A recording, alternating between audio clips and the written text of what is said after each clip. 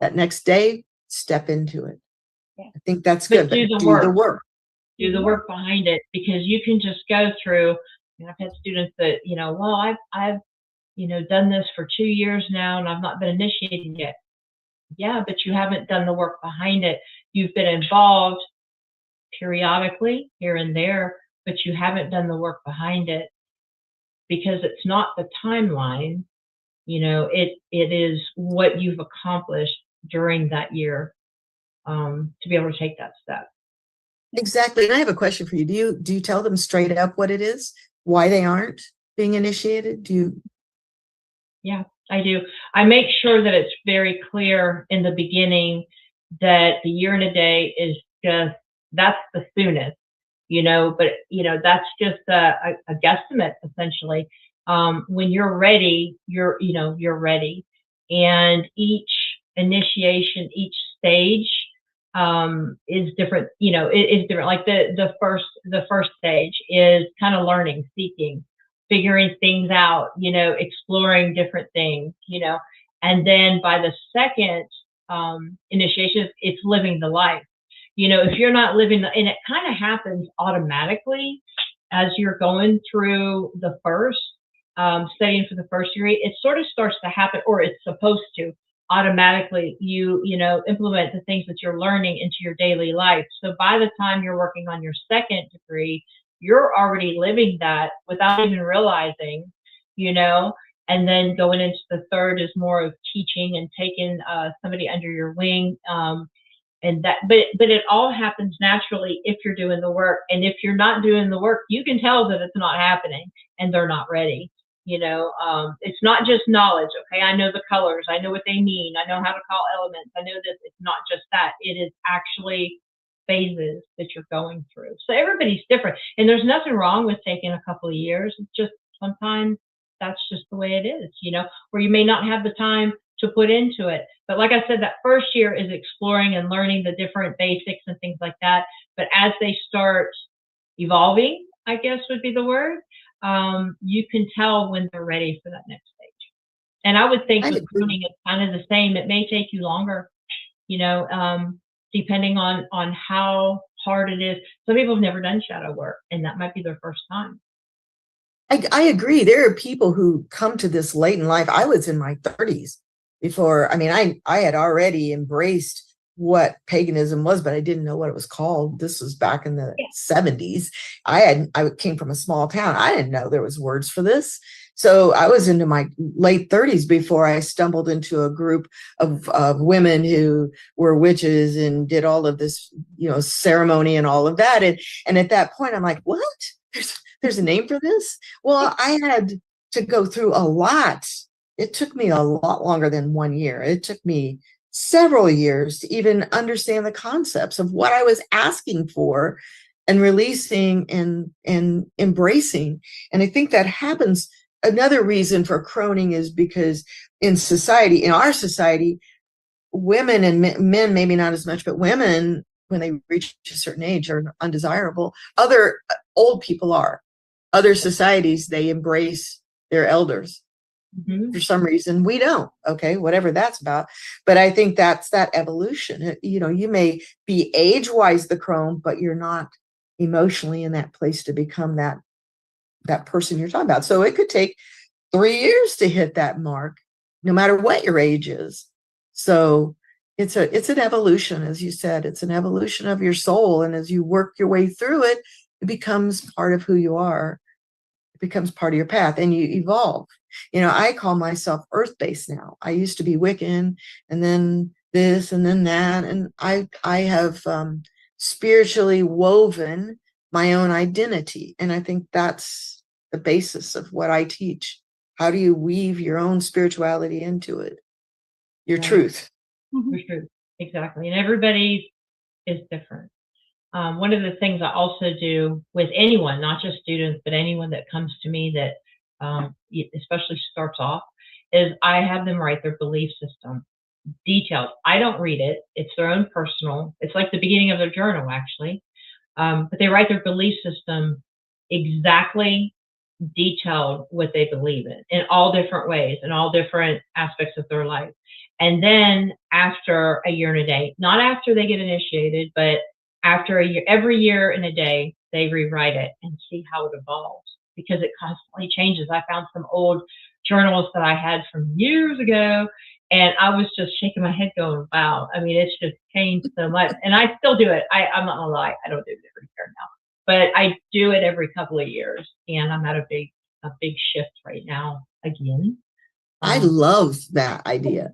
Writing all that down, what you believe, and then not looking at it for a year, because you look at it, you're like, who was that person? I don't even know who Yeah. that was. Yeah, especially if you're actively studying and and even if you're not active, just life, change, and you're not allowed to look at it. You seal it up in an envelope, can't peek until you've written your next one, and then if you want to reflect back on it, that's fine. But you have to write the next stage first, and then because you can't cheat. Oh, good point. They can't look at it. They have to write it first, and then they can look at it. Then That's they a can good look idea.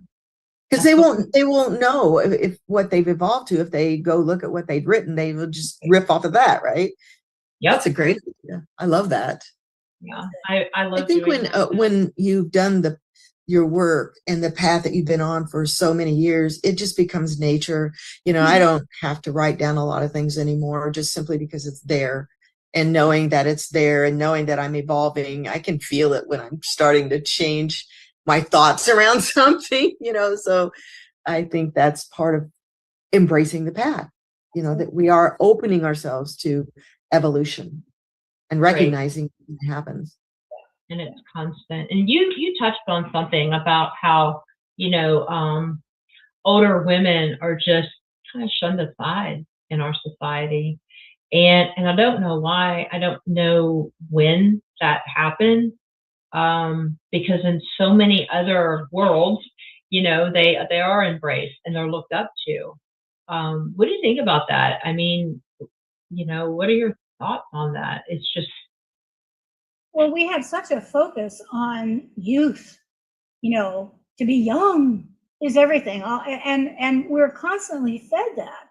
So I think a lot of that really does come from subliminally from advertising and from all of that. I mean, I remember when I was in airline school, Continental's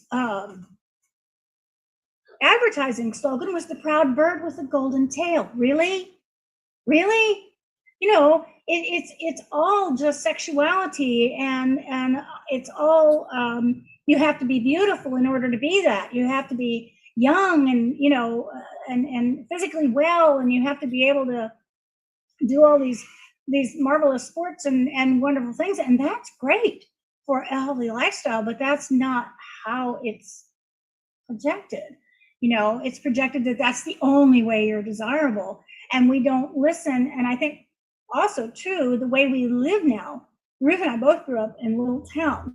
Where I lived, from our house, I knew everybody for 3 streets, every single home. Some of them had kids, some of them didn't, some of them were grandkids of kids that I knew, but there was always someone. And we always complained because we couldn't get away with anything because there was always somebody we knew who was watching. But but the other thing was that those older people were always around us. If we did fall on our bikes and scrape our knee, I knew I could go to Kurt's grandma. She was right there. Debbie's grandma was right next door. Casey's mom lived there, and then we lived here. So there was always some place that you could go if you needed help.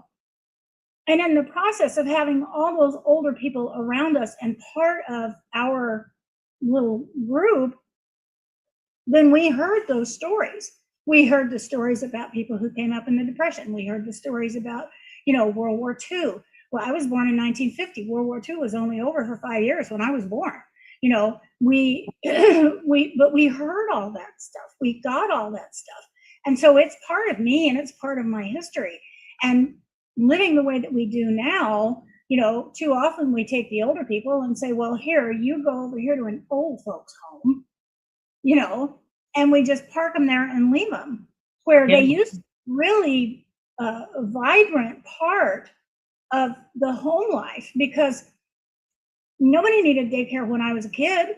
Of course, not everybody didn't have to work 4 jobs either, but there was grandma or grandpa or uncle so-and-so or aunt such and such. There was always somebody. If they weren't in the home, they were next door. They were 2 doors down. They were in, back there behind the fence, wherever. But they were a part. And it seems like that sort of fractured just by physical boundaries, from what it used to be. Yeah. Then it used to be that grandma could stay at home, and even as she got really a lot older, there was somebody there to help care for her, and she served a purpose. Everybody had a kind of like a purpose. And I'm very old fashioned, but I'm 100, obviously, I believe women should work. I work all the time. I'm 100% on board for that. But there was just more of a structure as far as family was concerned. So like you said, kids didn't really have to go to daycare. Grandma and grandpa weren't sent to an old folks home. And unfortunately now in society, it kind of almost has to be that way. Everybody's working all the time, and life is so fast, especially with the internet and technology. And now there's AI. Oh my God, I don't even want to go down that road. But yeah, so it's completely different. I just moved into a house recently, and I just found out I have a neighbor that's like right through the woods. There's a little path and everything. She's 92 years old, and I cannot wait to take some tea over there. I guess the previous renter here used to go over there and visit with her. And so she told my other neighbor, we kind of live in the middle of nowhere, but there are farther neighbors. But he mentioned that to me, and I said, "Oh, I wonder if she would go over there and hang out."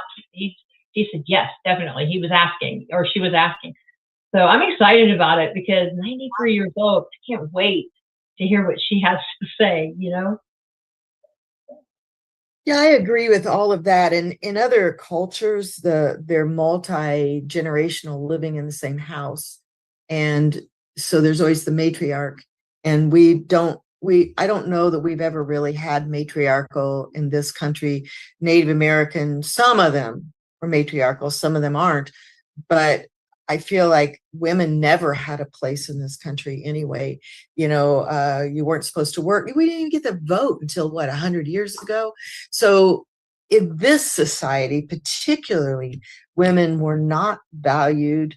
They were thought of as objects and pushed aside. And so even as younger women, and I agree with Bev, all the advertising from the 70s on up, or even before that, red lipstick and, oh, you got to be sexy and you got to be this and that. But I don't think that women were ever taken seriously in this country. And it was the powerhouses of women who had the guts to go in there and break the glass ceiling that finally started drawing in the energy for the rest of us. I know Bev and I both, and maybe you too, I don't know, we're probably a lot older than you, but, I remember the women's movement. I was part of that. Even though I was in a small town, I was part of that and totally embraced women's lib, and it's still to this day misunderstood. To this day, 2023, people still don't know what women's lib was about, and it pisses me off. And younger women, not to harp on younger women, but many of them have no idea how we got where we are. They do not know. Exactly. And then they're backpedaling, and I'm like, don't do that. Don't do it. Yeah, don't go backward.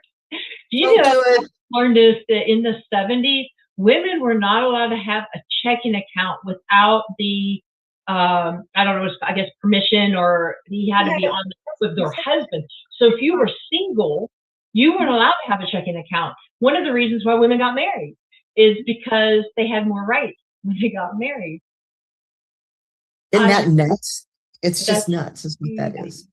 It is so nuts. And I was just reading an article, which is current, not from back then, that women and their physical health that are dismissed over and over, and Beth probably knows this as well because of her work, they're dismissed. And, serious illnesses and not taken seriously. Oh, it's just your period, or you're just PMSing, or you're just whatever. Come to find out you've got something serious. And damn, that pisses me off when I think about it. My friend's sister died in her 40s of a heart attack, because the ER kept saying, well, you just have indigestion. Now, if a man came in there at that age and said, I think I have indigestion, they'd slap an EKG on him and run him right back to the cath lab, you know, but no, they kept her there, and she was there a good long time. I want to say she was there 24, 36 hours and finally succumbed to her heart attack, which she had been having the whole stinking time. But she's a woman. Yeah, so it's different. Well, even in the 70s, okay, so it was a video that I was watching of big changes that women had in society in the 70s. So another thing was insurance. Medical insurance was more expensive for women because women kind of took care of themselves. Like they went to doctors a lot more often than, you know, men are like, oh, I cut my finger off, I'll just duct tape it back on. You know, they don't, that's just the way most men are still to this day. So because they didn't go as often for, you know, self-care, you know, taking care of their health, women's insurance was a lot more expensive. Well, it was also because it was discriminatory. It was more expensive and women went more often because women were having babies. And I worked for 10 years in an OB-GYN clinic, trust me. We have fought insurance backward and forward over this stuff. But yeah, and I remember going for job interviews in the early 70s. And the first question out of somebody's mouth, my husband and I were married. He had 2 kids from a previous marriage. We didn't want any kids. And they're like, now you're sure, are you going to have any kids? Because the last 3 people have come in here and we've trained them and then they've gotten pregnant and left. And I'm like, I'm not having kids. I'm not interested. And they're like, are you sure? Yeah, I'm pretty sure. And they could even fire you for it. And the pill, you weren't allowed to be on the pill unless, or any kind of contraceptive, unless you were married, and it was for like control of how many children you were having. If you're single, no pill for you, no contraception for you. So sorry. I remember that. Oh, yeah. I was just going to say that too about, you know, contraceptives. And I mean, there's so many things that, you know, and now we're backing up. To that, unfortunately. I mean, when Roe versus Wade, this is a whole nother subject, but when that went down, all women were in mourning. All the women who supported that were in mourning. You know, it's a choice. And I don't know how we got here. How did we get here after 50 years of feeling liberated and now we're not? And so taking it back to the crone, this is when women step into their power and say, no more. Nothing tickles me more than seeing older women out there with their signs throwing a fit. I can't believe I have to protest this again. Right. Right. Or this is my sign from the 70s, you know. Right. Right. That would be so, dress up like you did in the 70s. Right. That would be fun. That would be fun. I'd be on board with that. Right. Marching for the ERA, and I was with a friend, and she had a son who was about 8, and she had tried, she was going to get a babysitter, and then she called me and she said, you know, he wants to come along. And I was like, well, bring him along, you know, he can walk a mile and a half, you know. And she said he wants to make his own sign. And I said, yeah. And she said he's already working on it. And so he wouldn't show it to her until the day we got there. And we all remember Ruthie well gathered there at Isles Park on 5th Street. And didn't know you then, didn't know Peggy then, didn't know anybody then. And there was her son, and he held up this sign, and he made the sign that said, please pass the ERA so my mom can make more money. Aw. 8 years old. That's sweet. And he now, as a 40-some-year-old male, is in one of the finest feminists I know. And being the crone, you know, because going through life, you're doing your thing, and you may believe one way and go, you know, and stand up for power for women, but it gets put on the wayside just in life. But stepping into that crone stage, you're remembering, hold on a minute here. How did we get from here to here? Like you just said, you know, why are we going backward a little bit? No, we need to stand up together and just, you know, and the great part is, I don't know if you have more time. I guess maybe you work a lot, but it's in different paths of work. But you sit back because you're looking back on your life and you're like, wait a minute. You know, I need to stand, somebody better stand up. So I need to stand up. And like you said, you get more empowered. You feel that empowerment, you know, that freedom, and you can go back to those feelings that you had when you were younger, that sense of freedom and I'm going to fight for this. It's kind of like you've been reborn. Yeah. I agree. It is a rebirth, actually. It really is. And I think that the more women who go through that story and looking at all the reasons why they weren't able to claim their power is just profound to watch their faces light up when they realize that they can and they will. And I've known different women who, you know, maybe they had troubles in their marriage, but when they changed, the marriage changed. And all it took was their shift to shift this whole dynamic with their husband or their wife. And it empowered other people, not just them. Right. Yeah. Two more things. First of all, what are your final thoughts for the whole croning process? I'd like to hear from both of you. And then I have one more question. Go ahead, Bev. Well, I just say celebrate it. You know, Ruthie's comment, she said 2 or 3 times about stepping into it. That's really important.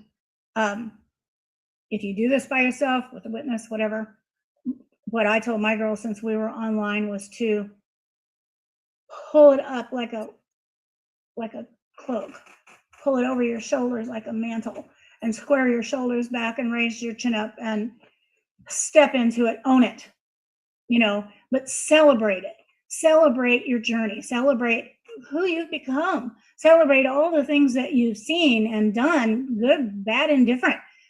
Celebrate it all, because it's all part of what made you who you are right now. And you're only going to get better. You're only going to go further. You're only going to experience more things. Some may be good, some may be not so good, you know, but you've got this. So just grab a hold of it and do it.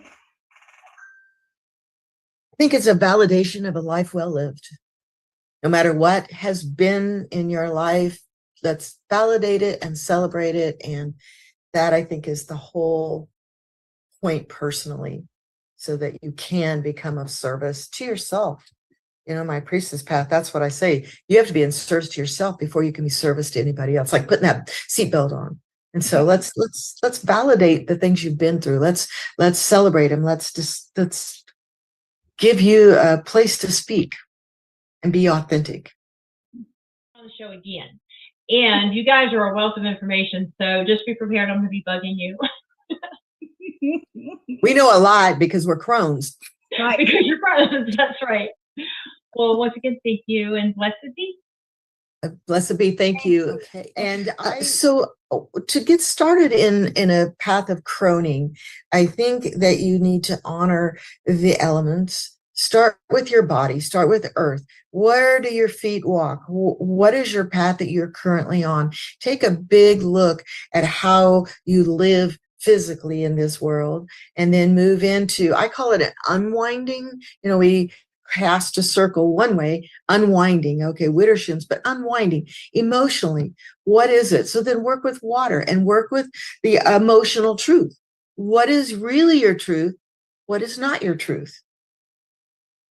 Then move into fire. What inspires you? What creativity? What have you put on the back burner that you've always wanted to do, and you've always been the one who gave that dream for other people? So start looking into that fiery self, and then step into air. And air is about speaking your truth, but going through that entire motion of who am I? Why am I? What do I really want? And being able to speak into it. Those are the things I would begin doing, and do it physically. You know, sit with your water in a moonlit night and burn something and stare into the flames, even if it's a candle. Stand out in the wind and feel it and let it blow through you. That's what I would start with. And so I have a website. It is vegaspath.com, VEGAS. path.com. I'm also on Facebook under Vegas Path, and also under Ruth Souther. You can certainly friend me on there personally as well. I am really out of the closet. Everybody knows what I do, so no secrets here. And I teach a priestess path. I'm a hypnotherapist. I do Reiki. I do shamanic work. I do all kinds of things, because every step I've taken, and that's another thing I think you can do. What is it you want to explore? Have you always had an interest in the gene keys? Do you want to know more about tarot? I mean, I teach tarot, I teach astrology. What do you desire? What do you want to learn? Step out there and take hold of it and learn it. That's my best advice. Perfect. And my email. Oh, my email. Oh, email. Ruth Souther, my name, 52@gmail.com. Feel free to email me with any questions. Great, thank you. Hi, Okay. my name is Beverly Oberline, and in getting started with the croning, I'm a big fan of journaling. And so I find often that I journal on the computer because my wrists are shot, but when I hand wrote, and as I journal on the computer as well, what I find is that when I get into that space, when I just put my hands on the keys and let it roll, let it come from out of my heart, out of my brain, into my fingers, I often will type things and think, where did that come from? I didn't even know that was in there. You know, so I think that's something that's really important, to start looking at, where am I? Where am I now? Where am I in my life? And where do I want to be? And who do I want to be? And how do I want to be? And in what way do I want to act? You know, do I want to offer wisdom and teaching? Do I want to offer healing? Do I want to offer any kind of service to my community? Do I want to volunteer someplace? What do I want to do? And begin to really ask those questions of yourself and write them down. And I think that you will find some very surprising answers, but some answers that are full of wisdom and insight and great power in terms of determining your path and the way that you want to go forward into this. Because there are as many ways in, you know, as there are things that we can think up. So that would be my advice. And so, get in touch with you? I'm sorry. How can people get in touch with you?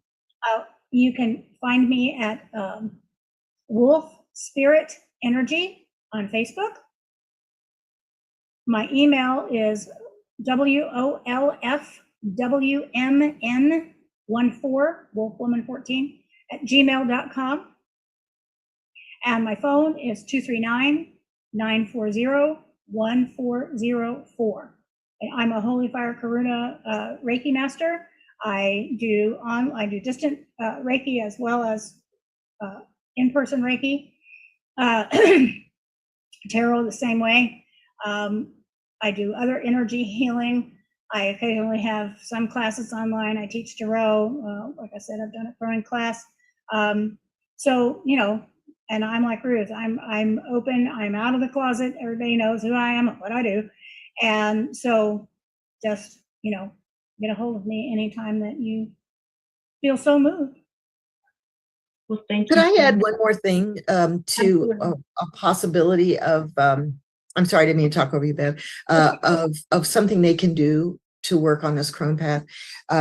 Find an archetype that you resonate with. A goddess generally is what I recommend. Find a goddess that you can really work with for a year and a day, and really delve into, why does that goddess resonate with you, or God? I mean, it doesn't matter, but an archetype, why does it resonate? What are the lessons you can learn? How can you grow with the understanding? And I mean, build an altar, you know, create a space where you can sit in front of it and really commune with that higher consciousness of that archetype. I found that extremely powerful, and I did that for years. I still do it. So you get a lot of gifts from that. And I think as a crone, learning to hear and listen to that archetypical energy is important. Maybe even have a croning altar, you know, where you can sit and get inspired and tap into that particular energy, honor your life in the different things you've done, put memories up on it. You know, that might be something that someone could do. I agree. That's beautiful. Yeah, a crone altar. Yeah, I'm writing that down. And I forgot that we did that with the goddesses. And the reason that I forgot is not because I'm not in touch, but because she's such a part of me that I don't think about, that's where that really started. Well, that's beautiful. Y'all are such a wealth of information. I love it. So, yeah, we'll definitely have you both back on. This was a lot of fun. This is my first show with multiple people, so I liked it. It was lots of fun. But I will see you next time, and thank you again, both Ruth and Beverly, for being on here. And blessed be. Thank you so much. Blessed be. Thank you. Blessed be.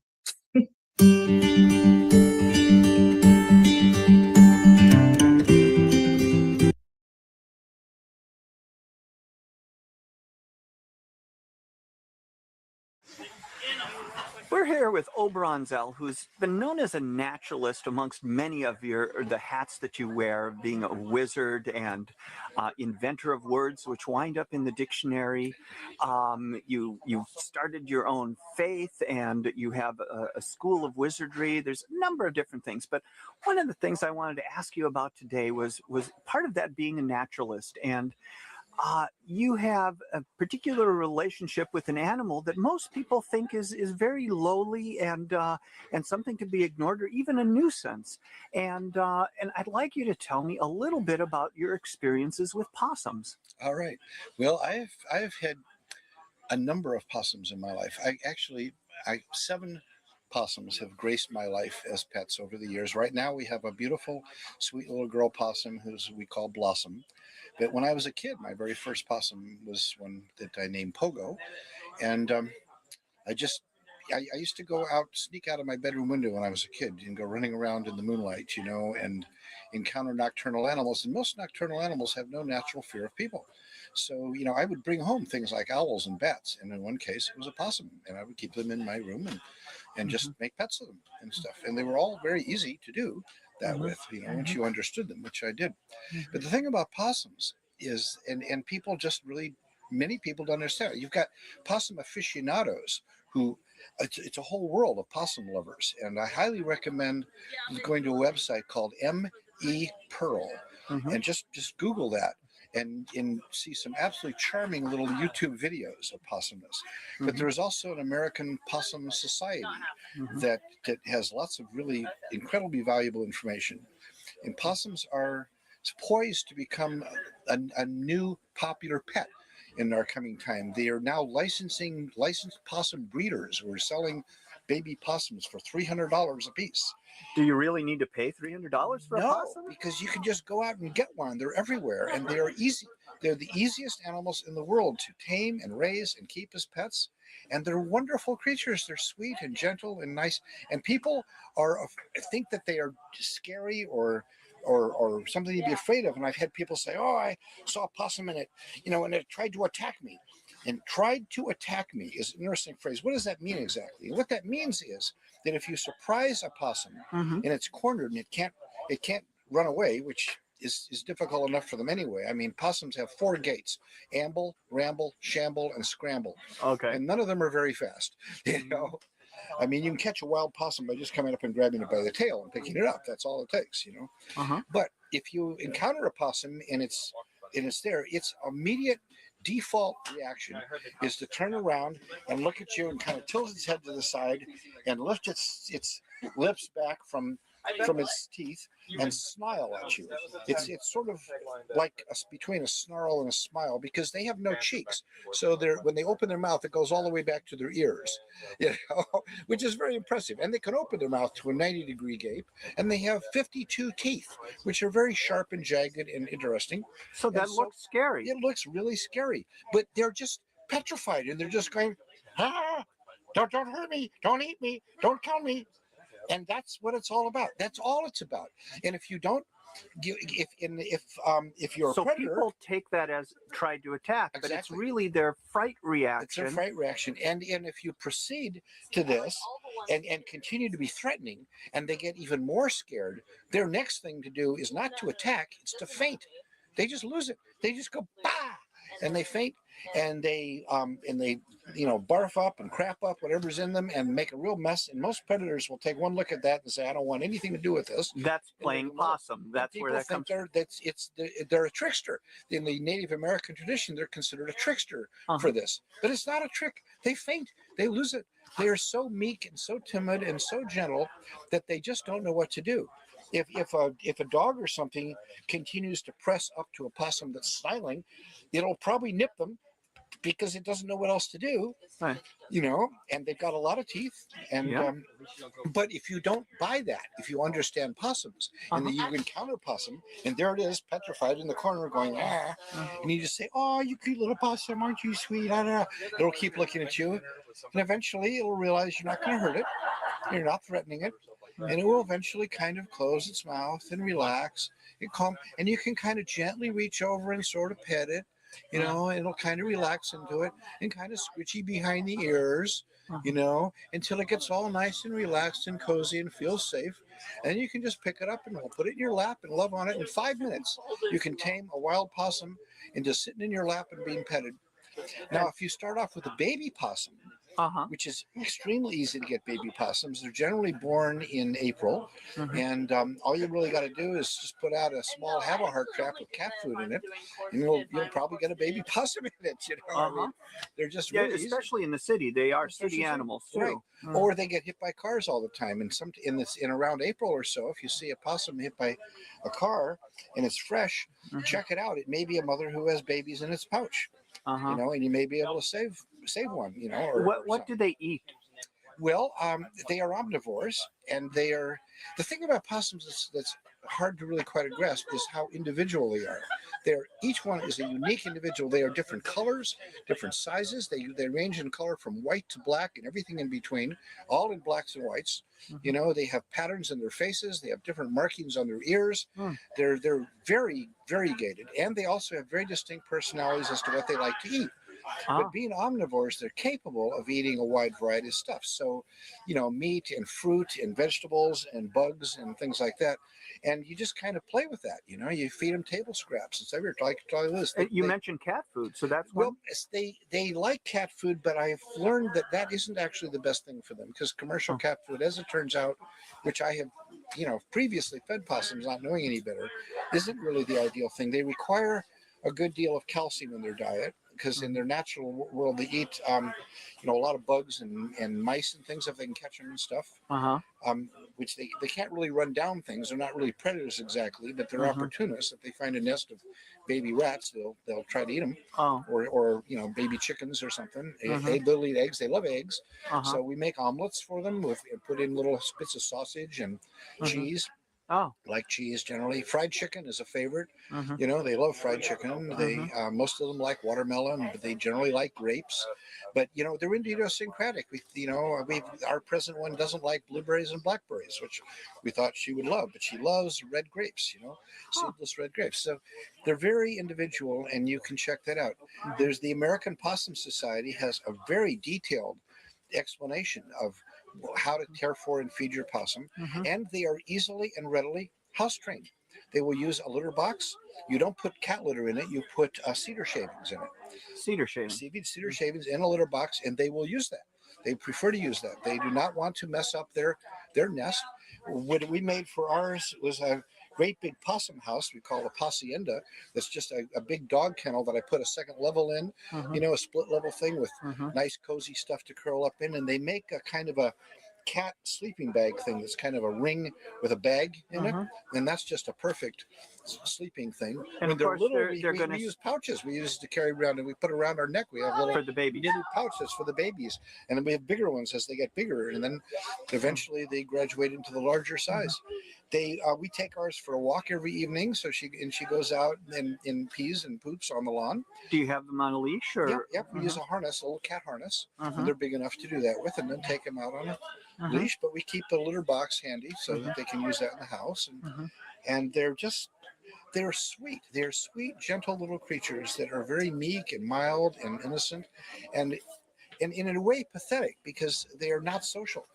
Possums have no social life. So once they fall off their mother, they're all by themselves in a lonely, hostile, dangerous world that everything wants to eat them. And so if you adopt a baby possum, you become the mommy, and it just loves you. It just adores you, and it will just lie in your lap and gaze up adoringly with these big eyes, and you just go, oh, the pussy. And they lower your IQ by about 50 points. Right. Getting a possum, you start talking baby talk and not wanting to get up. It's just, it's hysterical, really. Great. Now, I remember you mentioning something about them because, they're the only marsupial in America. Yes. But they also have an interesting, very old evolutionary line. Can you mention that for a moment? The American possum has been unchanged for 70 million years. That means they were here when the dinosaurs roamed the earth, and they survived the dinosaurs. And when the dinosaurs were all killed off, they were eating dinosaur carcasses, taste just like chicken. Probably where they got a taste for chicken. Right. But they've been around a long time, and they migrated.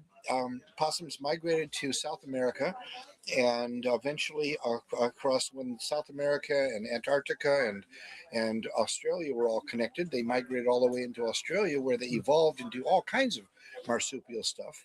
But the North American possum, Virginia didelphus, is the original model, and it is the only marsupial in North America. There were quite a few kinds in South America that evolved. Some of them into great big saber-toothed tiger possum things, Wow. That evolved out of it, and a hippo possum, kind of thing. Well, are the things in Australia now that we know, like the kangaroo and such, related? Yep, they're all marsupials. Now, marsupials are more different from us than we are from anything else. The possum is, we are closer related to whales and bats, and cows and horses than we are to possums. This is like an alien creature. This is you might as well be having a prehistoric monster living with you. They are that kind of an ancient thing. They're not like anything else. If you think they're about the size of a cat, and you sort of think of them that way, but they're not. They're not like a raccoon or a cat or a weasel or a badger or something, even though they look like it. They are completely a totally different alien creature with a whole different psychology and primitive stuff, and they just make the sweetest, most adorable pets. So for people interested in a very different kind of pet that's relatively easy to take care of, very easy. How long will your usual possum live for? Well, in the wild, possums tend to live about a year, sometimes 2. That is their normal lifespan. They if they make it to have their a litter in their life, that's a successful year for them. But when they're cared for in captivity and well fed and protected and nothing's killing and eating them, apparently they can live up to 10 years or so, which is quite remarkable. It's a big gap in the thing so. You can have a real nice pet for a while that will live, half as long as a cat anyway, and you don't have to pay $300 for them. You don't have to pay $300. Just go out and get one. The licensed breeders apparently are getting their breeding stock from laboratories that have been doing research on them, and so they get them from that, and it's a whole licensed thing. And there's some places that have laws that you shouldn't have unlicensed possums, but it's ludicrous and stupid because they're not endangered anywhere. They've expanded their range everywhere. They're considered a nuisance in many places, even though they're not really. They don't cause any trouble. They don't get into anything. They don't mess the place up. It's not like having a raccoon or a monkey in the house or something. Right. They don't do anything except just sleep and eat and lie in your lap and be petted and loved on. Great. Well, thanks for your insight on what would be a really interesting adventure of a new pet for a lot of folks if they want to give it a try. It is. And look up the other possum lovers through Googling possum societies and M.E. Pearl in particular. Well, there's probably a Facebook page. If there isn't, maybe there will be after someone sees this video. Well, I hope so. All right. Thank you very much. You're very welcome. Bye-bye.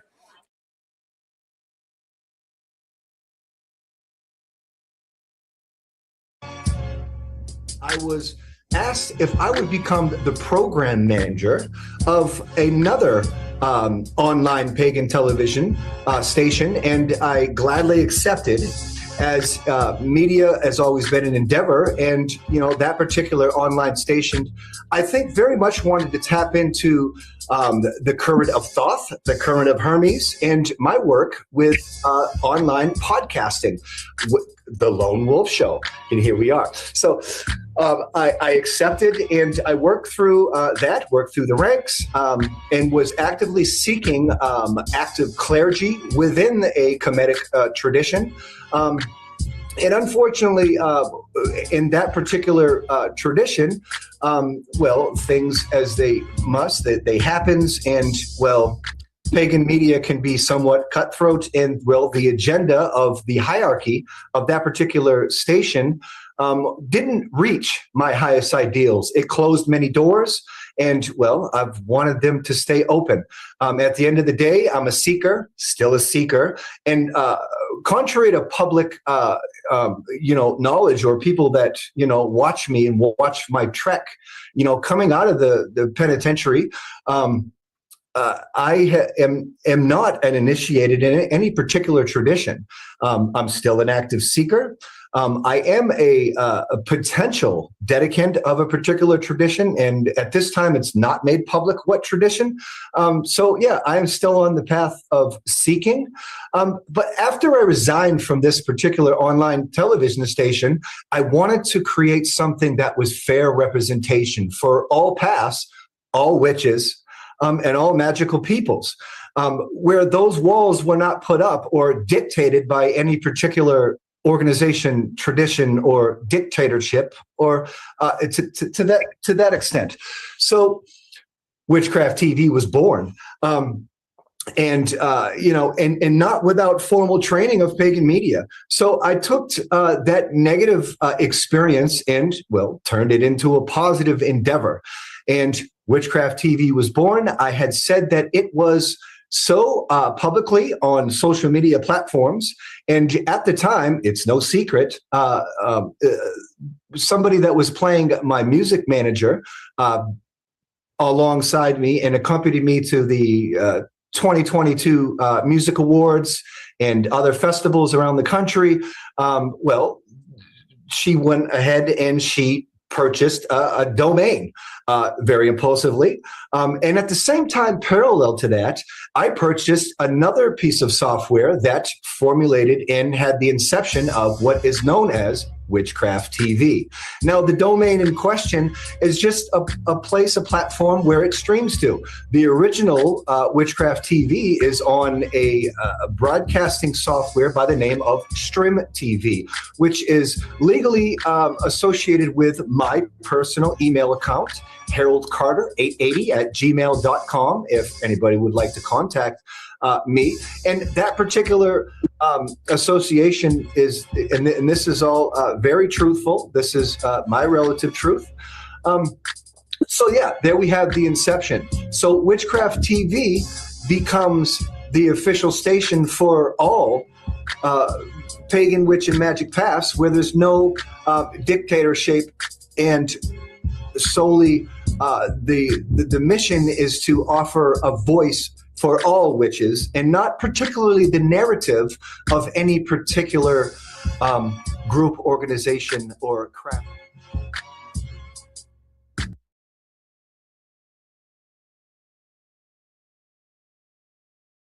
Hi, my name is Livia, and you're watching Witchcraft TV.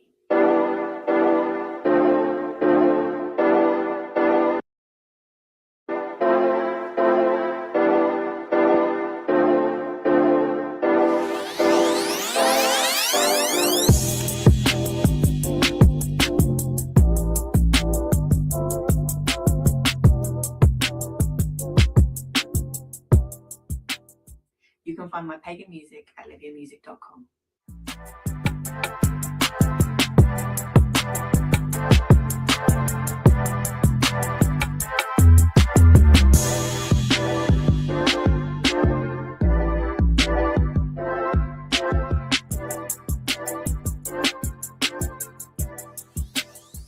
Blessed be.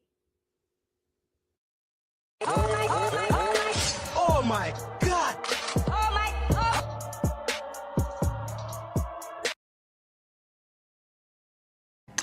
Hello again, and welcome to part 2 of Denton's Tales, looking at the truth, the whole truth, and nothing but the truth about the Viking Age. Staying up in Oscarda, another inaccuracy concerns the Valkyria, or the Valkyries in English, Valkyria being the singular form, the armored warrior women who gather slain warriors from the battlefield and carry them aloft to feast with the gods in Osgard. A sort of dead guys flying taxi service, you could say.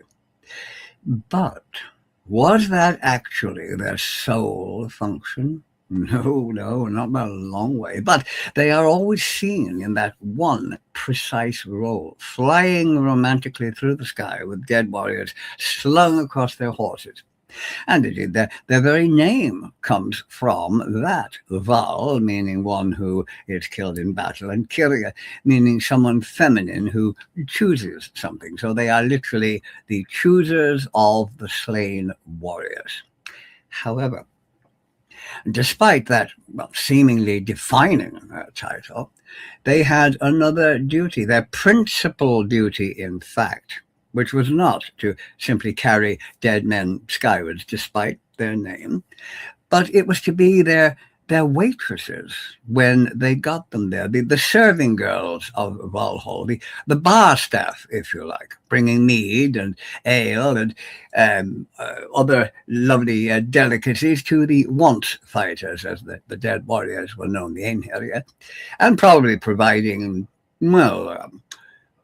how shall we put this delicately? Well, probably providing more intimate services as well. You know, a little bit of hanky-panky, how's your father, plus a horn of mead would make the afterlife quite enjoyable.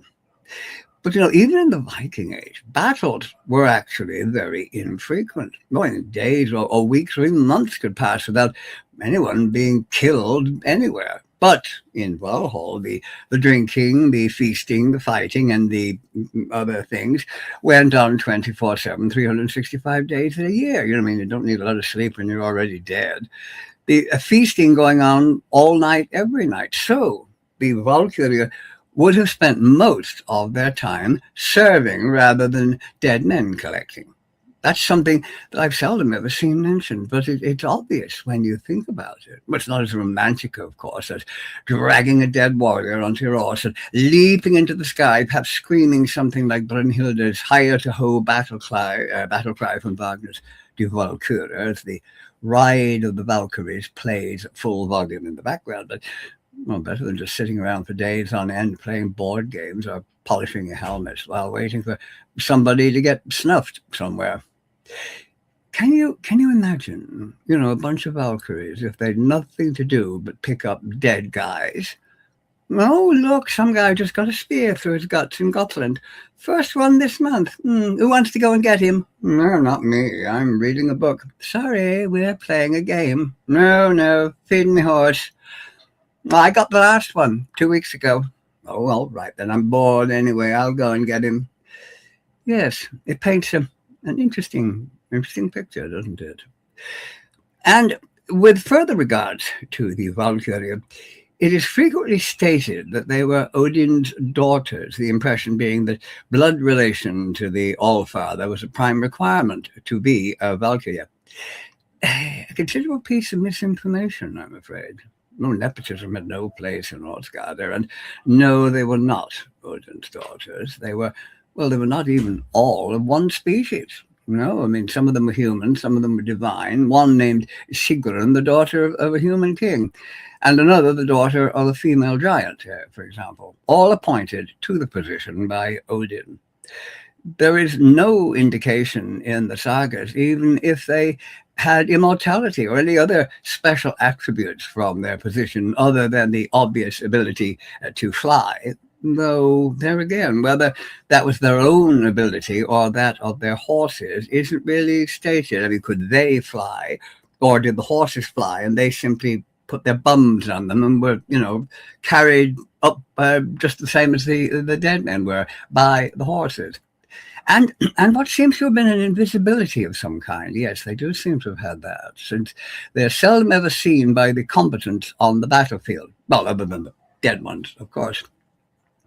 Yet another misconception about them is that they only took those killed in battle aloft to Osgard. They didn't actually kill anybody themselves. No, they just picked up the bits and pieces left over from the killing being done by other people. But you see, that's not true. No. One of their duties was to select who would die and who would live, following orders given to them by Odin before they left Åsgard for the battlefield, making sure that those chosen by the All-Father to die did so. Then they would take them to Åsgard after ensuring that they were good and dead. And if they weren't, well, then they'd kill them themselves, or they would assist another warrior to do it. Because, you see, Odin was always very fussy about who he wanted for his army of the dead. Very, very fussy indeed. He didn't want just, Tom, Dick, or Harry. Oh, no.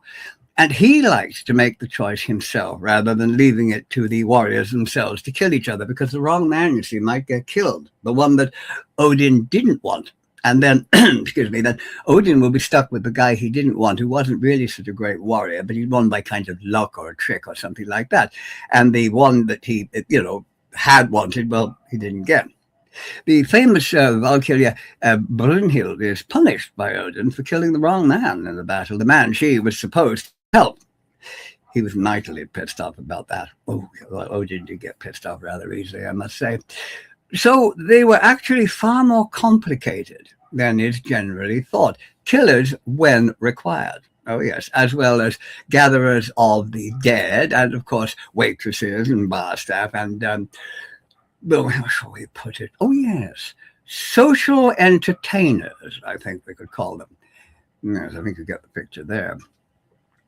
Another frequent misconception is that the gods, the Aesir and the Vanir, were a completely different race from the Jotnar or giants, Jotun being the singular form, and that the giants were, well, just that, giant, very big, like in Jack and the Beanstalk or Game of Thrones. Fee-fi-fo-fum, I spell the blood of an Englishman.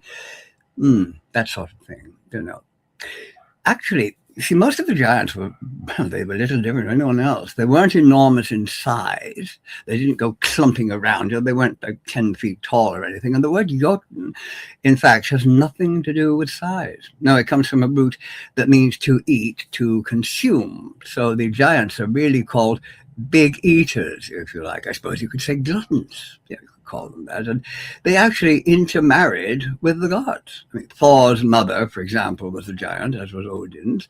Some of the gods themselves were giants. Skadi, for example, after her marriage to Njordr, and Loki also, as well as his daughter Hel. They would be better seen, I suppose, as a different tribe, if you like, rather than a different race. Think of them as, say, the Apache and the Lakota, two tribes, rather than as Europeans and Africans, two races. Nope, that clears that one up. Another misconception concerns the Nornir, or the Norns, as it is in English. They did not spin the destiny of mortals. No, actually, they carved it on wood. They cut on a stick, we are told. The idea of spinning or weaving, well, that actually comes from the Morai of Greece, often called the Fates, who did do just that. They spun. And somehow that got attached to the Nornir at a later date, but it isn't found in genuine Old Norse belief. Nor were there only 3 Nornir. Well, there were a considerable number of them, and not just among the Norse. No, they existed in other lands as well. And the idea of just 3 of them, well, that also comes from the Greek Morai. Only 3 of the Nornir are actually named in the Old Norse stories. That's Urd, Verdandi, and Skuld. But there were many, many more of them. And as I say, not just in Scandinavia. They were already all over the place. But the spinning idea, that isn't actually correct. Now, I think most people have got the message that Vikings didn't wear horned helmets, though one still sees them depicted that way, even in places that really should do a better service to historical truth, such as some museums that have Viking-themed items like keychains or little doll-like figures in their gift shops, and there are the horns. Now, horns may well have been used by the Volur, plural, or Volva, singular, the Nordic female shamans, since horned headdresses using deer antlers, for example, were, and still are, used by shamans. Maria Franz in the excellent German folk group Heilung uses such a headdress, for example, looking very much as many a Volva would have looked, I'm sure.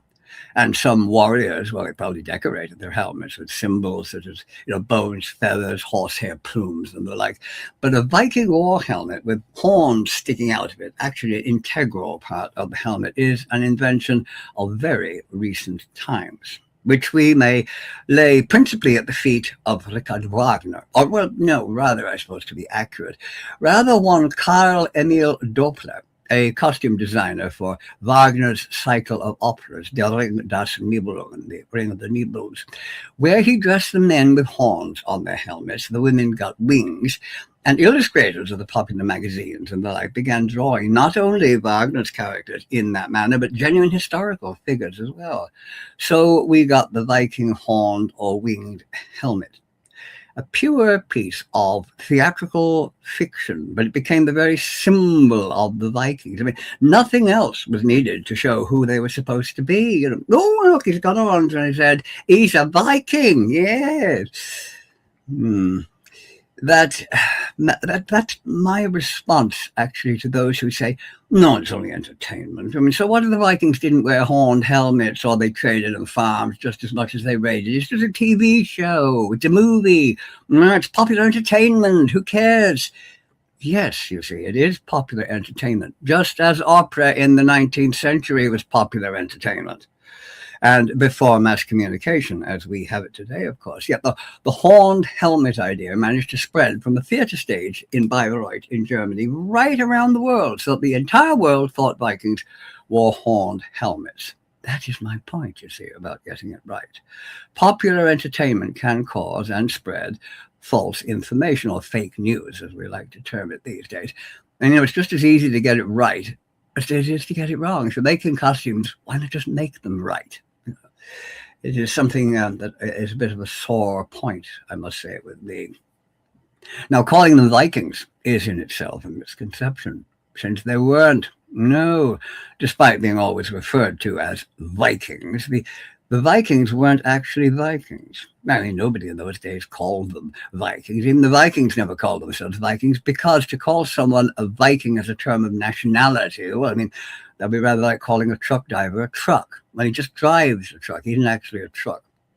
Viking, or Vikingar in Old Norse, was a term that meant, well, one got in a ship and they went somewhere in the ship and they did something or other when they got wherever it was they got in the ship, be it raiding, trading, founding settlements, exploring, or whatever, just floating along watching the coast go by. You could see the term as meaning pirates or adventurers, men going on a quest, or entire families heading off to found a settlement somewhere so they could go a Vikingar. But they couldn't be Vikingar. There's quite a difference, other than in the sense of being men and sometimes women who were at that moment going a Vikingar. I mean, they would have called themselves Danes, Norwegians, or Swedes, or Frisians, as would other people. I mean, the Anglo-Saxons calling them things like Northmen, heathens, Norsemen, plus a lot of very obscene terms, I'm sure, after they burned your village and ran off with your wife. And the Irish referred to them as the Dovgal, the dark foreigners, the Danes, or the Fingal, the fair foreigners, Norwegians. Really, nobody called them Vikings. They didn't even use that term themselves, save in that very limited ship-related context. And even the ship wasn't actually a Viking ship. No. Now, I hear you say, well, what about these? What about these? The famous but long ships. I mean, weren't they Viking ships? No, they were not. See, there was no such thing as a Viking ship. No, it was simply a long ship in which some men were sailing who were going a Viking. The ship was, it was a ship. That was it. It was just a ship.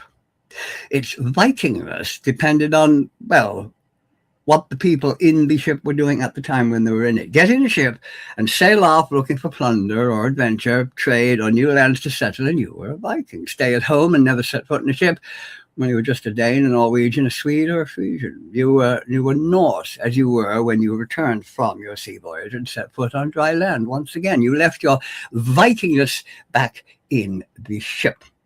And we must remember that not all Norsemen went Viking. Many stayed at home. An entire village didn't all pile into a very overcrowded ship and trawl off for months at a time. There would have been many Norsemen who never set foot in a ship. The term Viking, of course, is now attached to anything and everything to do with the Norse. Viking this and Viking that, Viking art, Viking culture, Viking weapons, religion, everything is Viking. Well, there was no Viking art or Viking clothing or Viking culture, but there's plenty of Norwegian, Danish, and Swedish art and clothing, etc. And I suppose given its universal usage, we are stuck with the term Viking, like it or not, to describe anything whatsoever connected with Scandinavia in those days. You know, the Vikings, in the actual context of that term, or at least the raiding bit, are seen as the epitome of violence, you know, murdering, raping everything female that still had a pulse, and plundering with a savage ferocity never equaled before us. It's taking a wanton cruelty to positive Olympian heights of achievement, looting the hard work of others rather than working for anything themselves, devoid of any basic human decency. Oh, the horror of it, yes. Well, another misconception, I'm afraid, despite its being repeated in many documentaries and books that stress nothing but the brutality that would obviously accompany raiding, without any other aspects being considered, or the brutality itself analyzed, because that is something you really have to do. It always annoys me when I see documentaries that concentrate so heavily on brutal raids against villages or monasteries that often don't even mention or just give a passing remark about settlement, trading, farming, all the normal activities of family life in those days. No, they just look at savage men with big axes leaping off dragon-headed ships. In truth, the Vikings were no more brutal than anyone else of their day. Certainly, they were no worse than the Roman legions of previous centuries, or many of the noble Christian knights who followed them, the Spanish Inquisition, or the ethnic cleansing of our own recent history. Well, yeah, they killed ruthlessly when they attacked, or just as everyone else did at that time, you see. I mean, there was no such thing as a nice, friendly, pleasant, gentlemanly raid. No. I say, Anglo-Saxon person, if you don't mind, we would like to raid your village, take all your wealth, rape your women, and take them as slaves. If you don't mind, of course. No, certainly, old chap, yes. Always delighted to meet new people. Give them a bit of a helping hand, don't you know? Yes. Well, you're welcome to any wealth you can find around here. There isn't a lot of it. But as to the women, no, not the tastiest, I'm afraid. You can have my wife. I've been trying to get rid of her for years. No. If you had something they wanted and you were not going to give it to them without a fight, then they were going to either drive you away or kill you as quickly as possible. And they used brutality to good effect. Oh, yes, making themselves feared so that people were less inclined to resist the appearance of their fearsome-looking dragon-headed ships. Well, that was enough in itself to send terrified villagers running for the hills. One brutal massacre reported to other towns or villages along the coast. Well, that made subsequent raids that much easier. It probably actually saved lives on both sides in many instances. There was good psychology before psychology was officially invented. And it often resulted in people paying them to go away, as happened in England, for example, with the Danegeld, which was the payment of silver, as a rule, to get the Vikings to leave without bloodshed, giving them a victory without loss to themselves, as well, of course, as bringing them back time and time again to get it all over again, rather than what the English had intended it to do, which was to get rid of them altogether. Yes, making it one of history's worst ideas. All that did was make them come back again for more, like paying a blackmailer. It doesn't stop with the first payment. There's a rune stone in Scandinavia commemorating one Viking who went to England for Danegeld 3 times. And of course, they were frequently quite happy to trade, again, getting what they wanted without fighting for it. In fact, Norse trading became very extensive across the known world of that era, as we shall see. They quite often preferred trading. I mean, after all, if you could get your wealth without having to fight, the chances of being alive to collect the benefits of it were obviously greatly improved if you didn't have to fight. You know, they are seen so incorrectly as nothing but raiders. That's all they did 365 days a year. Their considerable trading activities usually overlooked, which is a total distortion of history. They were the greatest traders of their day, traveling the river systems of Europe from the Baltic down to the Black Sea, reaching Constantinople and Baghdad, trading furs, superbly crafted metalwork, amber, timber, and slaves, returning with exotic goods from the Middle East and from far away as India, yes. Their exploring and colonizing activities were extensive, greater than anyone else since the Roman Empire, or those who came after them for many centuries, in fact. Of course, even the Romans never got further west than Wales, but the Norse traveled too. I mean, they settled in Ireland, the Orkneys, Shetland, and Faroe Islands, the Isle of Man, parts of Wales and Scotland, and far out across the Atlantic Ocean to Iceland, Greenland, and North America, to what we now know as Newfoundland and New Brunswick, the latter being what they termed Vinland because of the wild grapes that grew there. They established settlements in France and England and what would later become Russia, Belarus, and the Ukraine, leaving a considerable cultural legacy in the lands they settled that has come down to us today. I mean, most of the major towns in Ireland, you know, were founded by the Norse, not the native Irish. And both English and Irish Gaelic have many words in everyday use today that come directly from Old Norse, as well as town names. And, you know, they were very open to those people they settled among. Oh, yes, I mean, intermarriage and religious conversion became common, as here in Ireland, for example. The Norse not viewing other races in the inferior and oppressive way that the colonial empires of the 18th and 19th century did, when intermarriage with natives, well, I mean, that was almost unthinkable. You couldn't do that. In that sense, they were far more liberal and tolerant than the supposedly more civilized nations who would later colonize the Americas, Africa, and parts of Asia, whose treatment of many native populations exceeded anything like the Vikings had done in its brutality. And unlike the Norse colonists, things like fair trade rather than exploitation, intermarriage, or conversion to the religion of those peoples, the way the Norse did to Christianity, well, it was completely out of the question. Intermarriage? Oh, good heavens. Oh, good heavens. Intermarriage with natives? Oh, good me, absolutely disgusting. No, couldn't possibly do what. I'd rather marry me horse. Yes, it was a slight difference, really, wasn't there?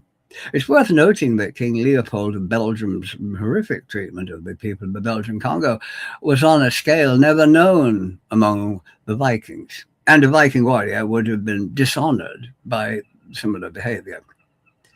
In part 3, we shall look at the trading, the cleanliness. We shall look at female warriors, if they existed, of course. Fun fact. Yes, they did. Not as portrayed in TV shows like Vikings. And Christianity's effect on the Norse people, which was considerable. Christianity had a really big effect on the North. It more or less ended, if you like, what we might term the Viking Age. Anyway, I hope you enjoyed that video, and I hope you will also enjoy part 3. For now, I shall say farewell.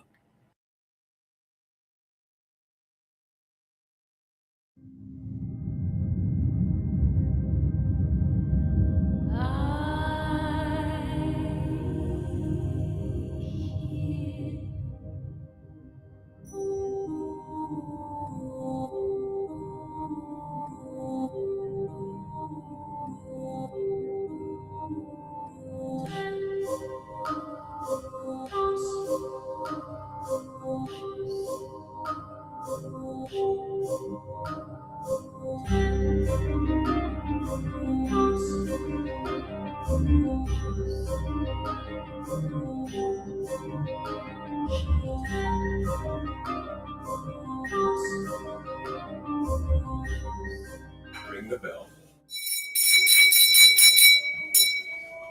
The book, and obviously the candle. My over 30 years of book. So we light the incense. We we actually bring ourselves into a higher consciousness, alpha, in order to focus on this special day. I cast a circle to protect us from all positive and negative energies and forces that may come to do us harm.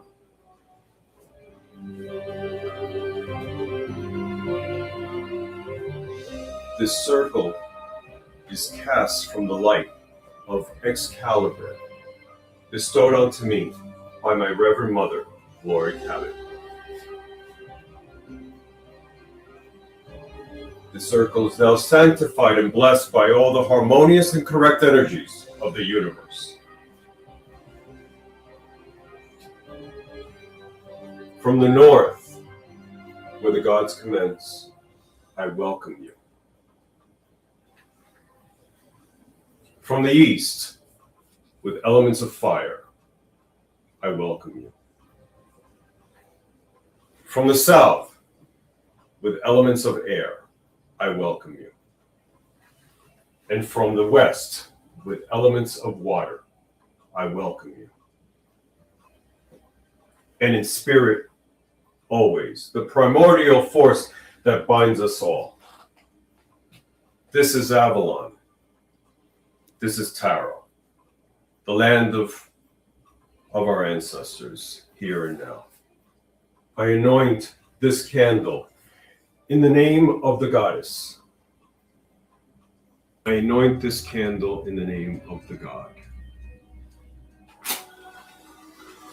I light this in the name of the goddess, female divinity, always in this presence. And I light this in the name of the god, the male divinity, within this plane of existence.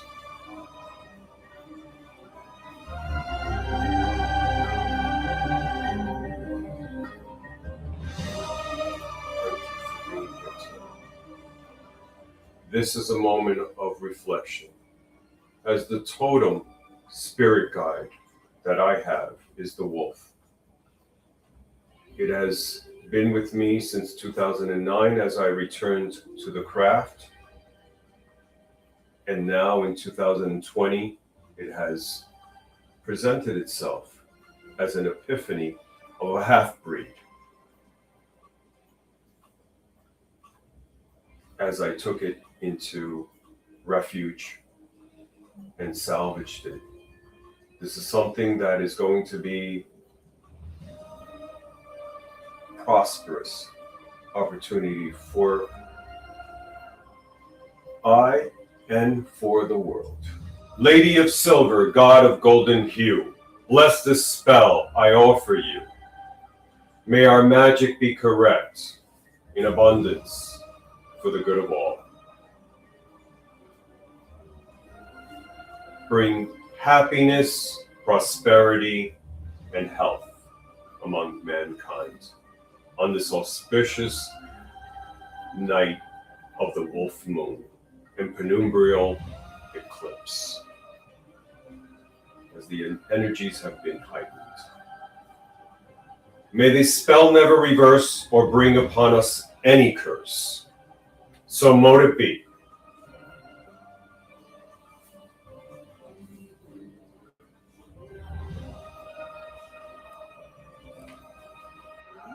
As it burned, we send out unto the cosmos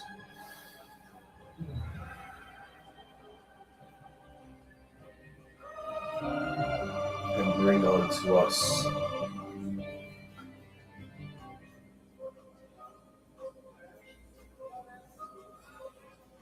give back to Mother Earth. We salute. Great goddess. As the Athami is to the male, and the chalice is to the female, conjoined as one, bring blessedness. Ishkabaha, waters of life.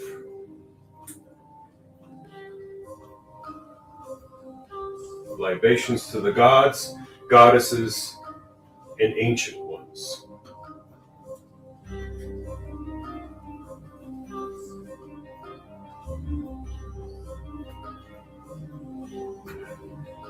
I thank the goddess for joining me on this full moon, and the god.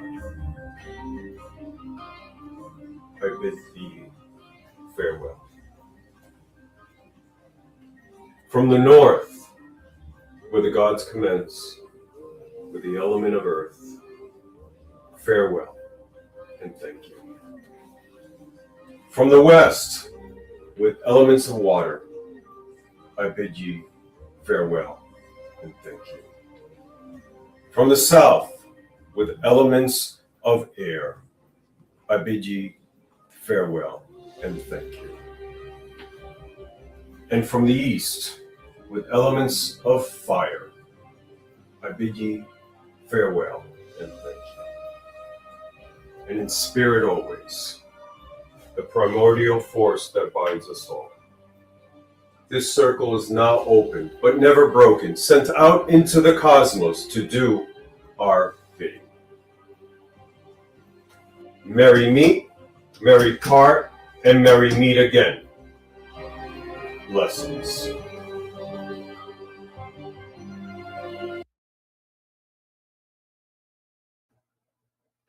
Welcome, everybody, to another rendition of The Lone Wolf Show, and you are watching www.witchcrafttv.online, and we have a special guest backstage, and her name is Karen Tate. Karen Tate, how are you doing? I'm doing pretty good. Thanks for having me today. Yeah, absolutely. It's great to have you on, and I was reading over your bio, and I noticed that you are a prominent figure in, I believe you said, like, online radio in the early 2000s, and you were, definitely part of a movement and prestigious author as well from several books. That's all true, right? Well, I kind of think of it as, I was blazing a trail with my pink-handled machete. I was actually one of the first ones to, maybe with the exception of Carol Christ in Greece, but I was one of the first ones to actually do goddess tours around the world. Nice. I have the longest running sacred feminine goddess-oriented podcast, Voices of the Sacred Feminine, goes back to around, I think, 2009. I've published 7 books, give talks at places like the Parliament, American Academy of Religion, Joseph Campbell Roundtables, magical places, secular places. I've been out there a while doing a lot of different things. You said Parliament, so you're speaking of the Parliament of World Religions? Yeah. Wow. The Council for the Parliament of World Religions. I think when it was in Idaho, Idaho? Yeah. That was the Parliament I was at. I think it might have been 2015. It was when the focus was on women.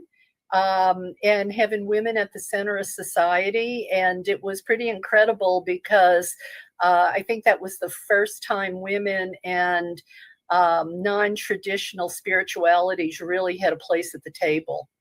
Mm-hmm. Well, who were some of the keynote speakers in that 2015 Parliament? Oh, gee. Phyllis Carrot, I Nice. believe. Me. It's so hard to remember. I don't really recall. Honestly, I'm sorry. No, that's fine. I know that the last Parliament of World Religions, the keynote speaker for the pagan community was Laura Gonzalez. And after, we had her on here, the show too. And it's always, it's very intriguing to, reach out and have discussions with some of these leaders in paganism. So that's really cool that you were involved with Parliament of Religions. To me, that's really a big deal. And there's all kinds of different factions and families and groups that represent the pagan community that go to those places.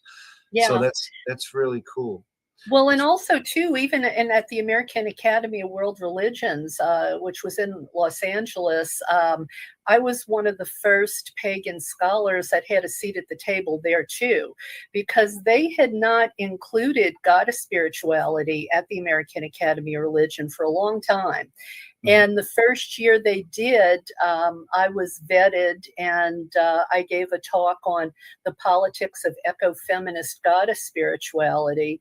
And then they invited me back again, and I talked about how, I focused on the Isis festival that they have every March, the Isae Navigium, or Festival of Isis, that people are recreating in the modern world, and how we're being called to reconstruct ancient spiritualities in a modern context. Yes. So the second time I talked at West Core, that was the topic of my talk. I really like that. And you mentioned ISIS. Are you familiar with Olivia Robinson at all? Oh, And yeah. Is that somebody that you've met? Have you met her?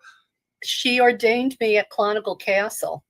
That is very, very intriguing. I really like that idea. I simply adore her work. I've interviewed and met so many people that are part of FOI, Fellowship of Isis, and that really, really makes me very, very happy. And yeah, so that's really, really cool.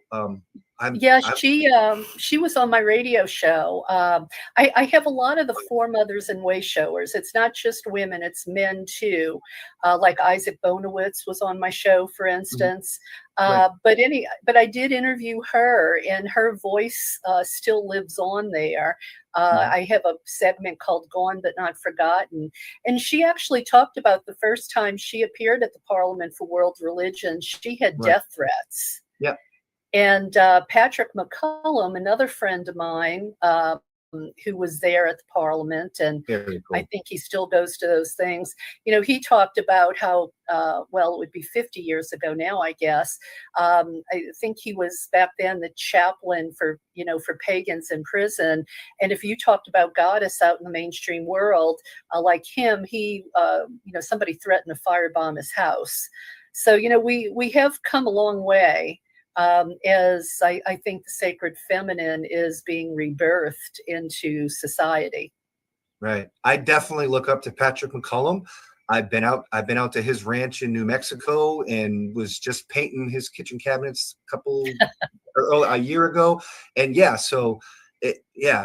I love his work with prison ministry in California that kind of echoed out through the country, and that's really cool. That's really, really intriguing. And there's just so many different people that are involved in this. And I want to say the witchcraft revival, because I think people that are involved in the witchcraft revival are kind of, goddess spirituality focused anyways, because, it's a matriarch spirituality to begin with. So it really must have been a lot harder for maybe male leaders in the early days than it is now. Do you think it's the same, or is it different? Is it more difficult? I mean, has the message gotten across? We're in 2025, and you've obviously been around for a long time. I wasn't involved in the community when Olivia came to America and stuff, and you have. I mean, what has been? Has it all paid off? Is it working?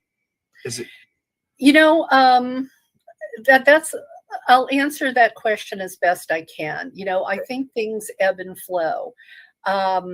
We, in the Fellowship of, let me start out by saying that I learned about goddess from Dianic women, However, I appreciate that. I will forever owe those women a debt of gratitude, but I am not a female supremacist. Okay. I've been married to an incredible man for over 40 years. I feel like he's been the wind beneath my wings that has supported all my work. He's been on my tours with me, making sure we didn't lose anybody. He would cook dinner when I was up against a book deadline.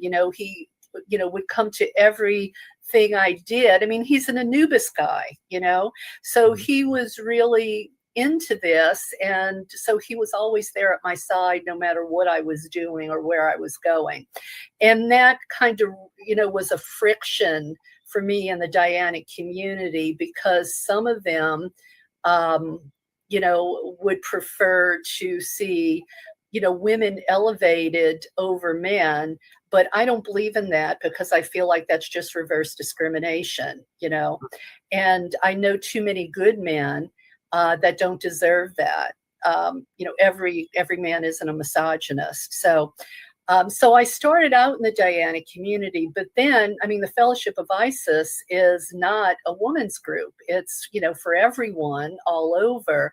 So within the Fellowship of Isis, I feel like there was an easy alliance between male and female leaders.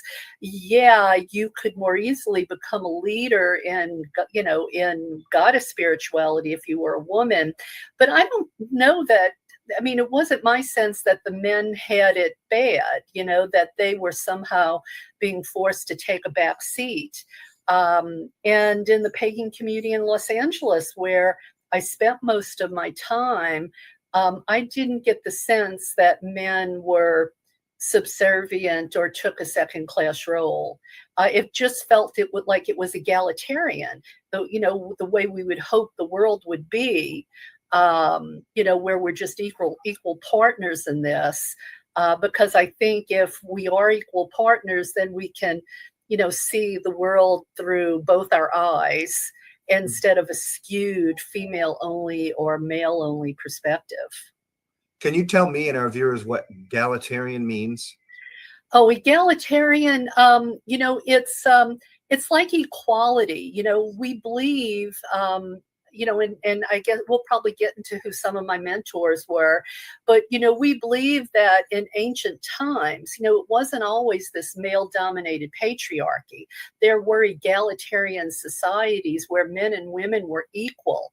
Women didn't have to take a back seat and just be a leader in the home or be subservient to her husband. Right. She could lead in public. She, wasn't reduced to being a breeder. Her biology did not define her role and purpose in life. She could be anything a man could be. So there was this equality across society. And, and that's and some people now call it equalitarian rather than egalitarian. But, saying equalitarian maybe makes it a little clearer. Mm-hmm. So it's like the middle ground. It's the Mercury of the patriarch and the matriarch is kind of finding a balance to it. Well, I think if we think about it as a pendulum, I think in the earliest days, the artifacts show us that humanity probably had a female god before there was ever a male god. And then it swung back in the other direction, and we have patriarchy, where everything that was female, whether it was women, whether it was deity, whether it was nature, that became secondary and demonized. And I think we have to swing back to the middle, to a balance point where neither is superior and they both coexist in equality and love and harmony. Recognizing the value that each brings to the table, no longer marginalizing the values of the sacred feminine, because that's what has our world so screwed up. So I recently found out something that I thought was very, very fascinating, and I'd love to get your point of view on it. And it's kind of it may or may not be controversial, and well, I don't care, because I'm trying to learn and put things together. As far as when a human being is in the womb, right? I've recently found out that every human on the planet was born, or in the womb anyways, was a female at first. Yeah. That's true. And so to me, that means that, all of this misogynist crap or whatever. It's just like, you were a female before you were a male. So like, from a street perspective, why are you tripping? Like, so does that make sense? Well, the problem is most people don't know that, right? Okay. So, I mean, like recently, one of the executive orders out of the White House was everybody now has to adhere to the gender or the gender or sex that they were at the time. I think they said at the time of conception or birth or something. It must have been the time of conception, because the way they worded it, I might have this a little off, but it was floating out there in the community exactly what you said. Well, they don't understand that we all started out as female, and then the chromosomes changed in weeks later, and if you were going to become a male, your chromosomes changed so that you were a male. So I think like so many things, we all aren't privy to the same education. We all don't research the same stuff. I mean, I grew up in the South. Okay, it wasn't until I was 30 and left Louisiana and moved to California that I feel like I really started to get an education. Before that, I lived in my racist Catholic bubble. I thought people like Rush Limbaugh were gods. And I thought Fox News was, the bomb. And I didn't know any better, because nobody ever countered that. We didn't hear anything outside of that echo chamber to challenge it in the least. And then I get away from that, and I start to educate myself. My eyes are opened. I start to learn about goddess spirituality and patriarchy and misogyny and egalitarian societies and ancient cultures. It changed my entire life, because I felt like I had been duped for the first 30 years of my life, quite frankly. You learn about the Gnostic Gospels, you learn about, all the hidden stuff that may help you develop your consciousness and expand your intellectual, capacity. You have intellectual curiosity, but everybody doesn't, and everybody doesn't go down those rabbit holes to learn about this stuff. Minoan culture, that was probably one of the first great egalitarian societies, but you don't know that until you start going down the rabbit hole. It would be great if we had an educational system where everyone was on the same page.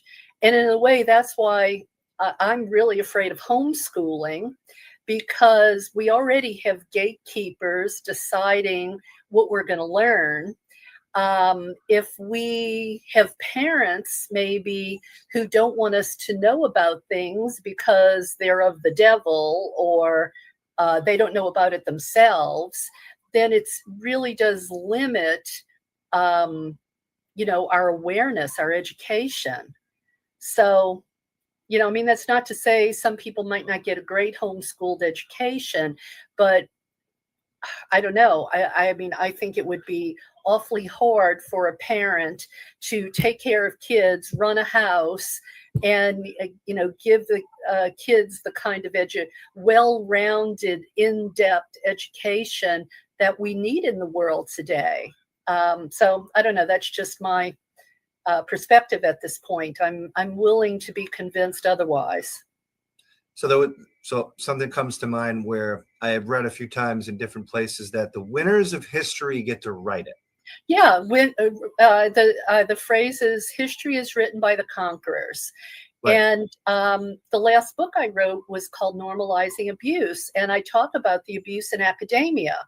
And I know a wonderful scholar who's gay, and for a long time he worked for a Christian college that saw gay people as an abomination. His work went nowhere. He was lucky he had a job. He's an expert on the Eleusinian mysteries. And, I believe he probably has figured out what was going on during the Eleusinian mysteries. And it wasn't until he got out of that college and was in one that didn't have anti-gay bias and they allowed him to put his work out there in the world, and now he's famous. But that's just a perspective. Or you have people that if you're, racist scholars don't want to give brown-skinned or black-skinned people credit for having built, the pyramids in Nubia. They say, oh, they can't possibly have accomplished that, because of our perspective, how we devalue people of color. So then it gets written into the history books with that bias, or I know in the South, our history books were controlled by some organization in Texas. They didn't want to put stuff in the history books about the contributions of Black people, of Thomas Jefferson, because it went against their narrative. Mm-hmm. So it's dangerous, I think, for us not to all have the same foundation, educational foundation, because we can, we'll grow up with these horrible bigotries and biases. Mm-hmm. And when you say narrative, I see that a lot of times I feel like particular people will create a narrative, and I've also found that the narrative becomes the people's truth. And I feel like maybe truth becomes subjective. And is truth subjective? And like, how do we know what is the truth if truth is subjective? Well, I don't necessarily. I mean, I think truth is truth and facts are facts, right? I don't. I think we have to be careful not to confuse opinion with truth. I mean, some things are just true. Like what you said before, all of the babies start in the womb as female. That's the truth. Right. Now, there may be people who won't want to believe that, and they'll create a different narrative. That's science. Yeah, but there's a lot of people who deny science. I mean, for instance, people who want to believe the Earth is 6,000 years old. They say carbon dating is a hoax. So people will always create a narrative.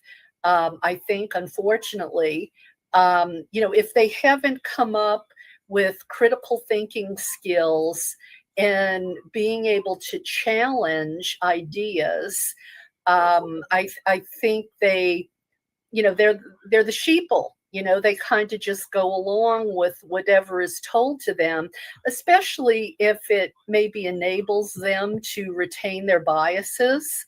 I mean, like the DEI stuff that's coming out of the White House right now, that's normalizing discrimination against women, people of color, disabled people. And what did they say? Trump himself said, oh, the wildfires would have been able to be overcome if you didn't have female firefighters. There wouldn't be such violence in the street if they didn't hire Black and women on the police force. And there was a third one. The FAA. The plane crash was because they hired women and people of color. That is the beginning of the normalizing of discrimination. So that, and it's a shame to say this, but it's to enable white men to continue to have the privilege that they used to have. I mean, I worked for a man who would not allow me to interview Black people for jobs. He also didn't want women in particular jobs. And it wasn't based on, they needed to be super strong or something like that. And, most women might not have the upper body strength. It wasn't anything like that. It was just bias, So. I forgot now what the original question was. I'm sorry. No, that's fine. So you've also published numerous books. Like I think there's a total of 7, or is it 9? Seven right now. So 7 books. Can you tell me about your first book and how they've changed throughout, like, the books? Like, how did has your ideology changed since you've been writing books? Because writing books takes a lot of research and a lot of study. Yeah. Well, I mentioned earlier that I was probably one of the first people to really do goddess tours. And my first book was Sacred Places of Goddess, 108 Destinations. And, I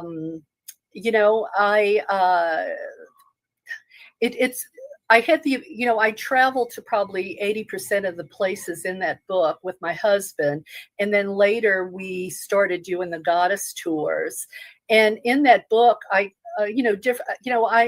came up with these, kind of thought leader ideas, I guess. For instance, I coined the term goddess advocate because I felt like I needed a label for myself, and I wasn't sure a lot of the labels out there fit. So I came up with the term goddess advocate, and I introduced it in that book. And I also suggested that museums that house goddess artifacts be considered sacred sites, especially, here in the United States, where unless we travel and have a passport, we don't have the advantage to go visit these ancient sites and ancient archaeological sites or sacred groves and things like that, to actually stand in these places where goddess was worshipped in the center of society. But if we go to a museum, say for instance in New York, or the Rosicrucian Museum in San Jose, California, we can at least go to these sacred sites where goddesses, her artifacts are there, which means her history is there, her image is there. And we, to me, the museum now becomes a sacred site. Just like the Statue of Liberty is, I believe she is like the political goddess. And you have the Sekhmet Temple outside Las Vegas. That's a sacred site. So anyway, that was the first book I wrote, Sacred Places Around the World, started doing sacred tours. The next book that got published was called Walking an Ancient Path. In there, I write about how it's a little bit autobiographical, but it's about how a person or a community can incorporate goddess spirituality into their life or their community. It's a good beginner book, I think, but there's also a lot in there. Ordination ceremonies, the politics of spirituality, things like that go beyond kind of a newbie. In the Earth section, I talk about things we did on sacred tours and magical experiences and stuff like that. The next book was Goddess Calling, Inspirational Messages and Meditations. And that came about because I was invited to do basically a Sunday service every month at a local pagan store that had a space where people could meet and do classes and stuff. And I had to write sacred messages and meditations for these sacred Sundays. So I took all of that and incorporated it into a book, so that if someone had a small group or just for themselves, they had the format for the ritual and they could plug in the sacred message with a meditation, and they could, they had a ready-made ritual, and it loosely followed the wheel of the year. So then, and I'm still doing my podcast during this time, and Rianne Eisler is one of my mentors. And she wrote the famous book, The Chalice and the Blade. And by now I'm really starting to think about goddess not just as a deity who resides in the heavens, but I'm thinking about goddess as an archetype, a role model for women and men. And I'm also realizing her values and ideals encourage us to be social justice warriors, you know, and I'm starting to see how important it is that we stand up for the values and ideals of the sacred feminine. So my work did start to pivot as I got more involved with Riane Eisler. While some people might have gone in the Starhawk direction, you know, because she was always out there protesting in the street, Riane Eisler was writing these books about partnership over domination and sacred pleasure, so we wouldn't, you know, continue to fall victims to this shame of our bodies and sacred pleasure, you know. So so yeah, my work did pivot from, you know, just being someone who looked at herstory and the sacred feminine as something in the distant past to something that's relevant to us today, to live more whole, fulfilled lives, and with a motivation to change society so that it's more equal and just, and we take care of the earth, and we don't discriminate against women or people of color or trans people or disabled people. You know, we're all of equal value, and, you know, we're kind of, you know, oneness is a term a lot of people are using now. Ascension is another term I'm hearing a lot now. I think to a certain extent, the sacred feminine, actually, her values help us ascend. Her values are high frequency values. I think the world would be a better place with those values restored to the center, rather than being marginalized in a patriarchal, male-dominated world. So we're going to talk more with Karen Tate about her books and where to find them right after this commercial. Do y'all know about Witchcraft TV Online? I've been watching that the last couple of days. Constantly going, learning interesting stuff. And it turns out, apparently, I have a show there at midnight every night. Witchcraft TV online. Witchcraft TV online. Check that out. I'm gonna tune in at midnight and see what it is I'm doing there.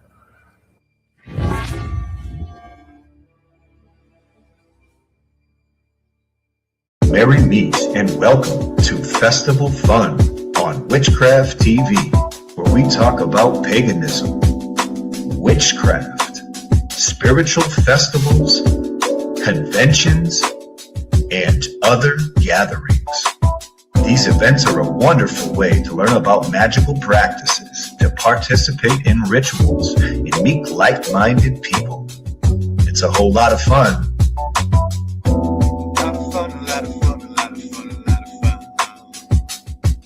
With your host, A.C. Fisher and Harold Sanford Carter III. Welcome to Festival Fun.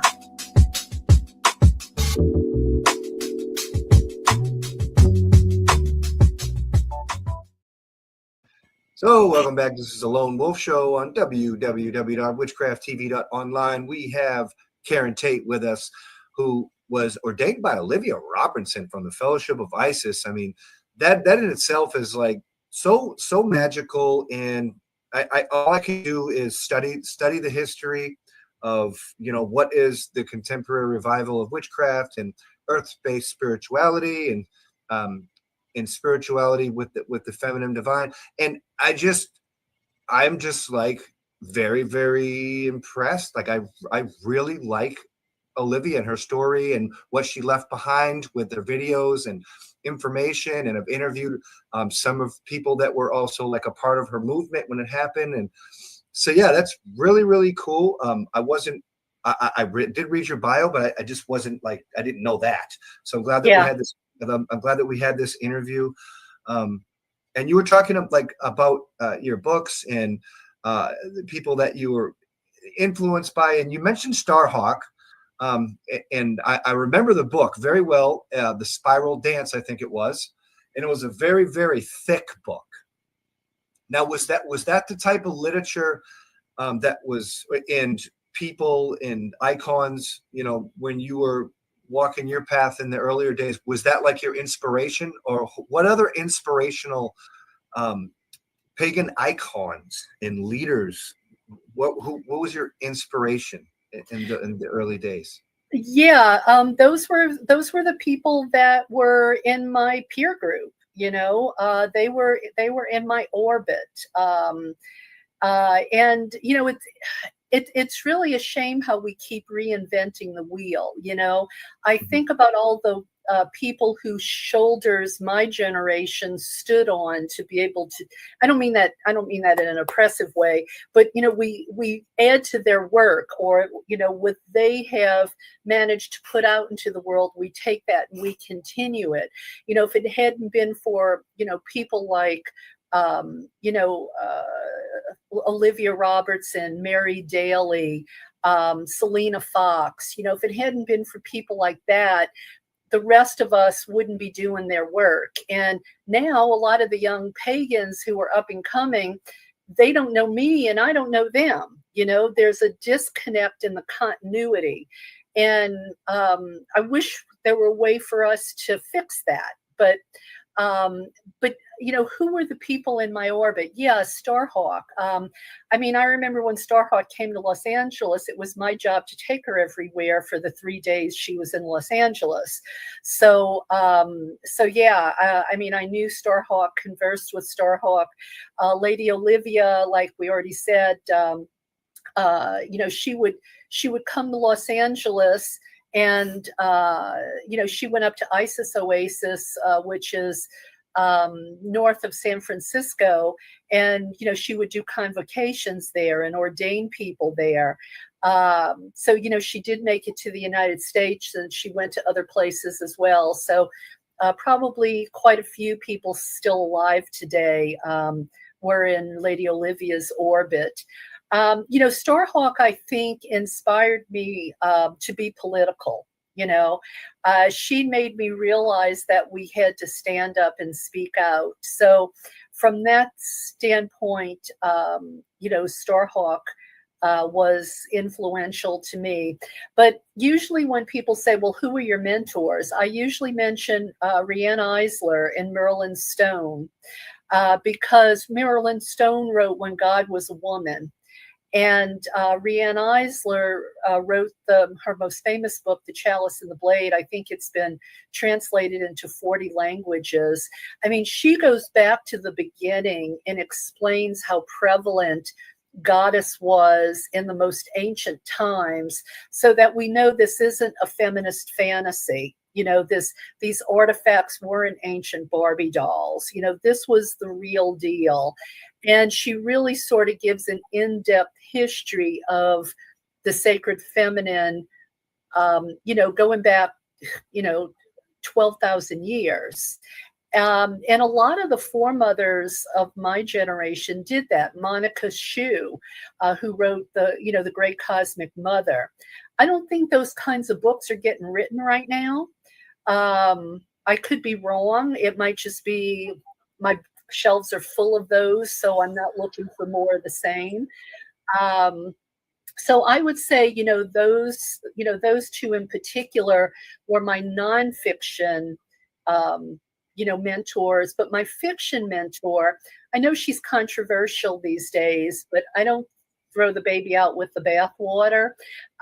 Marion Zimmer Bradley's book, The Myths of Avalon, that was an incredible book that really made me start to think about being a priestess. And really, my spirituality, I can't separate being a priestess of Isis and Sekhmet from being a feminist. the two go hand in hand, because I really do believe, sacred feminine liberation theology, that's the scholarly name for this, is about not allowing women to be marginalized so that they achieve equality. I mean, we don't even have an equal rights amendment in this country.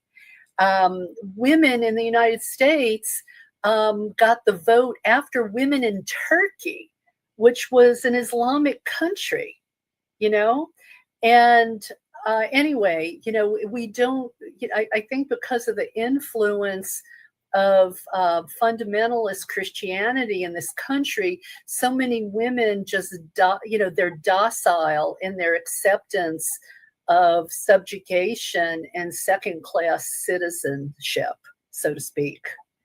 So to me, it's important that we have equality in the world. I like the idea of equality, of being fair. Fairly. Yeah, I like the idea of being fair. Absolutely. You said a word that's kind of new to me. It may or may not be newer to the viewers, and I've come across it a few different times. And I'm always trying to learn new things and draw better ideas and kind of trying to reach my highest good and everything. Can you explain to me and also our viewers who don't know, and some may know, what does it mean to be marginalized? What does that mean exactly? To be made second class, to be made less than, to be devalued. Okay. And because in a lot of cultures, especially patriarchal, male-dominated cultures, women are told that their role in society is to have babies and take care of the family and obey their husband, and I don't think that was, Christianity has been bastardized, I believe. Jesus, walked with women. Jesus was not someone who discriminated against women. This is a totally male construct for power and control. Right. And so, yeah. And I feel like, we always hear love is the answer. And I know sometimes that's hard to swallow, especially if someone is trying to discriminate against you or devalue you or tell you, well, you should make less money because of your color or your gender or your disability. It's really hard to love people who are devaluing you unjustly. If you can't run a race because you're in a wheelchair, well, that's one thing. But if you're a great coder, for instance, you should be able to make as much money whether you're a woman or you're Black or you're in a wheelchair. In this movement now to just give white men the edge, really, I think is suggestive that some white men don't want to compete. I know that might be a controversial thing to say, but I'm a direct person. And I think there's that, some people want white male privilege to remain the law of the land.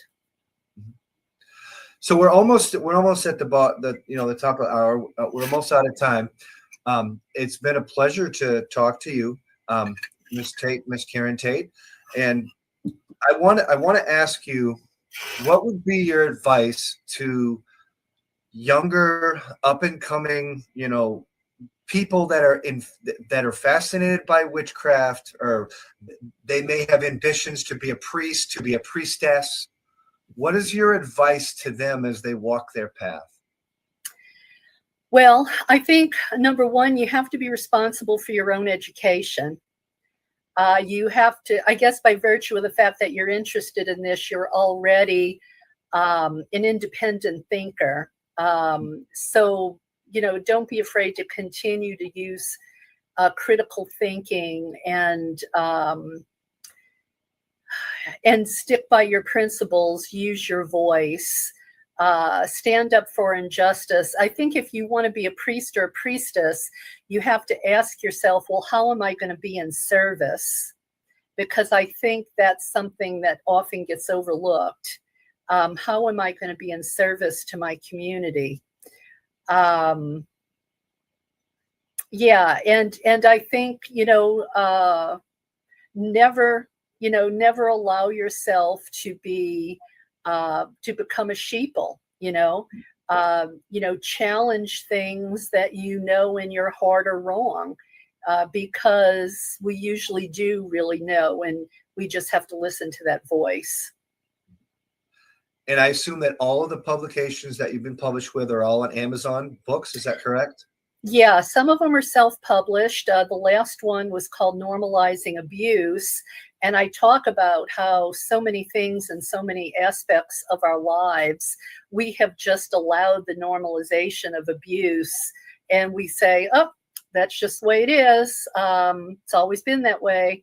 But I feel like if we start looking at it in the perspective that it's abuse and exploitation, maybe we wouldn't be so quick to accept it. Maybe we would start thinking about alternatives or exit strategies. Because of so much abuse, exploitation, marginalization, so many of us have trauma. And if we don't heal that trauma, it affects our outlook in our life and the decisions we make. So we have to be willing to look at that, at least, all the books can be found on Amazon. My website is my name, KarenTate.net. My website, my podcast is out there, Voices of the Sacred Feminine. There's over 600 shows. I have a YouTube channel. So yeah, there's lots of content out there. I definitely appreciate your service to earth-based spirituality. Thank you so much for coming on the Lone Wolf Show. And to our viewers, make sure you keep it right here on www.witchcrafttv.online. And be sure to check out Joanne with Mind, Body, and Soul on Monday night right here on social media. Bye for now, and blessed be, everyone. Blessed be. Do you feel something huge on the horizon? Oh, absolutely. We're in for very big changes with the changes of the nodes, and as a collective, we've been talking about this a lot in the ISFM in our morning group, that we need to make room for what's coming in, because what's coming in is not what we're used to, and we have to be open to that change. And what is it with most people? We resist change, because it's fear. We'd rather stick with what we know, even if it's toxic sometimes, because we know how to navigate that. Toxic is familiar, and as sick as that sounds, we tend to do that a lot of times as people. It's like, because people are like, oh, why do people always go back to their ex? Or why do they stay in that bad relationship? Because, again, with these weird word analogies, the devil you know is better than the devil you know.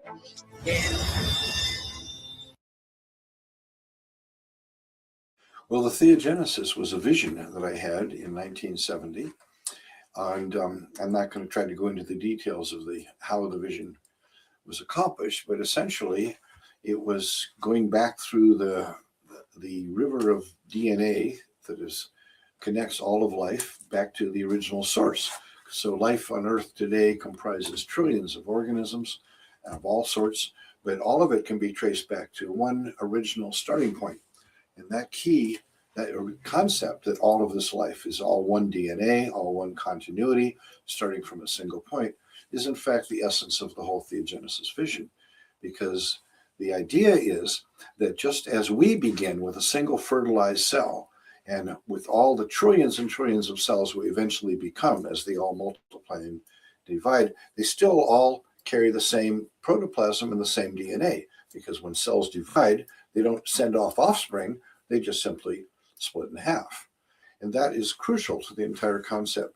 So just as we remain a single living organism, despite the fact we are composed of trillions of cells, the fact that we originate from a single fertilized cell makes us one continuous single organism with a single personality and a single identity. And just so, billions of years ago, life appeared on Earth as soon as there was water to sustain it. It appeared just like the water from space, because the water did not originate from Earth, and neither did the life upon it. It always came in with comets. But for 2.5 billion years, it was just single cell life. Nothing happened. Nothing was connected, just like an ovum is waiting as a single cell, waiting for fertilization. That point of fertilization occurred on the Earth 544 million years ago, at a moment we call the Cambrian explosion, when suddenly, with no precursors, a huge array of complex multicellular organisms appeared. Over 26 phyla have been identified from the Burgess Shale in Canada.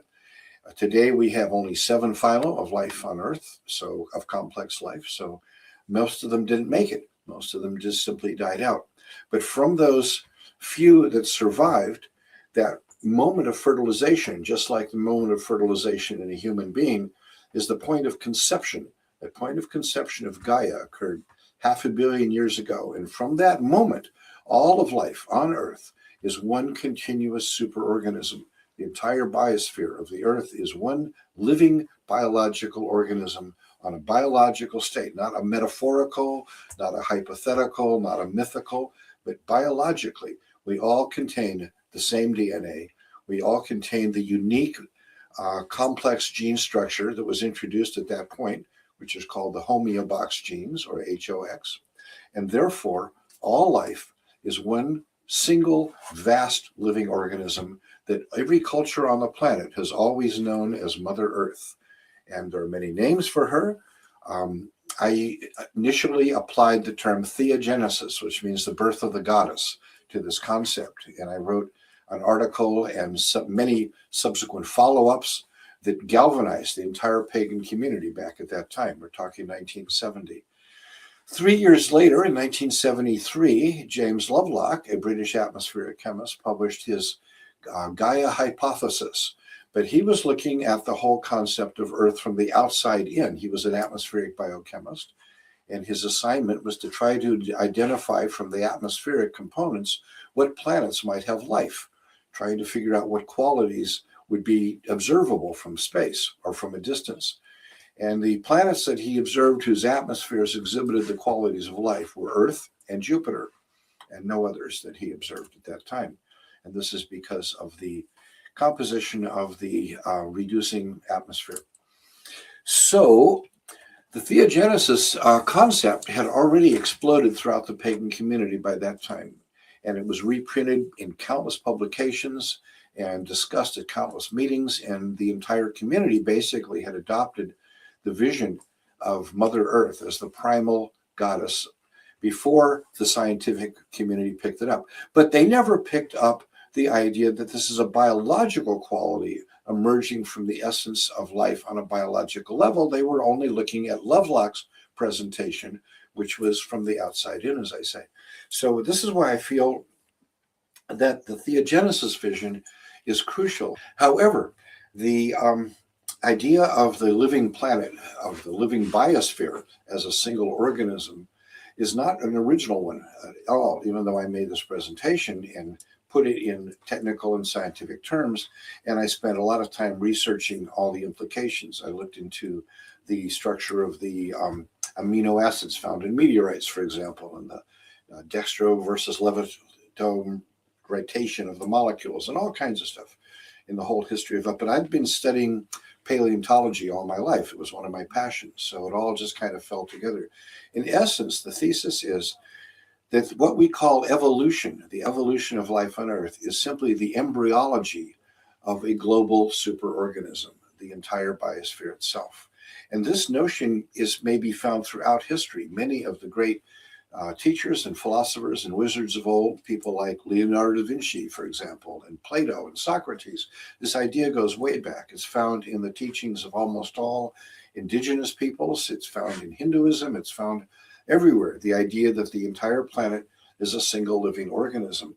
But it had not been phrased in technical and scientific terms until my theogenesis article, which tied it all together and linked it up with all these traditions.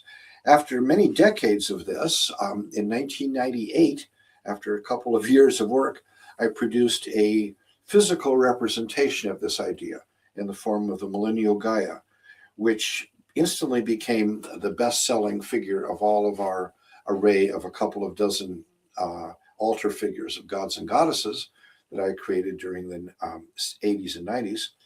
And she has had incredible popularity.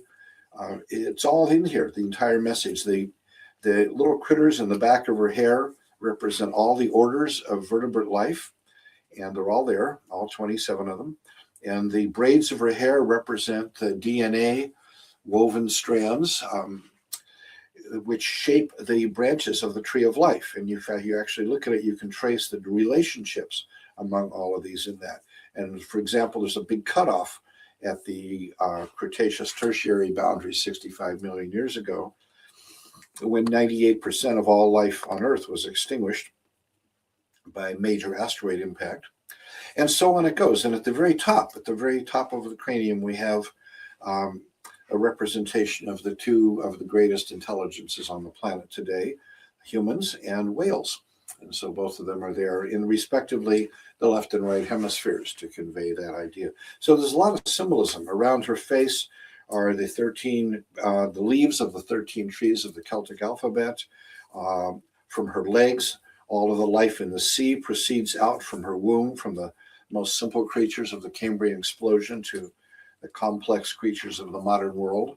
It's all there. Her arms represent the forests, the tropical rainforest, and the redwood rainforest. Both of those are represented.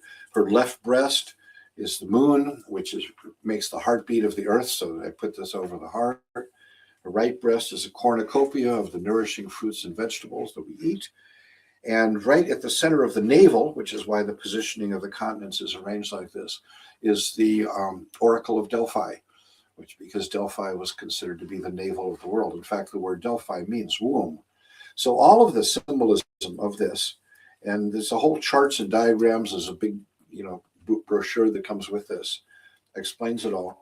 And she has become immensely popular. Thousands and thousands of these have been produced on altars everywhere, all over the world. And we are now producing a larger version, 16 inches tall, and still planning to do a life-size version of a Garden Gaia, of which we've had two somewhat unsatisfactory prototypes and are working on finally getting it right. But that's it, basically. And the reason this is important is that I think it is crucial for us as humans in this modern time to realize that we are all together. We are all part of one vast organism. What affects one part affects any other, just as if we do a lobotomy or an operation or surgically remove or amputate any part of our own body, the entire body is affected. And so what happens with humanity, what effects we have on the environment, affects not just ourselves and the things that we see, but the entirety of the superorganism that is our very living planet.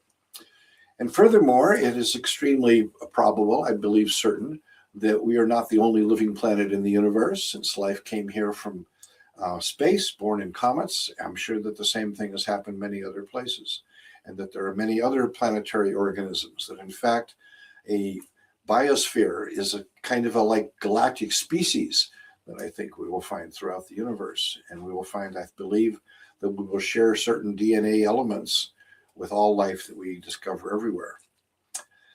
And it's important for us to know that we are all children of the same mother, and we are also cells in her vast body. And this is the fundamental teaching of the wisdom of the ages, which are summed up in a phrase by Cicero, omnia vivant, omnia inter se connexa, which means everything is alive, everything is interconnected. The pivotal event, just like the spring equinox pivotal event, happens to be that at this winter solstice, for the first time in 26,000 years, the winter solstice rising sun happens to occur right smack across the galactic equator, and the point at which a straight line from the Earth through the sun at that point goes straight to the center of the galaxy, because that's where the alignment occurs. And the center of the galaxy synchronistically enough, happens to be 26,000 light years away from here. Now, so our vast cycle of astrological eons concludes on that same date as theirs. This is the pivotal point. This is like the 4004 BC point that they had. You have to know what the starting date is before you can mark it. Well, this is the starting point. The starting point is that point every 26,000 years when the whole cycle comes around again to where once again the galactic equator and the solar system's equator and the Earth's equator happen to intersect with the center of the galaxy. And that's what's happening. And so this also marks the moment of the transition from the age of Pisces to the age of Aquarius. This is that moment when the big clock up at Times Square is at midnight and goes tick for the beginning, and the ball drops, and everybody goes wahoo and gets drunk and kisses each other and like that. Happy New Year. Well, this is Happy New Eon, and this is the time it's really happening all over the world for everybody, and more people are beginning to see this. And as I said before, there's nothing in the mythologies of the great religions of Christianity and all these other things that tells what comes next. It's a blank slate. We can put up a new calendar and we can put anything we want into it. We can put the Star Trek vision in there if we want to. You know, we can put up a vision in which we all get it together and we unite as a humanity all together, and Gaia awakens and we all become one vast global being of consciousness and start sending the spores out into the universe, you know, to see where they might go and what fertile ground they might take with it, or any other vision we might have. And the best of it is still summed up in that song from Hair. This is the dawning of the age of Aquarius.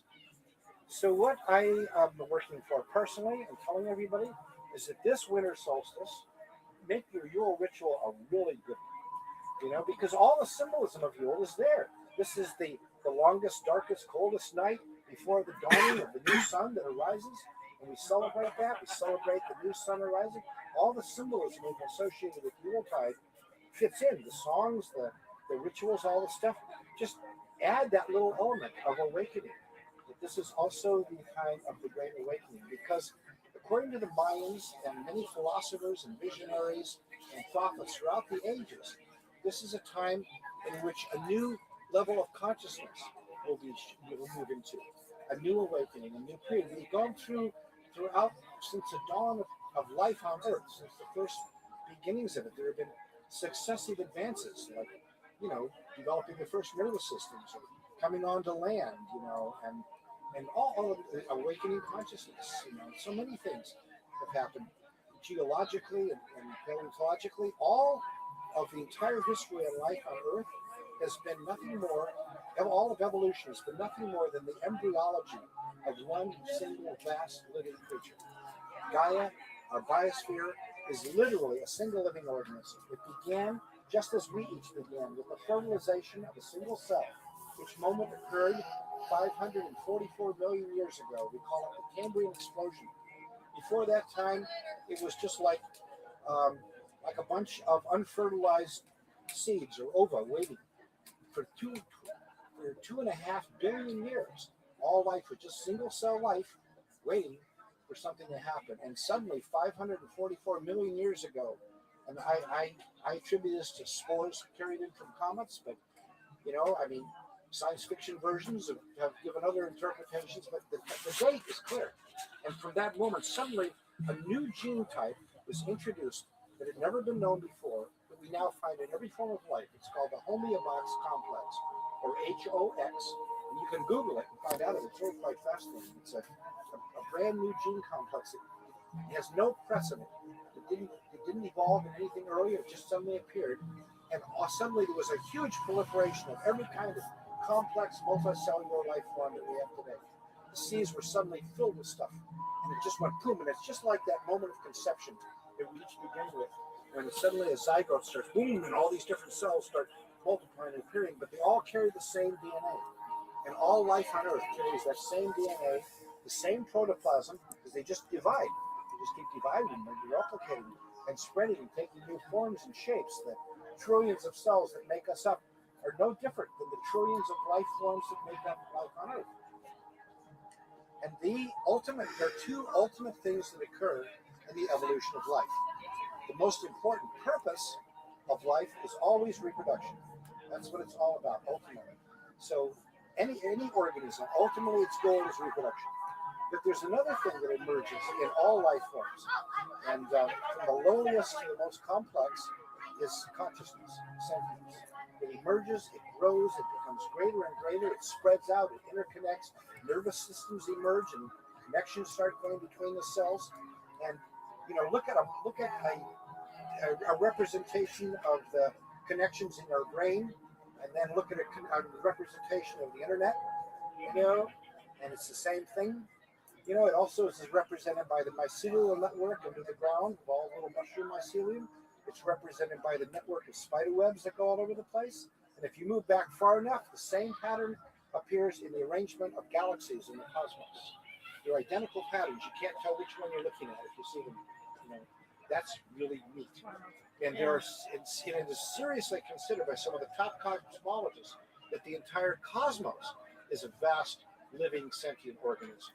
That all these things are just nested within it, like the cells in us, and then us as cells in the planet, and the planet is a cell within the galaxy, and the galaxies as cells within the universe. It just goes on and on. It's really cool. The key wisdom that has been distilled from the ages and ages of the wisdom teachings of all peoples, it's called the perennial wisdom, is summed up in a single phrase. And here's a pitch I will give for my school, the Great School of Wizardry. This is our motto. Everything is alive. Everything is interconnected. This is the key of all the great wisdom. And it's a simple key, but it's profound. So we are coming to the most amazing time. And we're seeing the echoes of it in the very emergence of the pagan community, of a magical community, of the dreams and visions that we share. And I travel all over the world. Oh, watch that. Those chairs are really fragile. Sorry about that. You probably don't want to sit back. And I also have spent a lot of time in conversation with indigenous elders, leaders, teachers, shamans of all different cultures. It's just been my privilege to be able to do so because I've been doing this so long. People keep bringing me places to talk to people.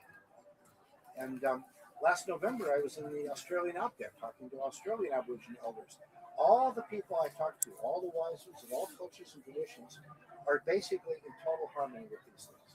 Same things. I made a presentation of all this stuff at Starwood a couple of months ago, and there was a fellow there named Miguel Segué, who is a Taino shaman from Cuba, who has been working with the Mayan elders on all this stuff. And he, he's a friend of mine. He came up on the stage at the end of my presentation and said, and I want to let you know that all the indigenous American elders say exactly the same thing. This is exactly where we're at. So we're working together in presenting some of this stuff. This is not just some off-the-wall thing that somebody's coming up with. This is something people are getting everywhere. We're all getting this understanding that we're part of something greater and that we're on the threshold of an incredibly great awakening. The visionaries and prophets have seen coming for a long time, but especially the shamans and indigenous teachers. They totally get it.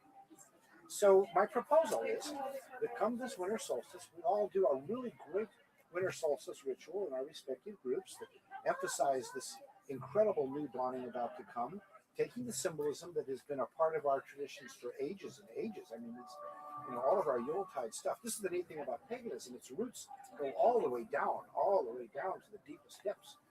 So, and then it is traditional to do an all-night vigil, as you all know, because as it says in the traditions, somebody has to make sure the sun comes up in the morning, right?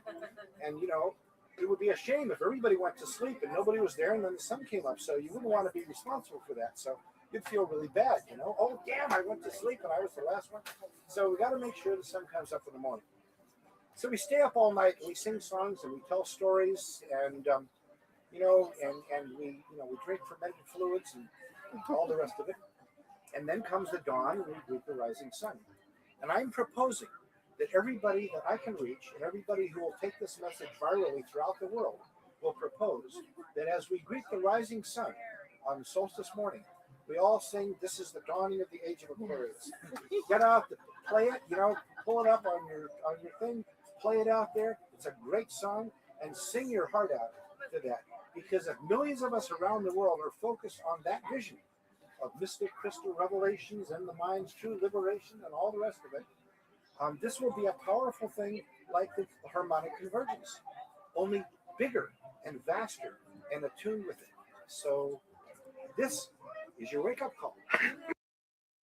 Hey everybody, Lone Wolf Carter here again, the Witchcraft TV guy, and I want to let y'all know that I am in Dickinson, North Dakota, on the border of Montana, and they had like a big storm come through there, and all the buses like halted. So I had a 48-hour layover, and I've been sitting in this hotel, and we did have some Witchcraft TV tarot last night, and a lot of like things that happened, you know, within the Witchcraft TV community. And Christian Day has uploaded the interview all about witch calling, and it was really cool to have him upload it, and we gave that to him. Interestingly enough, someone in the chat room was like, "Hey, can you send us this interview?" Like, no, we are sorry, we're not going to send you the actual raw files of it, but it is on Christian Day's wall. It's been shared to the Witchcraft TV platforms, and it's also accessible on www.witchcrafttv.online.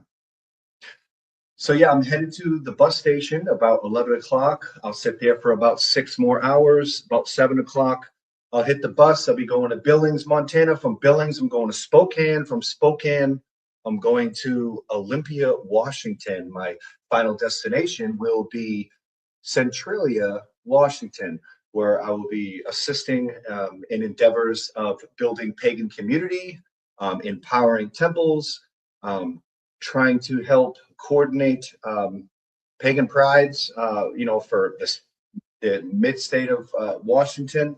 I'm not from Washington, but well, the goddess calls, and sometimes when the goddess calls, you just move, and that's the way I move.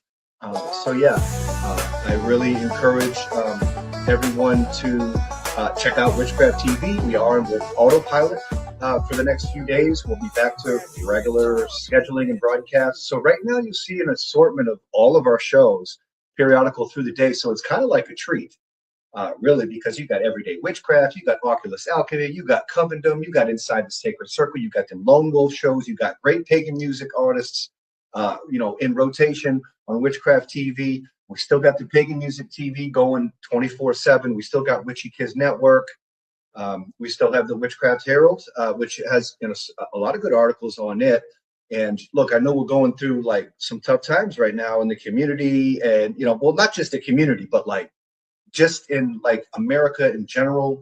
And the actions of America seems to be affecting the broader spectrum, the bigger picture, more globally. So what I can say is that Witchcraft TV and our associates, our supporting members, our benefactors, we are all on the front lines, and we are here to stand up for what is right with freedom of religion, freedom of expression. And we're not going anywhere anytime soon.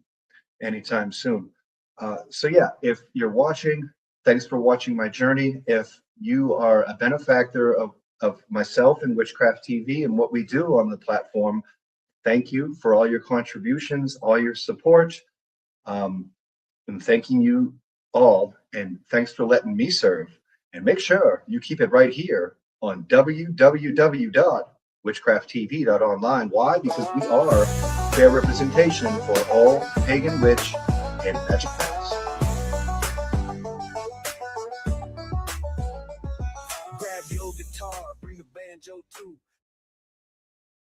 Great shows here on the station. We have Covendom with Brian Kane and Levi Rowland and Eli Barnes every Tuesday at 6 p.m.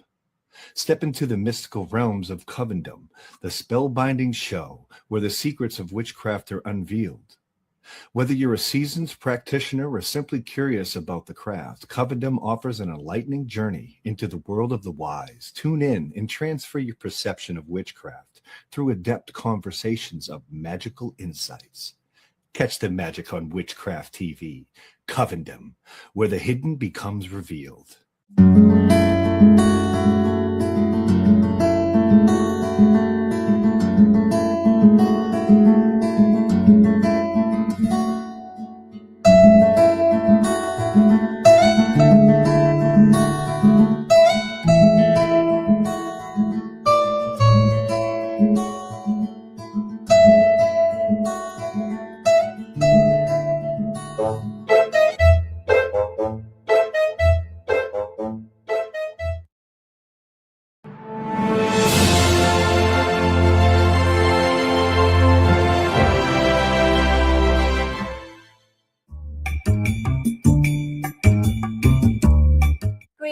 viewers, this interview involves a very special guest and a return guest to our show here at Oculus Alchemy. Welcome, Harold. How are you? Hi, I'm doing great. It's sunny outside. Springtime's definitely here. We're ready to go. Why don't you tell us what you've been up to? We see that you've been spearheaded a new network called Witchcraft TV. I'm trying to build a platform where you have contemporary and historic witchcraft kind of compiled into the same network where it's consistent programming. And I'm trying to find all the, the hidden gems out there, because there's a lot of historic, well, not historic, but we're talking footage from like the 70s and stuff. I'm just trying to bring it forth to light. And the Lone Wolf Show can be found on Witchcraft TV, correct? Yes. You can find it on Witchcraft TV Monday through Friday at 9 a.m. sharp.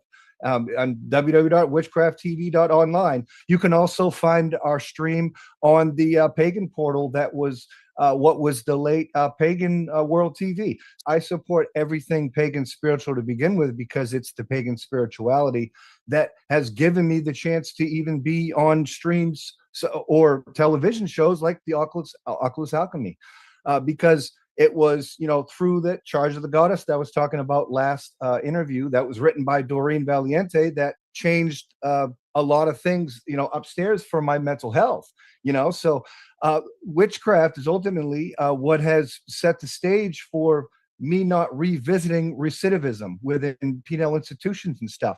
And this is ongoing. And I've been kind of going hard behind the scenes trying to break into pagan ministry.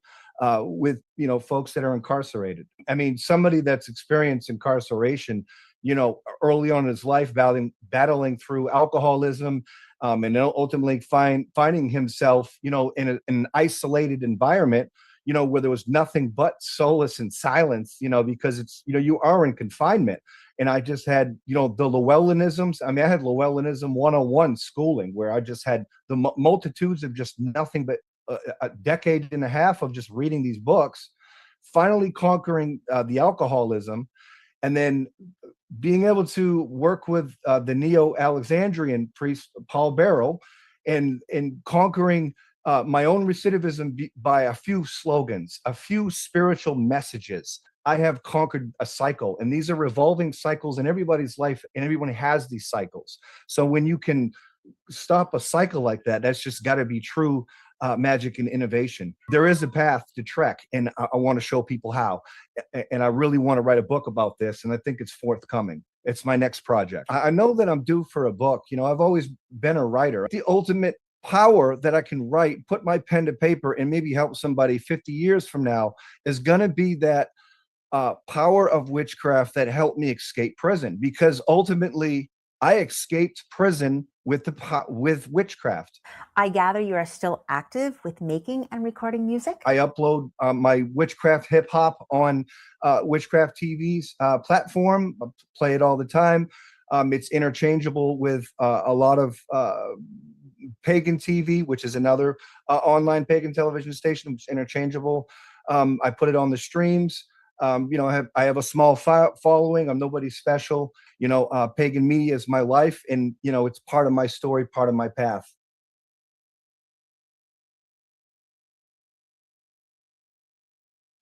Hello again, Denton once more with further wonderful tales. Ireland, yes, Ireland, so often seen as an enchanted land of romantic tales. The Emerald Isle, famed in song and story, the misty land of air, and home to saints and scholars. Well, scholars we've had plenty, that's true enough. The saints I'm not so sure about. Certainly none who ever drove snakes out of Ireland, since there were never any snakes in Ireland to begin with, in order to be driven out by anybody, saints or anyone else. At least no snakes that slithered upon the ground. Our snakes always had legs. Yes, 2 legs. Ireland. For me, I think the most glaringly obvious facet of Irishness has to be language. Oh, yes, language. The Irish are so good at it, you see, with spoken or written. I mean, one has only to think of the great writers that we produced. Sheridan, Wilde, Goldsmith, Swift. Boucicault, Synge, Behan, Shaw, Beckett, the list goes on and on and on. And the Irish are so good at the spoken word that often nobody else has the faintest idea of what they're talking about, at least anybody who speaks English, because the Irish have taken the English language and they've adapted it, you might say. They've sort of Irished it up a bit, adding to it the feel of the bog, the smell of the turf fire, giving it a distinctly Irish flavour. Now, I've spoken previously about the so-called gift of the gab, something seen as almost uniquely Irish, but a large part of that is not so much the time that the Irish spend in talking, which is of course considerable in itself, but rather the way that they talk while they're doing it, the words, the phrases they use, and that gives the unique Irishness to what is said. So I want now to go into some of these expressions, these words and phrases that give the distinctive character of language here in the Emerald Isle. Sure, the crack will be 90, so it will. There now, right away. Right away, we have a very distinctive Irish phrase. The crack was 90. Totally incomprehensible to foreigners. The crack was 90 doesn't mean there's a horizontal crack in the plaster.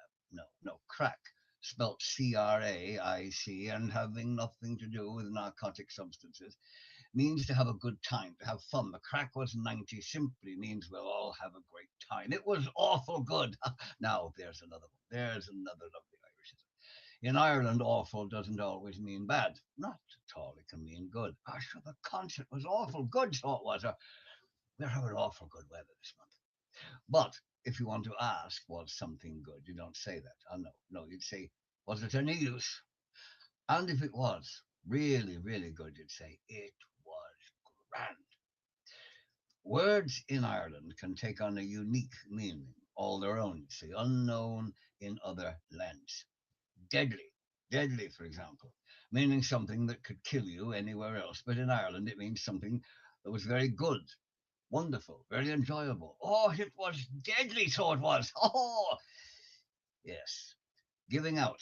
Now, in Ireland, that doesn't mean that you are distributing anything to anybody. It means that you're complaining about something. Sure, he's always giving out about something, so he is. Acting the maggot. Nothing to do with little wiggly wormy things. No, that means being silly, doing it intentionally. He's always acting the maggot, that fella, How's she cutting? A knife is not required. That simply means that, how are you doing? How's it going? Get up the yard. Now, you're not being told to actually go up a yard. It means, I don't agree. Go away. Get lost. Gas. Not an actual gaseous substance, nor fuel for a car in America, but it means something interesting, something amusing. Oh, that's great gas. So it is. That's great gas. Having a few scoops. You might think that's a reference to ice cream, but it actually means going and having a couple of drinks. A yolk. Now, a yolk. A yolk in Ireland has nothing whatsoever to do with eggs. It is a thing in the sense of, will you pass me that yolk there? A yolk, well, a yolk can be anything. To be banjaxed in Ireland is to be broken beyond repair. But the jacks, well, the jacks is the toilet. Making bags of it. Now, that means that somebody did a really bad job of something. I told him to fix the broken tile, and he went and made a right bags of it. Doing a line. No. Doing a line in Ireland does not mean that you're snorting coke. It means that two people are simply dating. Pat's doing a line with Molly. Family titles and endearments in Ireland can often sound as a bit offensive, perhaps, to foreigners. For example, your father is your old fella, and your mother is affectionately referred to as your old one, which in any other country, I suppose, would be seen as a rather dismissive and possibly, not very caring reference, but not in Ireland. No, not at all, not at all.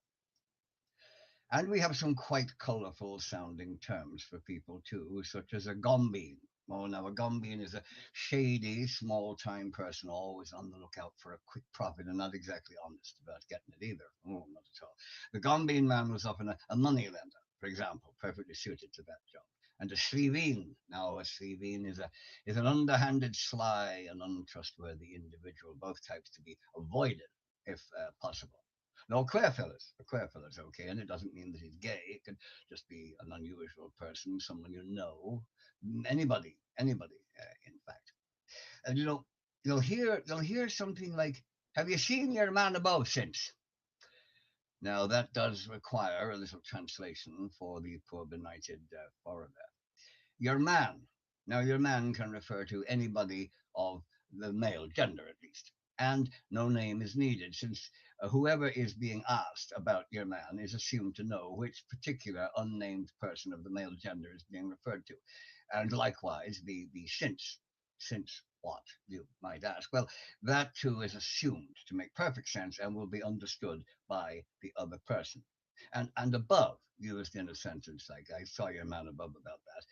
Well, that doesn't mean someone is actually somewhere up there. It means he's somewhere else. Above can refer to anywhere somebody happens to be other than here.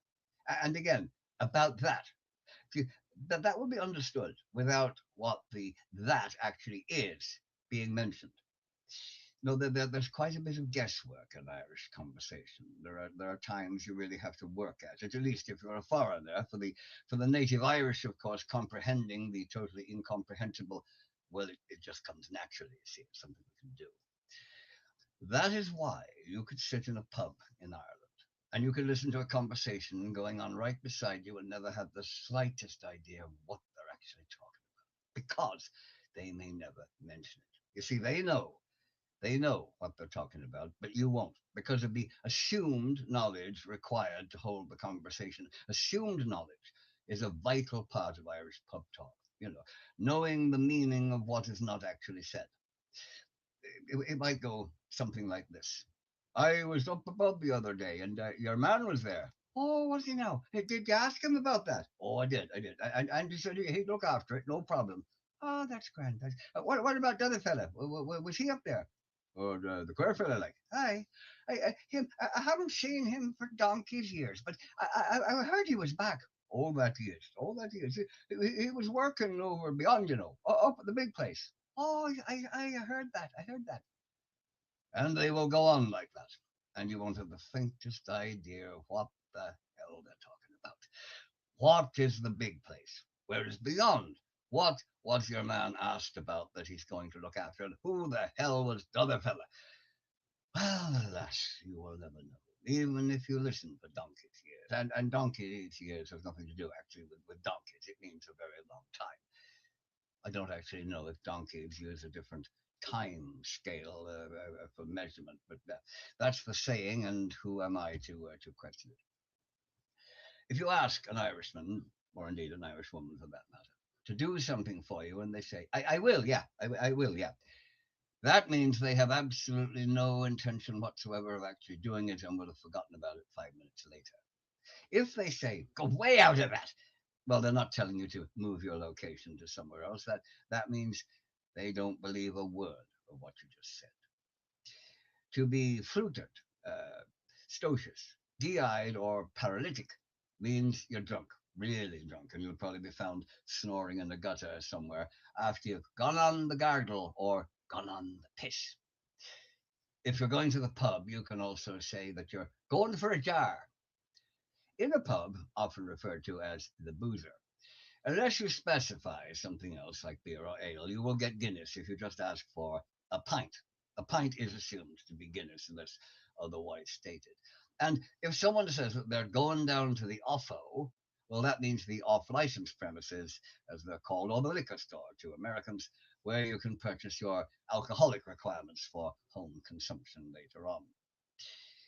To be knackered in Ireland means that you're absolutely exhausted, so you can hardly hold your head up. But now to be called a knacker, oh, that's very offensive, because that's a rude term for the traveling people. They do not like it one bit, and it could earn somebody a thick lip when they get punched.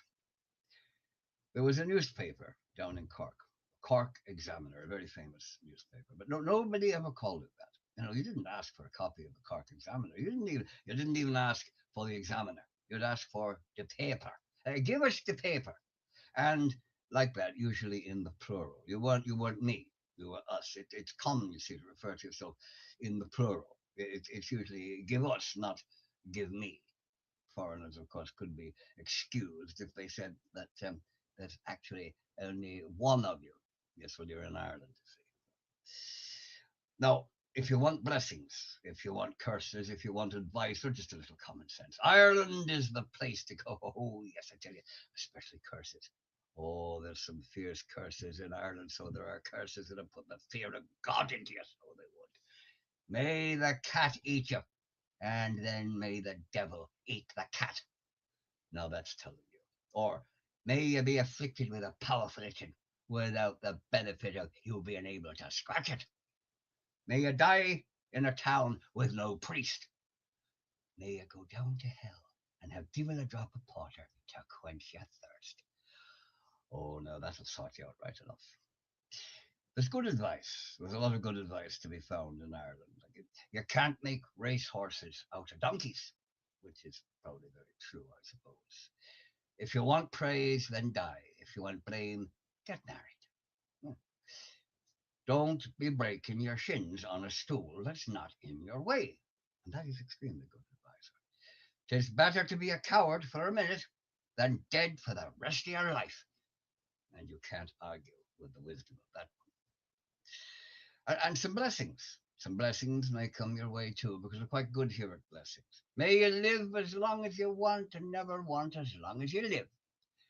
May your neighbors respect you, troubles neglect you, the angels protect you, and heaven accept you.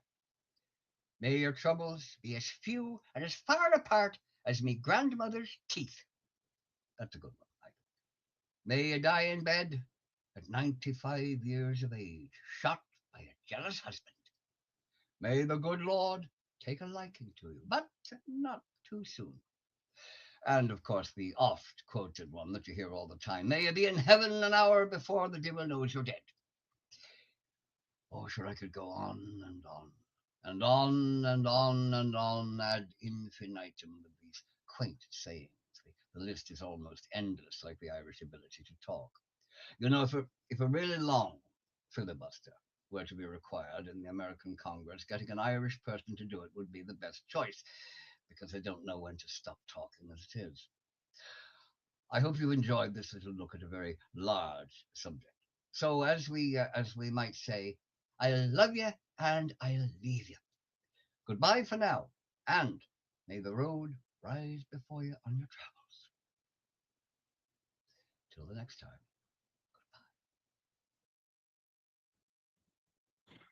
What's up, everyone? It's Alfredo Martinez from Dark Sorcery, and I'm here to announce that we have another channel called Light Sorcery. We'll be running both channels at the same time, simultaneously, Dark Sorcery and Light Sorcery. Dark Sorcery, obviously, self-explanatory. Light Sorcery is dedicated to healing, prosperous, and light magic. And just look up Light Sorcery on YouTube. You'll see the logo right here, the LS. Just click on that, or you can click the link below in the video description or in the comments. And yeah, we already have a handful of videos up there, videos with Guion Hughes, with Blair Fox, Shamash Typhon, Michael Heisen. So yeah, check it out. Subscribe to Dark Sorcery, and at the same time, you know, if you like Dark Sorcery, check out, Light Sorcery for light magic. So yeah. I am your hostess, Lola Stardust, and I like to do a disclaimer before each show. We do partake in wine. Some people may find that makes us a little loose-lipped and a little tipsy. If you do not enjoy that, there's this beautiful thing in the corner called an X. You can X out and not watch us. Another episode of Witches and Wine. I am your hostess, Lola Stardust, and this is the show where we talk about witchy stuff and we drink wine. Think and drink. Think and drink, Oberon. All right. You're a fan of Witches and Wine now, because witches and water. Butter. So if any of our viewers would like to be a guest on our show or have any questions about what we do, please email us at crossroadscoven@gmail.com. What was that? That was crossroadscoven@gmail.com. Witches and Wine is now streaming on the Witchcraft TV platform.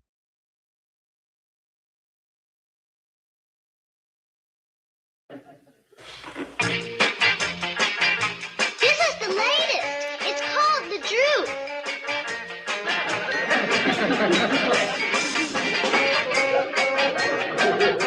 Come on, now you try it. Me? I think Miss Trivia's a swinger. Swinger. You don't want her to think you're square, do you? Oh. Then if you learn how to dance well, she'll think you're boss. Boss. Neat. Groovy. Come on, try it. Loosen up a little, let yourself go. Oh boy, I'm lucky, I'll say I'm lucky. This is my lucky day. You gotta lurch.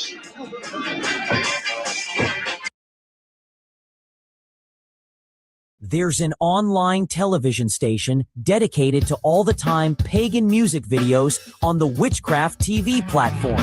Keep it right here on Pagan Music TV on www.witchcrafttv.online.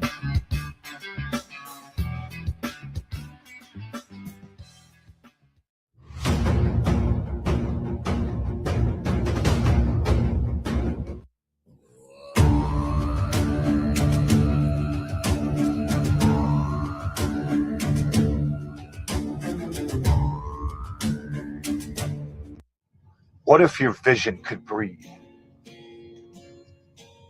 What if your sanctuary could speak? Witchcraft TV, we're already with you. 1, 2, all less low, so we do it like, hey.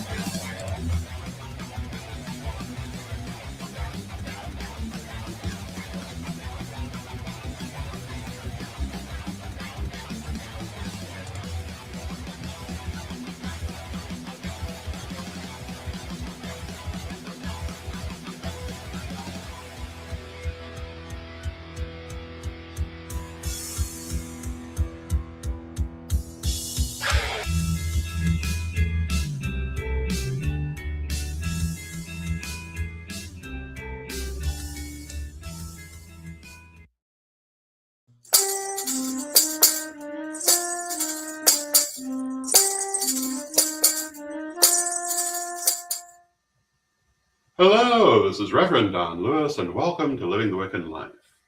Recently, I attended the 31st Annual Pagan Spirit Gathering held this year in Illinois, and during the festival I had the great honor of interviewing one of the leading lights of the pagan movement, the Archpriestess Selena Fox. Here is part 1 of our interview, and I hope that you enjoy it. I'm Selena Fox.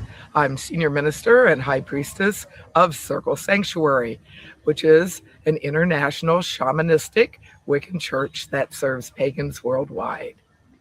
And we're here at the 31st Annual PSG. And let me ask you, in 1977, 78, leading up to the first one, when it was still Pagan Spirit Alliance, hoping to have a Pagan Spirit Gathering, did you ever imagine that you would be doing this in this year? I was taking it a year at a time back then. I did not know that the festival movement that I was part of the birthing of would grow so big, so fast. It's wonderful. There are now pagan gatherings, not only across the United States, but in countries around the world. I see these gatherings as a wonderful opportunity for pagans of different paths to come together, not only to celebrate, but to share information and to deepen their understandings of the world pagan community. One of the things that really impresses me about PSG is the energy and the attitude that is here. And it is a very loving energy, a very kindly energy. And I think a lot of that comes directly from you. Thank And, you. It's not true for every festival. It's certainly not true for every group. But here you really feel enfolded by real spirituality, by love, by people who really care. And everyone who's involved with Circle that I have met has exuded that quality. And I was wondering what you do to make that so. I really see that part of that inclusive, loving community focus that's so pervasive throughout the Pagan Spirit Gathering really has its roots in the origins. Pagan Spirit Gathering, which I helped birth back in 1980. Yes, I came up with the name and the concept, but from the very beginning, it's been a collaborative experience. We created some foundations in terms of building community with each other. We don't have huge amounts of rules, but we do have basic foundations. And one of those foundations is that we not only need to honor the diversity, but we treat each other with respect. And that honoring and that inclusion not only includes the pagans that are present, but the greater circle of life of which we're all part, being in touch with the land and also being respectful for the regional area in which we're having the gathering. I'm very thankful that the spirit of Pagan Spirit Gathering has been one of love and working together to connect with each other and with nature in a sacred way. I think another aspect is when we've come together and formed community each year at the Pagan Spirit Gathering, which actually continues as a community throughout the year now that online Facebook and discussion groups and other options are available. That community, though, it evolves each year as we reconnect and we deepen our relationship with each other, that the ones we know well, and we connect with new people.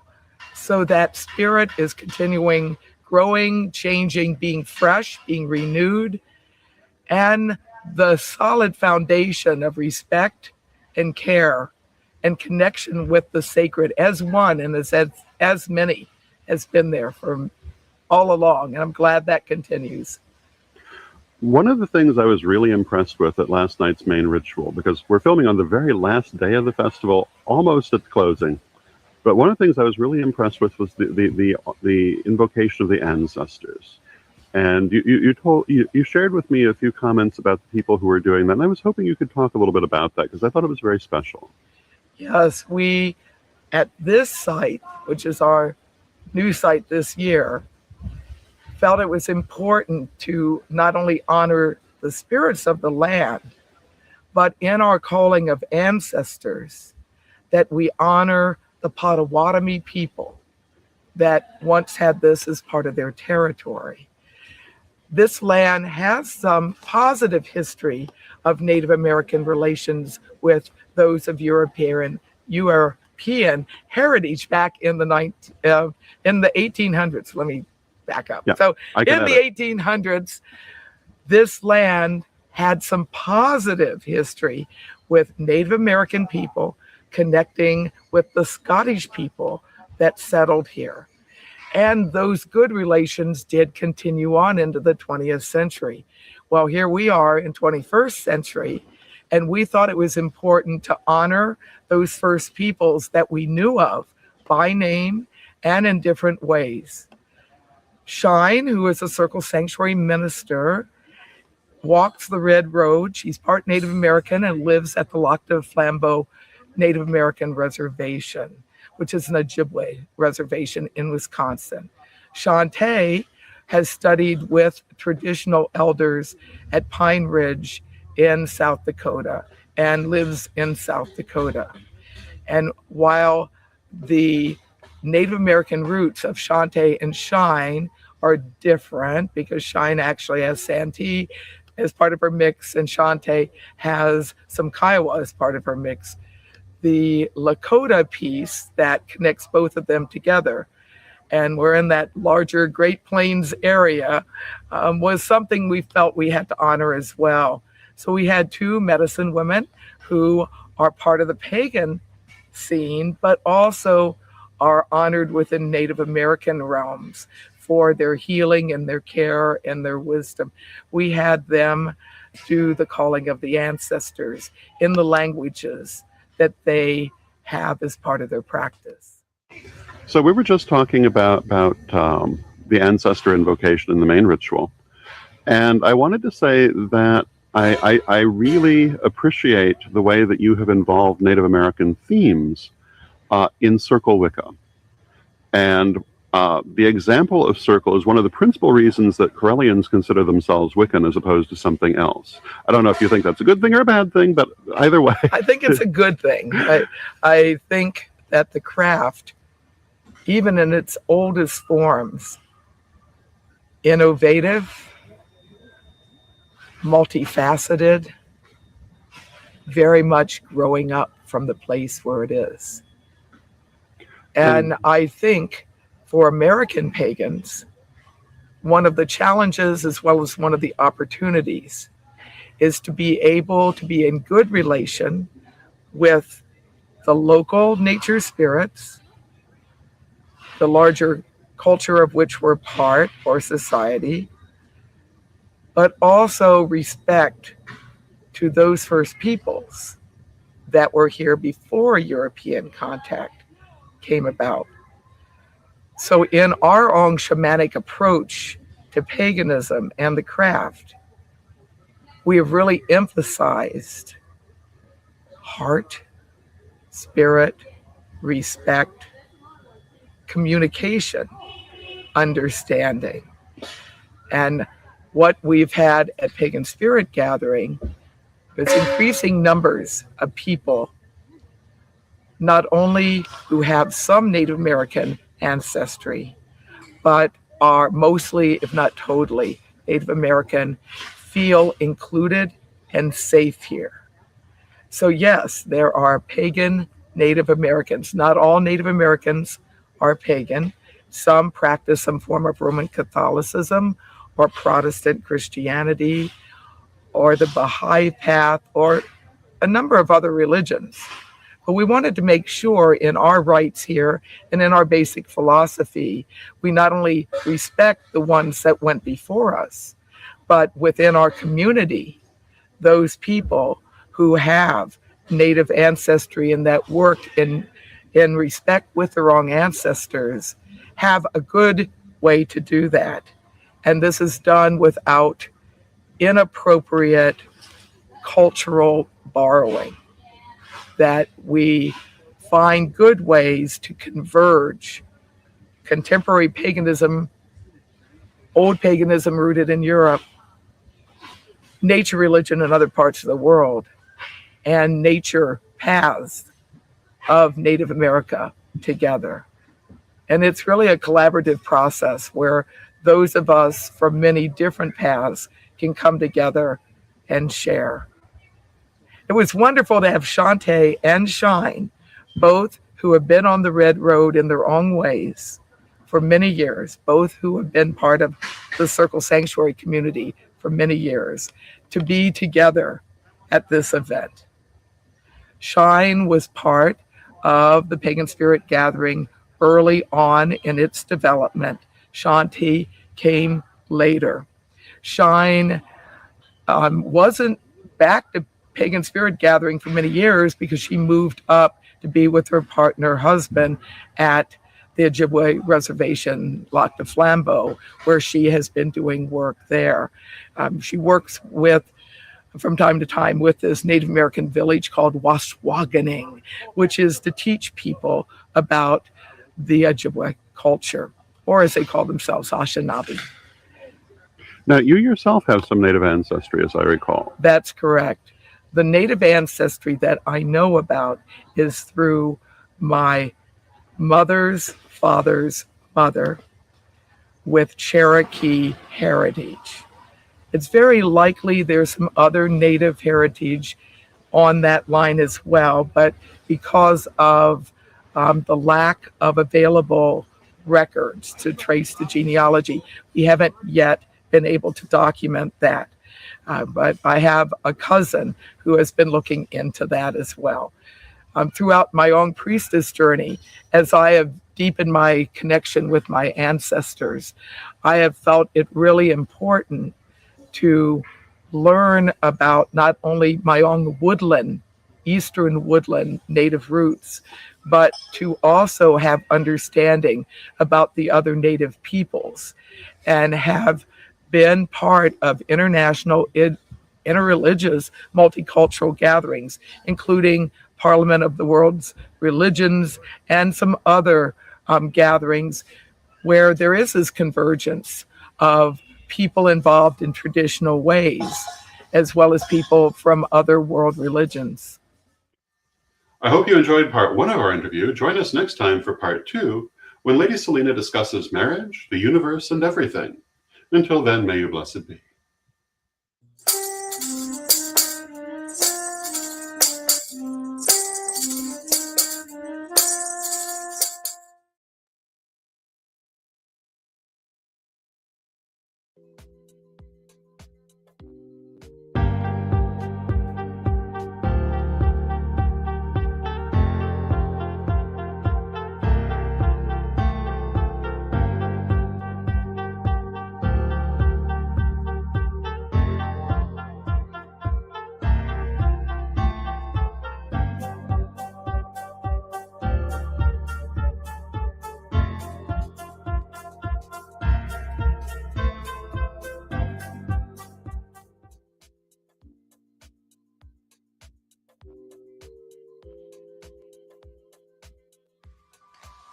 Welcome, dear listeners, to a realm where the veil between the mundane and the magical is thin.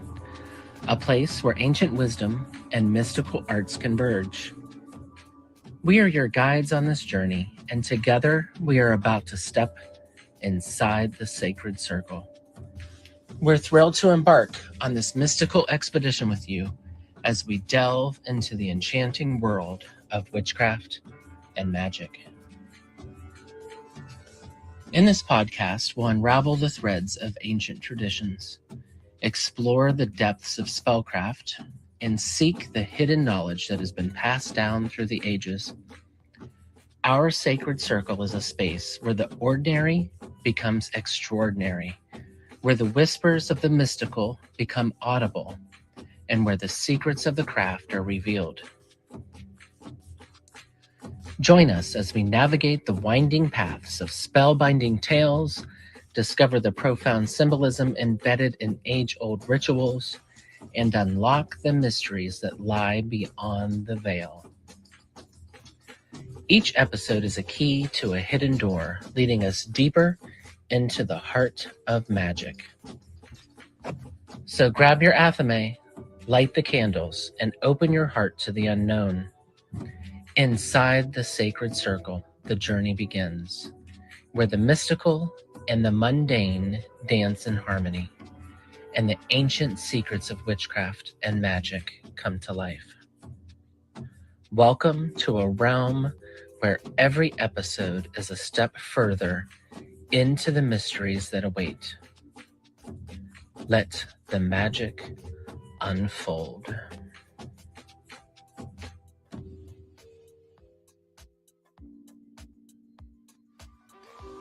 Welcome, dear listener. Hello, everyone. Welcome. I am Jim, and of course, this is my beautiful co-host, Joanne Gajewski. And we are here tonight with a special guest, Denton Walter, coming all the way from Dublin, Ireland. And he is a magnificent storyteller, and I can't wait to dive in. Joanne, is my microphone working tonight? Yes, it is. And I'm not on mute, so we're off to a good start. So that's good. So storytelling is near and dear to my heart.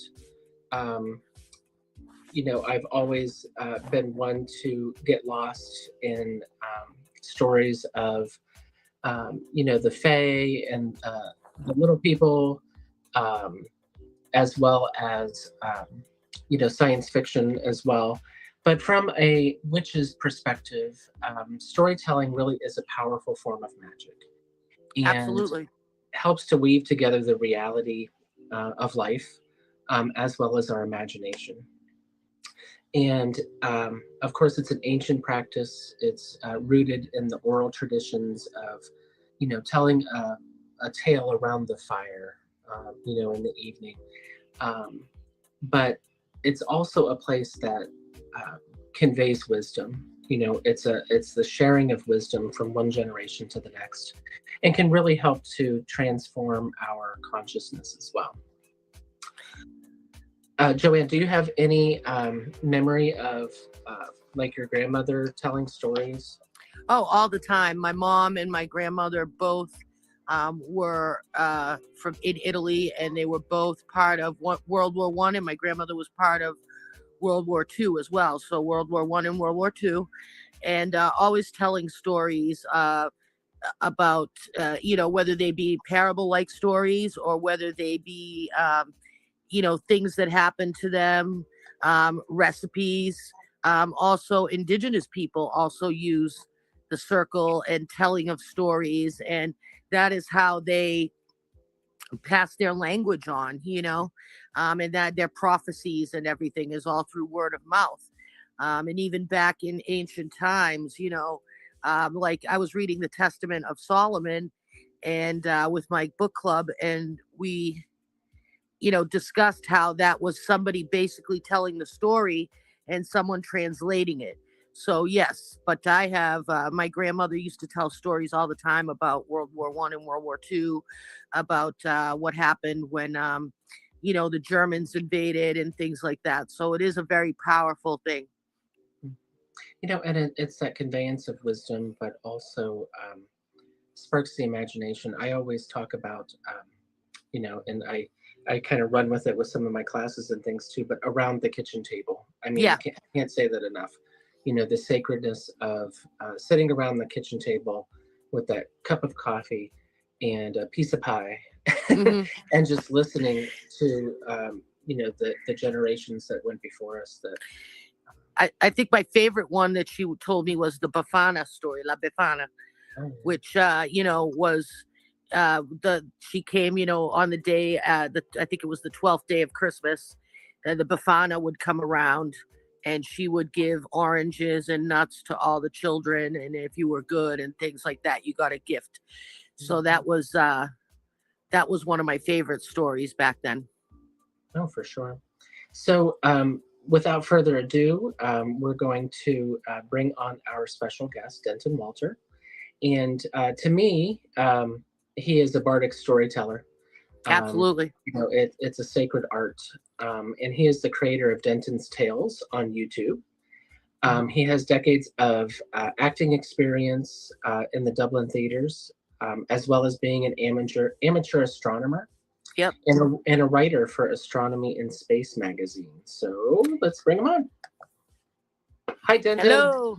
Hello. I must say, I moi to you too. Yes, very moi.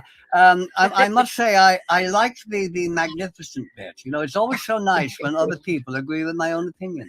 It's really nice. Flattery will get you everywhere. Anyway, it's lovely to be here.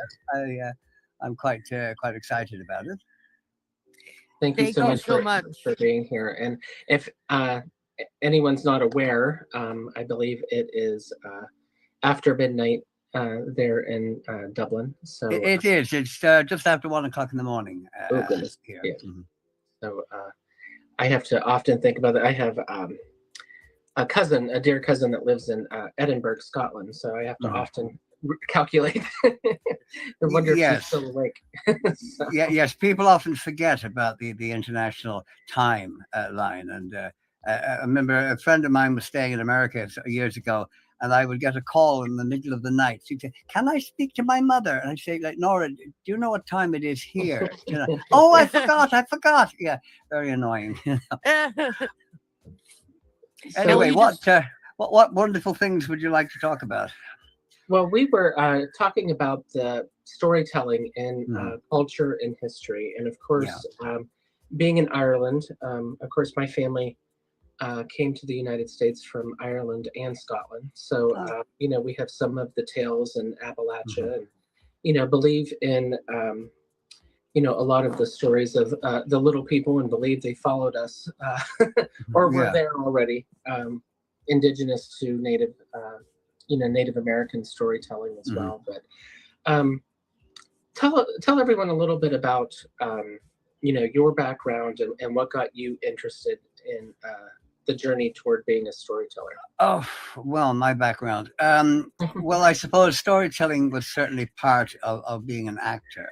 Not my stories, of course, but I mean, I was an actor for quite a long time here in Dublin.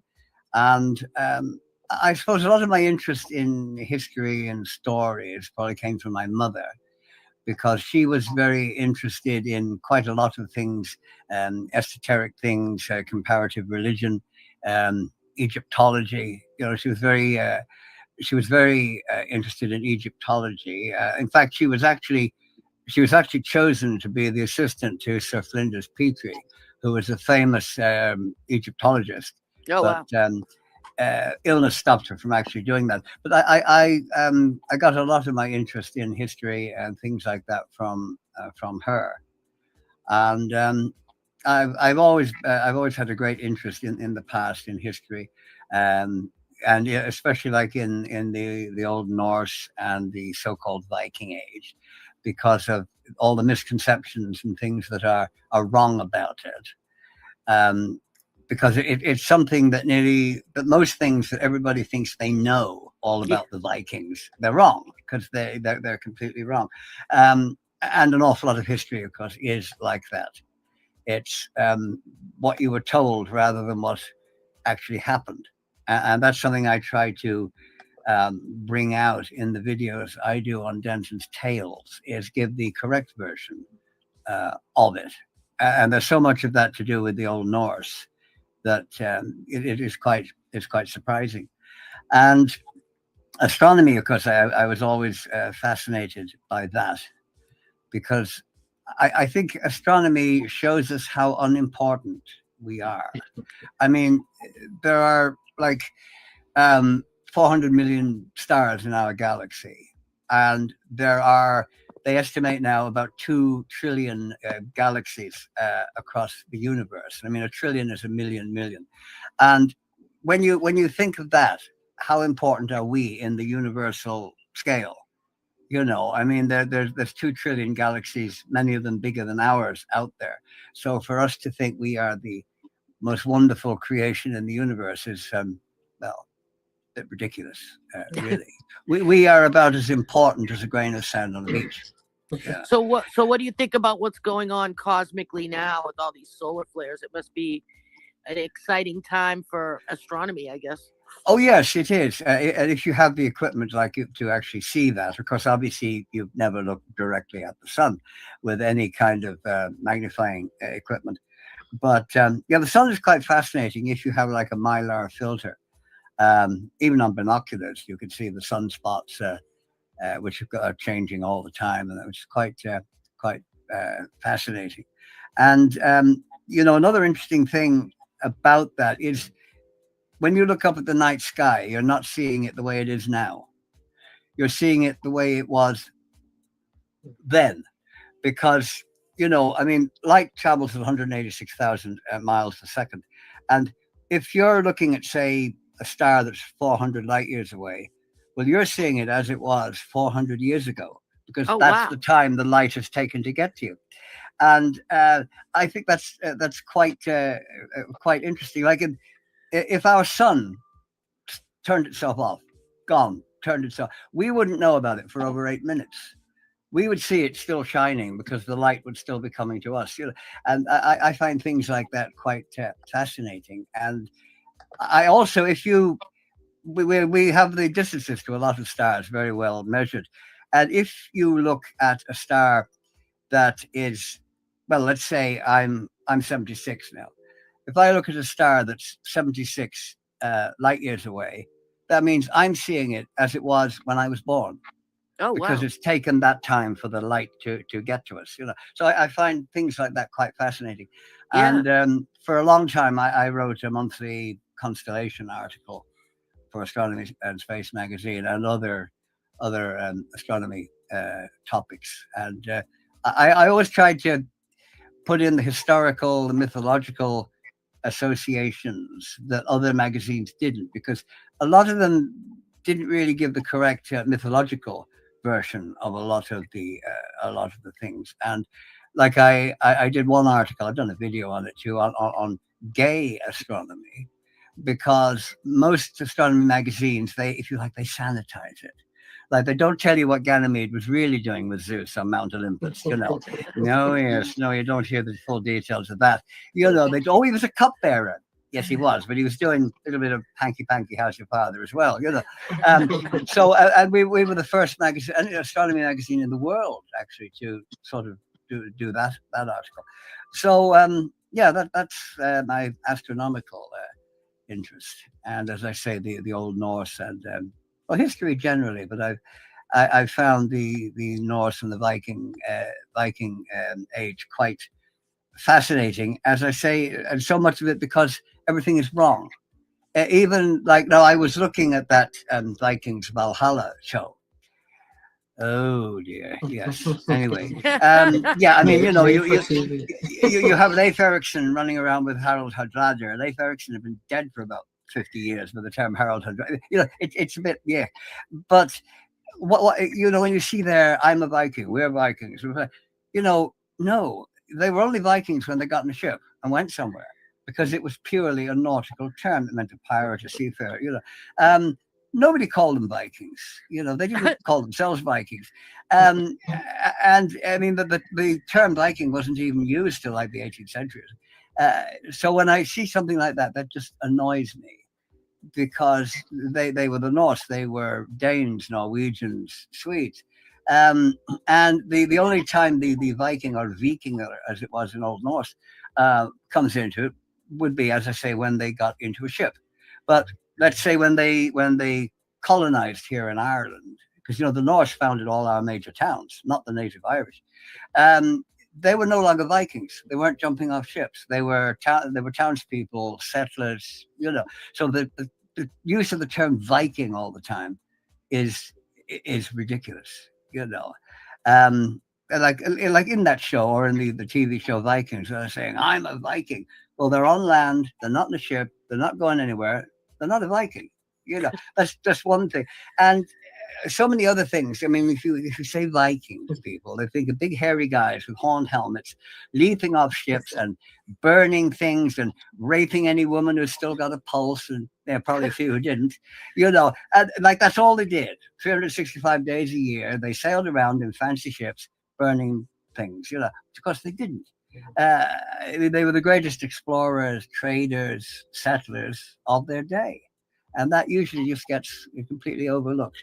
So there's so much in that, I find, that is wrong, and I try to sort of set the record straight.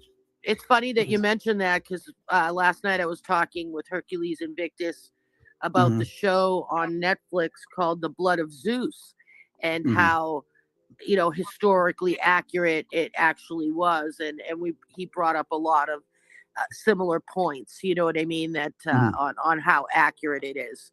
And like you said, people tend to take that at face value. They tend to take it at face value, and a lot of people say, well, what's it matter, it's only a movie, or it's a movie. But it gives people the wrong idea. I mean, the whole idea, say, of the horned helmet, that came basically from Richard Wagner, because artists, costume designers, and then artists began drawing his characters with horns on the helmets. And this is where the idea of the Viking horned helmet came from, because they never wore horns on their helmets. I mean, their helmets were like those over there. And so that shows you the whole myth of the horned helmet came from the theater. So, this is why I think TV and that, they do a disservice to history, because people look at it and they think it's right. And like, I mean, with Hollywood, another one of my pet hates, I also used to write for the Little Bighorn Associates in America. on the Civil War and the Indian Wars. And I mean, there's the thing: the U.S. cavalry, as depicted by Hollywood, if they had rode up to any military post in the West, they wouldn't have let them in because they wouldn't have known who they were, because they have the wrong uniforms, the wrong guns, the wrong flags. Basically, everything about the Hollywood cavalry is wrong. And this annoys me because it's just as easy to make your costumes correct as it is to make them wrong, you know. And so that's a very good example of how you incorrect dressing or thing can ruin the historical perspective for so many people. So those are little pet rants of mine. I remember you're talking about the horned helmets. I remember the cartoon strip. I think it was called Helga, that used to run in the newspaper. And it was was that Hagar the Horrible? Yeah, that's it. That was That's his it. wife Helga. Yes, he had his little. Yeah. Yes. Oh yes, that was that was quite funny. His wife looked like the classic opera singer. You know, it's not over until the fat lady sings. Yes. I don't know. Have you seen the Norwegian comedy show Norsemen? Mm-mm, no. It's on. Oh, is it Netflix? It's on one of those, but it's very good because it's kind of a send up of the Viking shows, you know. And in one of them, where they're going on a raid, this guy and he has these big horns on his helmet, and they're saying, "What are those?" You know, and he said, "Oh, yeah." They said, "Oh, we are not going with you. You look ridiculous wearing that." You know, so it's very funny actually. I love stuff like that. I'm gonna have to look it up. You'll have to send me the name of it on my message. I can't remember now whether it's on Netflix or Amazon. It's on one of them. I will actually. I will send it to you. It is very funny. You know. Hey, Denton, my dear friend Kathy asked, "What's the best books to read for the truest information on this?" I'm assuming she's speaking of Norse history. Well, in the Norse, I would say like Jackson Crawford is very good. He's one of the best that I have seen. Neil Gaiman did books on it, but he wasn't always really 100% accurate. So I'd say Jackson Crawford. He has written quite a few books, and also look him up on YouTube, because he must have like 100 videos or something up on YouTube, and he is very good. He's a professor of Old Norse. He speaks Old Norse, so he's really about the best. There are various books around. Some are good, some aren't, but he'd certainly be a good starting point, I would say. Great. So tell us a little bit also about, we're going to, of course, listen to one of your stories, The Bifrost. Mm-hmm. But tell us a little bit about your creative process and your inspiration. What goes into making your tales on YouTube? I suppose if a particular story or event or something sort of gets my interest, then I sort of go with that. There's nothing really, I suppose I could say, special in how I approach it. Obviously, there are times one has to do a bit of research. There are sometimes I don't have to because I already know it. I mean, I'd love to say that, you know, I know everything, but, you know, well, I don't really. You know, I like to tell people that I am the repository of the sum total of all human knowledge. But my 42.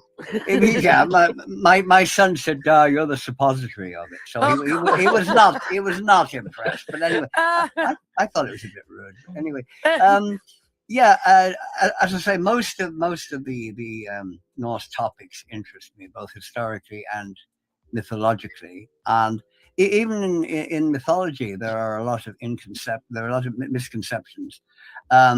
Like the Norse gods really weren't gods of things; they were associated with them. Like Freya wasn't goddess of love; she was associated with love because she was a bit, shall we say, loose with her favors, with her own brother on one occasion, and that's pretty loose.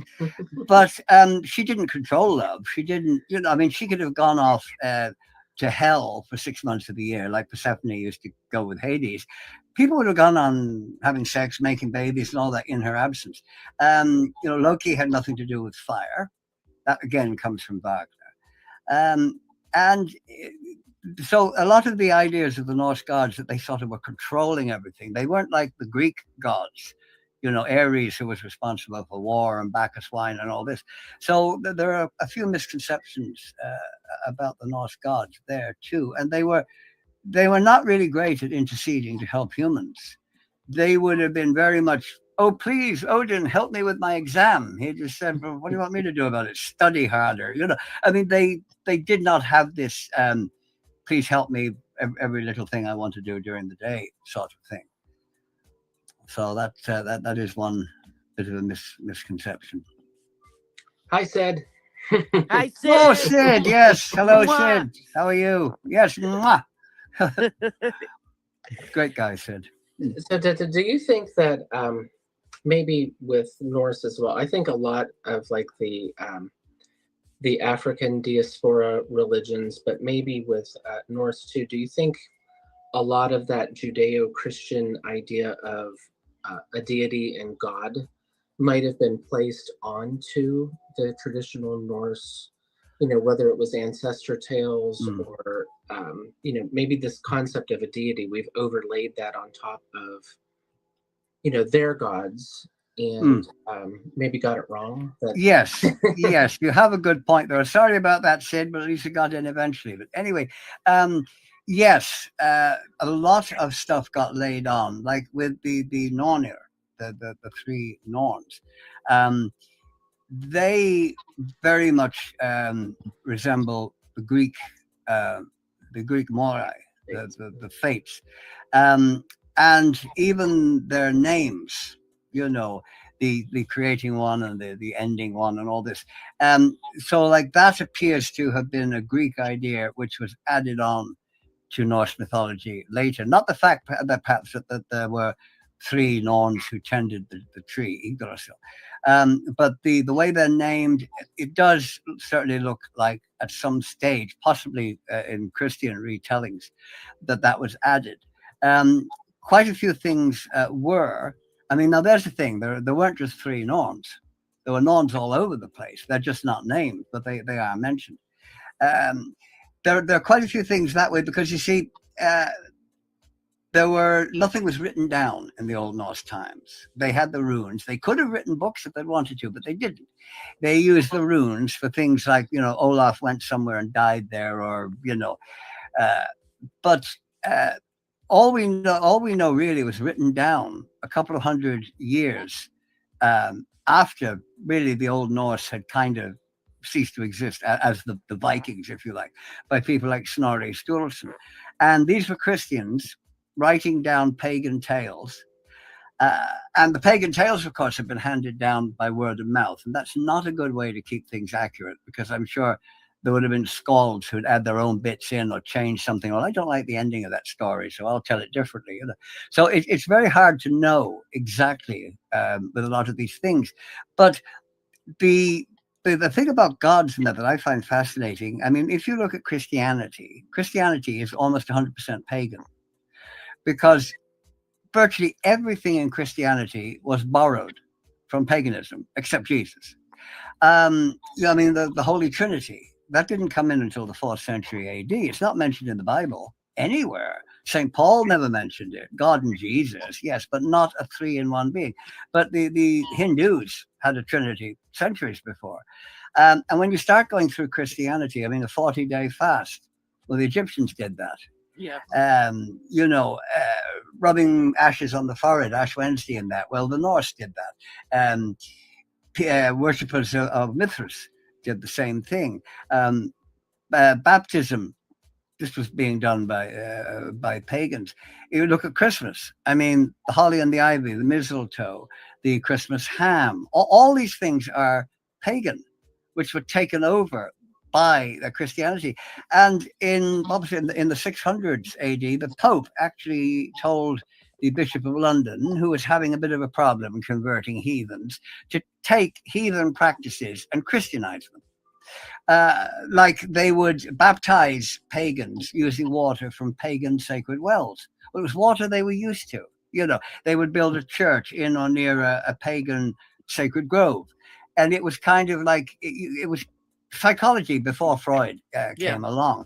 Well, like here in Ireland, they took the triple Celtic goddess Bridget. They made her one person, popped a halo on her head and called her Saint Bridget. Her feast day was the same day that her pagan worship day had been. The everlasting fire that used to be tended by female druids was now tended by nuns. So this was kind of taking paganism, making it Christian. It made conversion easier because the people were used to a lot of this. And they would build churches on pagan sites. Well, Notre Dame de Paris, the big cathedral in Paris, is built on the site, I think, of a temple to Jupiter. So there is an awful lot of, one religion is found in another one. And as I say, the only really Christian thing about Christianity is Jesus himself. So with these Norse deities, would it be fair to say that you're working more with an archetype than you are, like, per se, like you said, if you're working with Persephone, or if you're working with Hestia, you're usually trying to manifest things in the home and the hearth and things like that. So would that be more of an like relating to the archetype of Freya, or do you get what I'm saying? Yes, it's I think we can take it that the sort of the Norse gods were the gods that would have been worshipped. They could have been altered perhaps by Christian retelling. That's quite possible. But one of the main problems we have is, when someone says, I follow the Old Norse religion, I said, no, you can't. You can worship the gods. You cannot do the religion as they did because they never wrote anything down. Like the 18 spell songs of Odin. Now, he tells us what they do. Well, this one calms the water and this one does that. But he doesn't tell you what the words are. So he may have known how to do it, which is lovely for him, but we can't do it because we don't have the script. And that is a big problem we have. We know that a vulva would be lifted up to see into the future and that special songs would be sung. But what were the songs? What were the words? What were the tunes? So we can't actually do it. So to say that you are worshipping the Norse gods the way they did is impossible. We could do a mass from the 11th century because we have the script, but we can't do the Old Norse worship. You can approximate it. I mean, you could sing songs if you wanted, but it wouldn't be what they did. So many people who say, I follow the Old Norse religion, say, well, you want to be a bit careful there. You can honor the gods. You could do all that. You can do things based on other shamanic practices, which might be the same or similar, but you can never say this is what they did because we just don't know exactly. It would be like saying, you want to perform Shakespeare's Hamlet, but all you know about it is that his father died, his uncle did it, he's really pissed off, he talks to skulls, and at the end everybody dies. But that's not Shakespeare's Hamlet. You same story, but not what he wrote, and that is a problem we have. So it would be more like working, because I know, like, I work a lot with Loki because I relate to him, but I work with his energy. I don't claim to be Norse. Like, I honor his energy and his presence and his help in restoring, like, order to chaos and bringing mirth and laughter into my life. And I can relate to him also because he was that outsider in the family that was always trying to be valued and never quite got it right. You know what I mean? Yes. Was always in trouble by trying to keep the peace. Yes, he's quite an interesting character because he's often seen as evil and that, which he wasn't. No, I don't see him as that at all. No, he was a trickster. He was like the guy that puts the bucket of water on top of the door, and when you walk in, it falls on you. There were times he was very helpful with the gods. There were times he was a pain in the arse. But evil he wasn't. And now he did have a rather strange family.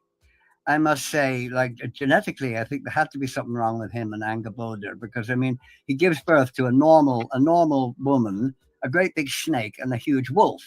And I Yep. say, you know, parties in his home must have been really fun. Just try not to get eaten by something, you know. But you know, at least hell was there. She could take you down to her place. So there's another misconception: this idea of hell as half a rotting corpse. You know, one side of her normal, the other side is a skull and maggots dripping out of her eye or something. There's nothing in the Norse accounts to indicate she was anything other than a normal woman, nor was she evil, Yeah. because she never killed anyone. She wasn't a death goddess. In fact, there's a question of if she was actually a goddess at all, because Loki was a giant, as was his wife.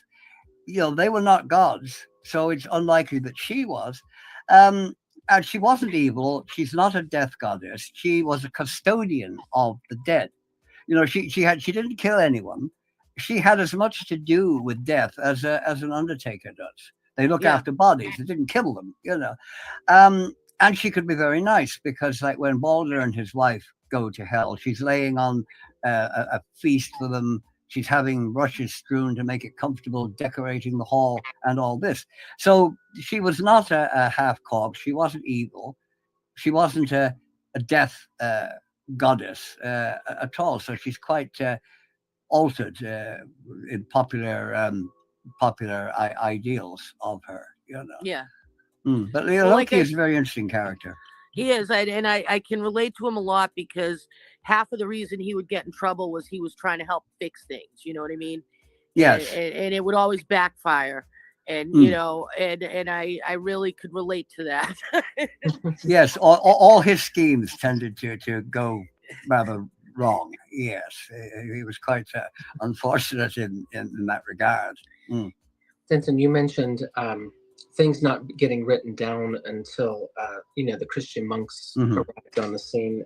Yeah. In my study of herbal medicine, I dived deep into a record of performative herbal medicine, performative speech called the Lapnunga, which you know, gives different herbal preparations, but they also would speak on it. But it actually calls on Odin.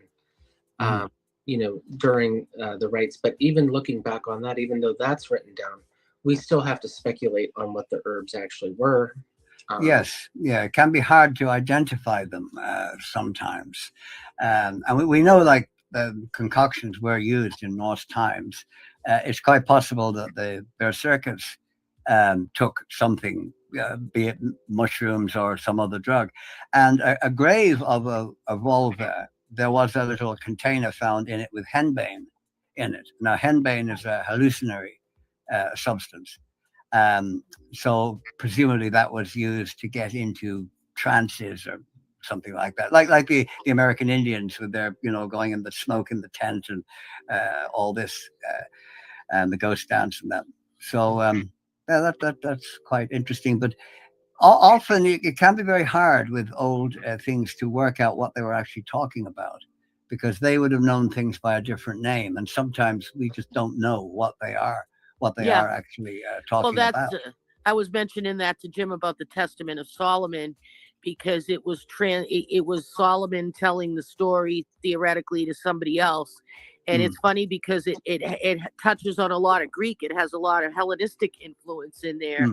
When you're actually reading the book, you're like, wow, that sounds oddly like Medusa, you know what I mean? Yeah. And some of the deities in there. So you can see where things get lost in translation too.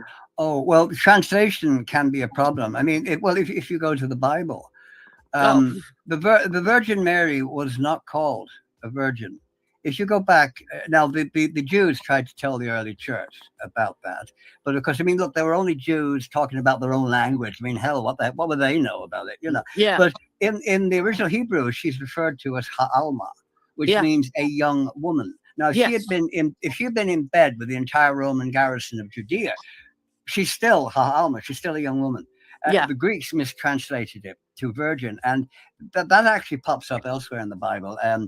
A camel passing through the eye of a needle, it should be a cord, which is much more sensible. There's quite a few things like that. So translation can be funny. Well, it's funny too, because I don't know if I told Jim, because I've been studying Jewish mysticism with Dr. Jeremy. Wow. And I don't know, I might have told you too, like, I was just shocked at, as a Catholic, I assumed, and I think a lot of people do, that they just read the Old Testament, but the Torah is actually so much more. And like you said, the translation of what the words, I mean, that things were changed and altered and left out, and I'm learning quite a bit, and it's really, really interesting, Oh yes, there's quite a lot of that. And I mean, the Bible got terribly messed around over the years. People kept on, and then King James came along, and he had his version. Oh yeah. But the funny thing is, the same applies to the Quran. I mean, a lot of Muslims will say, no, there were so many versions of the Quran, there were loads of different versions, and so that also popped up in different formats, because originally it wasn't written down. People memorized sections of, well, you memorize this part and you memorize that part, and then some caliph for that realized, well, hold on, when they die, we have a problem here, so he appointed someone to go around and get all these versions. But yes, there are quite a number of versions of the Quran, just as there are different versions of the Bible. And of course, the unfortunate thing with the Bible is the amount of errors in it. I mean, Genesis alone, the scientific errors are quite comical, I mean, we have green plants before the sun has been created. So how are they, chlorophyll? How are they green? And I mean, some of the historical stuff in it is just, well, it's completely ridiculous. The Old Testament is very, very strange. I mean, look, you have Adam and Eve, the only breeding pair on earth, and there's Cain and Abel, and Cain kills Abel, and he says, "Oh my God, what are people going to do to me? Well, they will hurt me." And God puts a sign on his forehead to say, "Do not harm this." Hold on, who the hell is going to see you, Cain? You're the only one there. I mean, your parents are the only breeding people. So, and then suddenly he gets a wife. He gets a wife later. Well, where'd she come from? I mean, there's so many of these things, and when you look back, like there was no census of Caesar Augustus. Though you didn't have to go to the town you were born in to register, but there was a prophecy, so they had to get Jesus to Bethlehem. So that was kind of invented. There's so many things that are wrong about it, Yeah, but my thing was too, like, all right, so before Judaism and Christianity, there was no human life on Earth, when we actually have records that, yes, there was. Like, it just, things don't jive. I mean, there are still people who say that the Earth was created 6,000 years ago, which of course is, I mean, we know from carbon dating and things like this that the Earth has been around for millions and millions of years. Yeah. Which is, it's quite ridiculous how some people still believe. And I mean, astronomy comes into that too. Well, they're finding evidence now of the Mayans coming up as far as Georgia in the United States, the state of Georgia. Like, they've actually migrated from South America as far up as Georgia and maybe even further. Yes, there's quite a few interesting things like that, and also how some civilizations knew about each other. There are, for example, there are carvings. You will find exactly the same figure, almost identical, in South America, in Vietnam, in Egypt, and they did not have the means to travel. So how did they do it? That's quite an interesting question. I mean, it could be getting into UFOs or something on that one. I don't know. But no, well, that's what happened with Georgia. They found carvings that were identical to the ones by the Mayan pyramids and stuff. So it's pretty interesting. It always drives me crazy when they try to explain away the marvels of a brown civilization by saying ancient aliens. You can't explain how they did it. You can't reproduce it today. So we're going to say it had to be aliens because it couldn't be well, some of the things are incredible. I mean, the stones at Baalbek in Lebanon that weigh like about 5,000 tons. So they're 50 feet long and they're 20 feet high. And you see, they did not drag that on wooden rollers with like like 1,000 horses trying to pull it or something. There are lots of things that are we really don't know how they did it. I mean, there are in Egypt there are granite, almost like a sarcophagus. We don't know really what they were for, these big sort of boxes. But with a micrometer, that every angle is perfect. You know, 100th of an inch kind. Yeah, and they didn't do this with the tools they had available. And there's one of these things. It's in an underground room. There's a narrow passage going down, and you go into the room. But the box, carved from or made somehow from solid granite, is so big they couldn't have got it down the path and turned it around into the room. But it's in the room. So how did they get something made of granite in there? And nobody can really figure this out. Did they have some technique to soften it and then harden it again? Like, we just don't know. But it would be impossible to get the thing in there, but it's in there. There are mysteries like that, and you can come up with all the theories you like, be it aliens or whatever. We just don't know. What about Easter Island? That's another one, And didn't they say now that there's actually bodies when you go down? And I heard something about that. Yeah, I heard something about that. Yes, and of course they discovered the statues are much bigger than they thought. Of course, there's a lot more of them. Yeah, sure. But, civilization on top of civilization, and the UFO theory certainly does explain, the concept of gods imparting knowledge and wisdom. It does, and so many civilizations have mythology of flying things. I mean, you have the Vimanas in India, and Ezekiel's wheel. And of course, people forget. Now, there's an account by some monks, I think in the 13th century, that it's written in the monastic records of this dragon flying through the sky, the fiery dragon. The smoke. And people, dragon. Now, they weren't making up a fairy story. This was written down. So. But just think of it. This is, say, the 13th century. When I say that was a Boeing 707 flying over, those monks wouldn't say, "Oh, that's a jet leaving contrails because of the hot engine." No, what would you think of? A fiery dragon leaving trails behind it. So were they actually watching a flying machine? And all they could think of was, "Oh, a dragon," because there's sort of smoke coming out of it. Yeah. So instead of it being a stupid fairy tale, bit of mythology, no, maybe it was an actual observation. But it's like in one of the Star Treks where Spock had been dead, and they get him back, and McCoy said, "Well, what's it like being dead?" And he said, "I can't tell you because there's no comparison." And McCoy says, "Well, would I have to be dead?" He said, "Yes," because he said, when you're describing something to someone, you must have a comparison. Yeah. You have to say, well, it's a bit like blue with a bit of green in it. But if what you're trying to describe is something you have never seen, how can you make the comparison? And I think people reading mythology and old accounts tend to forget that. That how could those monks describe a flying machine when the idea that they didn't know what a flying machine was? All they could do would be come up with something. And that I think is often overlooked in these things. Sure.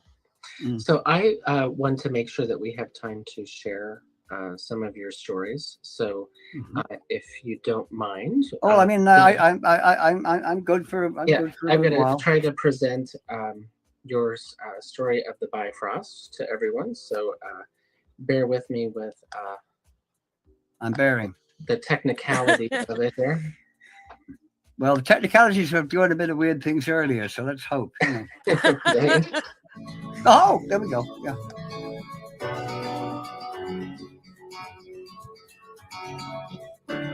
And courtesy of Sid Ryder, the graphics, I have to put in.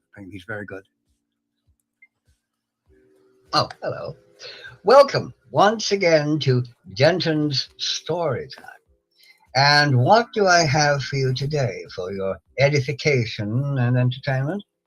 Well, I have the rainbow. Yes, the rainbow, that beautiful multicolored arch across the sky seen after rain.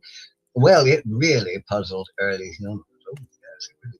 hugged them, trying to figure out what it was. I mean, how it got up there and why it didn't fall down. There wasn't anything holding it up. It was just hanging there. Good questions, really, when you think about it. And so, as people did, they made up highly improbable stories about it, such as the one in the Bible in which the rainbow is a sign of the covenant between God and Noah, or here in Ireland, where the rainbow became a fairy creation, so it did. Oh, yes, with a crock of gold at the end of it. Oh, yes, a lovely big crock of gold, to be sure. Shining lovely and golden it was. I suppose it would, since it was gold, after all. But which end, I really don't know, since, well, a rainbow has two. Well, maybe a crock at both ends. Yeah, so, and the crock was guarded by a very touchy leprechaun. Well, I suppose two very touchy leprechauns wanted to attend to. Well, they didn't really need to guard the thing at all, since you can never get to the end of a rainbow, either end.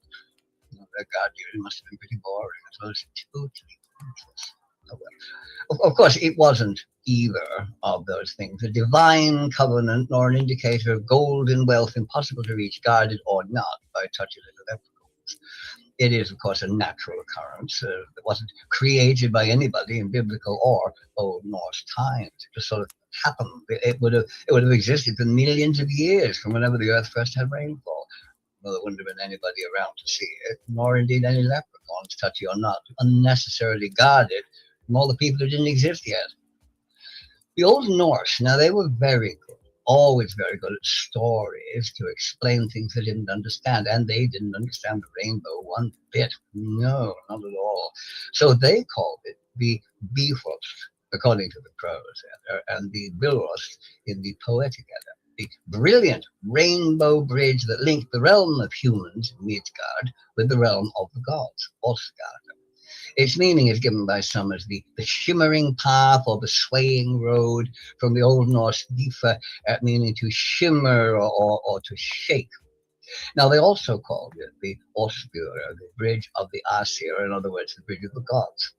And it ended in Asgard at Himmelbjörn, no crock of gold there, however. And that was the home of Heimdall, the god whose eyes never closed. No, always open, always watching, yes, always on the lookout. Yes. Talk about insomnia, I ask you. But that suited him very nicely, see, for he had a very important job, for which never closing his eyes was a great advantage. I mean, if there were any auditions going for the job, I mean, he'd had it hands down. See, he had the responsibility for guarding the bridge. Oh, yes. After all, I mean, you couldn't have the bridge to the realm of the gods just unguarded for any old Tom, Dick, or Harry to wander across for a bit of sightseeing, now could you? But Heimdall, see, he wasn't really there to stop any little touristic interest. No, a long way. He was guarding it against some really undesirable visitors. Oh, yes. The sort of persons you wouldn't be inviting round for afternoon tea, not by a long way. He would be scanning the horizon for any sign of fire giants. Oh, yes. Fire giants, great big lumbering flamey things, as well as normal giants. Or as normal as the giant gods, I suppose, called Jotnar. And also the army of the dead. Yes, well, I mean, you wouldn't want that lot coming around smelling the place up, and assorted other unwelcome things approaching to begin the end of the world, the great battle of Ragnarok. And then he clapped his orbs on that smelly, flamy bunch, lumbering in his direction. He would sound his mighty horn. Oh, yes, his mighty horn, which will be heard across all of the 9 realms, and he would blow it mightily thus.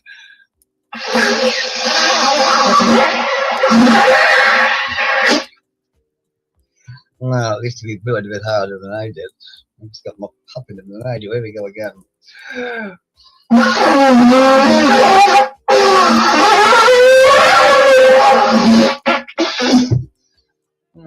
Chilled it. And that, you see, was to warn the gods that they were in really deep, well, you know, what you might step in if you weren't careful walking around the couch. If you see what I mean. No, I just thought, oh, no, but anyway. Yes, but you see, giants and dead things notwithstanding, it was a one-off event. I mean, you know, they were only going to come once. We couldn't really do a sequel to the end of the world. I mean, it's over, it's gone. You can't really do it again. So it was a very handy job. Ragnarok probably wouldn't happen for years. If it did, he'd only have to blow the horn once. And he was working from home, as we say today. Plus, he had a plentiful supply of mead as a sort of, alcoholic fringe benefit, you might say. Odin, in fact, mentions how the warder of heaven does the good mead gladly drink. Well, I'm sure he did drink it very gladly indeed, since he wasn't paying for it. Eyes ever open or not. I just hope that he won't be unconscious on the floor, snoring off the after effects of the glad drinking of the good mead, as the fire giants and assorted nasty things sort of step over him to cross the Bifrost and attack Ulfgar. To me, the idea of giving a sentry on duty what amounts to his own pub, well, it doesn't seem a very reliable arrangement somehow. It certainly wouldn't go down very well in the army, would it? I can just picture him there, with his eyes ever open, drinking the good mead. I'm on duty. I'm watching. Yes, I'm watching for fire giants.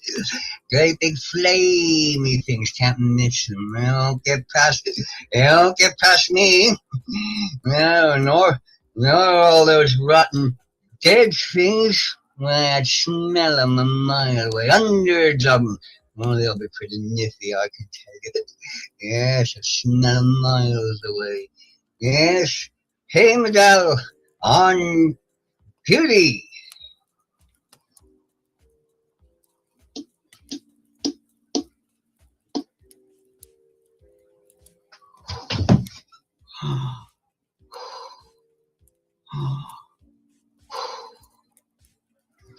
Yes.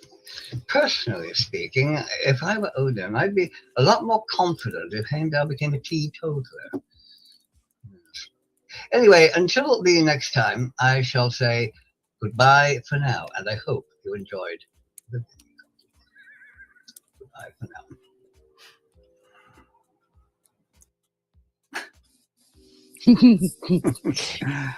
I love the horn. yes, I'm awfully good, aren't I? Yes. So he praising himself. I absolutely love that, and great, just amazing acting, and I mean, I was an actor, darling. You see, yes, I tried board. Yes, I did it awfully well. Yes. That's a great, an amazing way to tell a story and really capture the audience. Well, I try to bring sort of humor into it and make it entertaining, because I don't want to come over like a, now students have your notebooks ready, questions will be asked at the end of the lecture, sort of thing. Have my glasses down here, sort of thing, my fingertips together, because I think that's a bit boring, so I try to make it interesting and humorous if I can. That you do.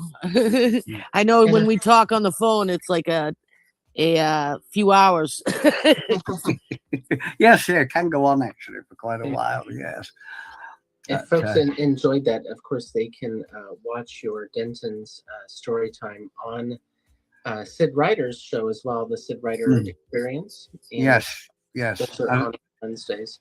As I say, Sid has been doing the graphics now for some time, and that's very good. He does a brilliant job of it. We love you, Sid.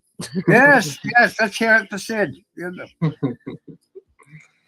But so that acting, the face, emotions, bringing all of that into your stories. Tell us a little bit about your acting career in Dublin during the 60s and 70s.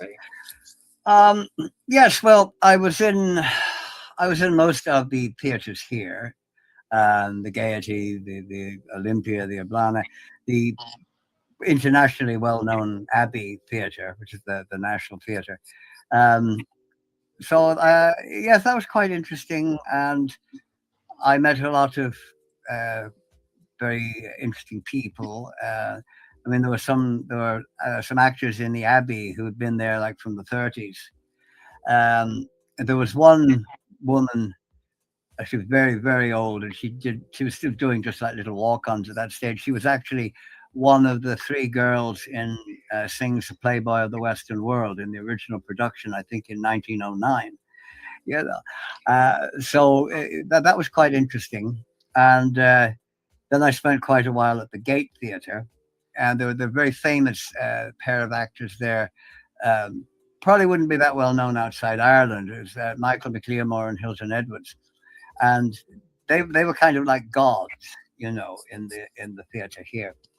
And I certainly learned a lot from them. And I've several of my videos I've done in the style of McLeamore, because he was incredibly individual, you know, and you know, he had this incredible way of talking, darling, like this. It was absolutely marvelous, it was, you see. And yeah, I used to imitate him quite a lot. And funny enough, I remember actually we were in the green room in the Gate Theatre one day, and I was doing him. And there I was, you see, and I was talking like this and yapping away about something.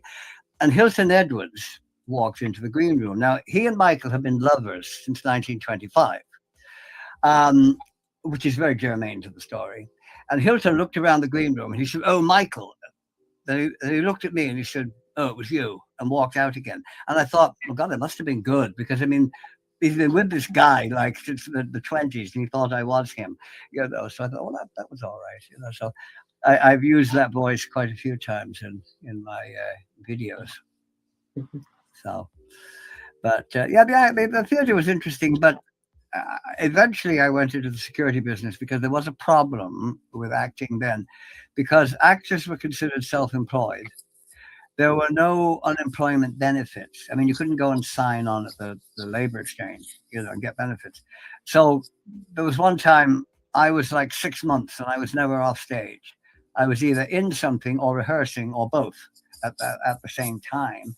But then you do another 6 months, you're not in anything at all.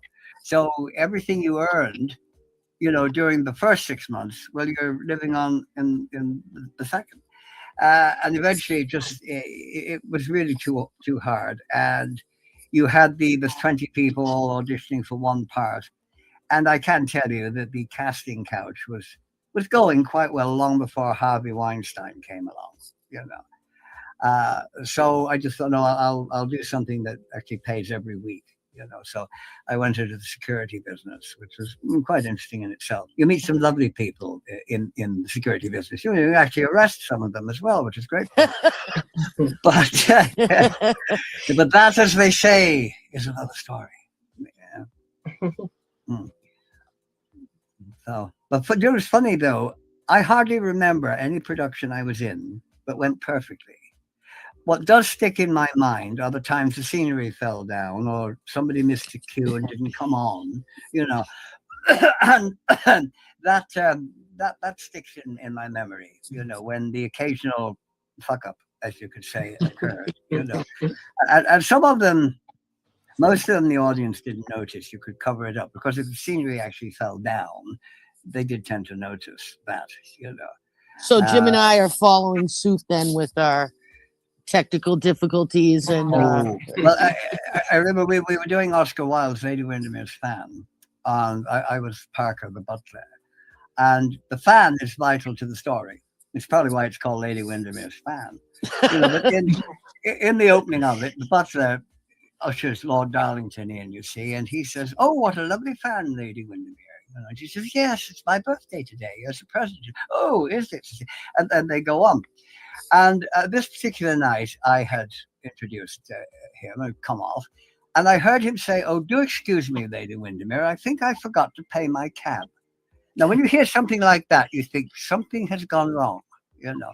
He comes up and he said, "Where the is the fan?" And they said, "Well, is it not out there?" He said, "Well, of course it's not bloody out there. If it was out there, do you think I'd be in here looking for it?" You know. So we're running around trying to find the fan. And it was a big, big thing, you know. And of course, Lady Windermere is now on her own, on stage, with nobody to talk to. So she starts going around, adjusting flowers in the vase, straighten the picture on the wall, the occasional look off stage. So eventually, Lord Darling says, "Look, I've got to go back out there, you know, find the bloody thing, you know." he goes back out, and they start up a conversation because they can't go on with the lines without the fan. And it's sort of, oh, lovely weather for Ascot this year, wasn't it? Yes, I thought the Queen looked awfully well. Yes, didn't you? They're going on like. If anyone knew the play, I'm sure they were saying, "Oh, I never heard this before," which nobody had, of course. Eventually, we find the fan, but it's in the wings and should be out in the States.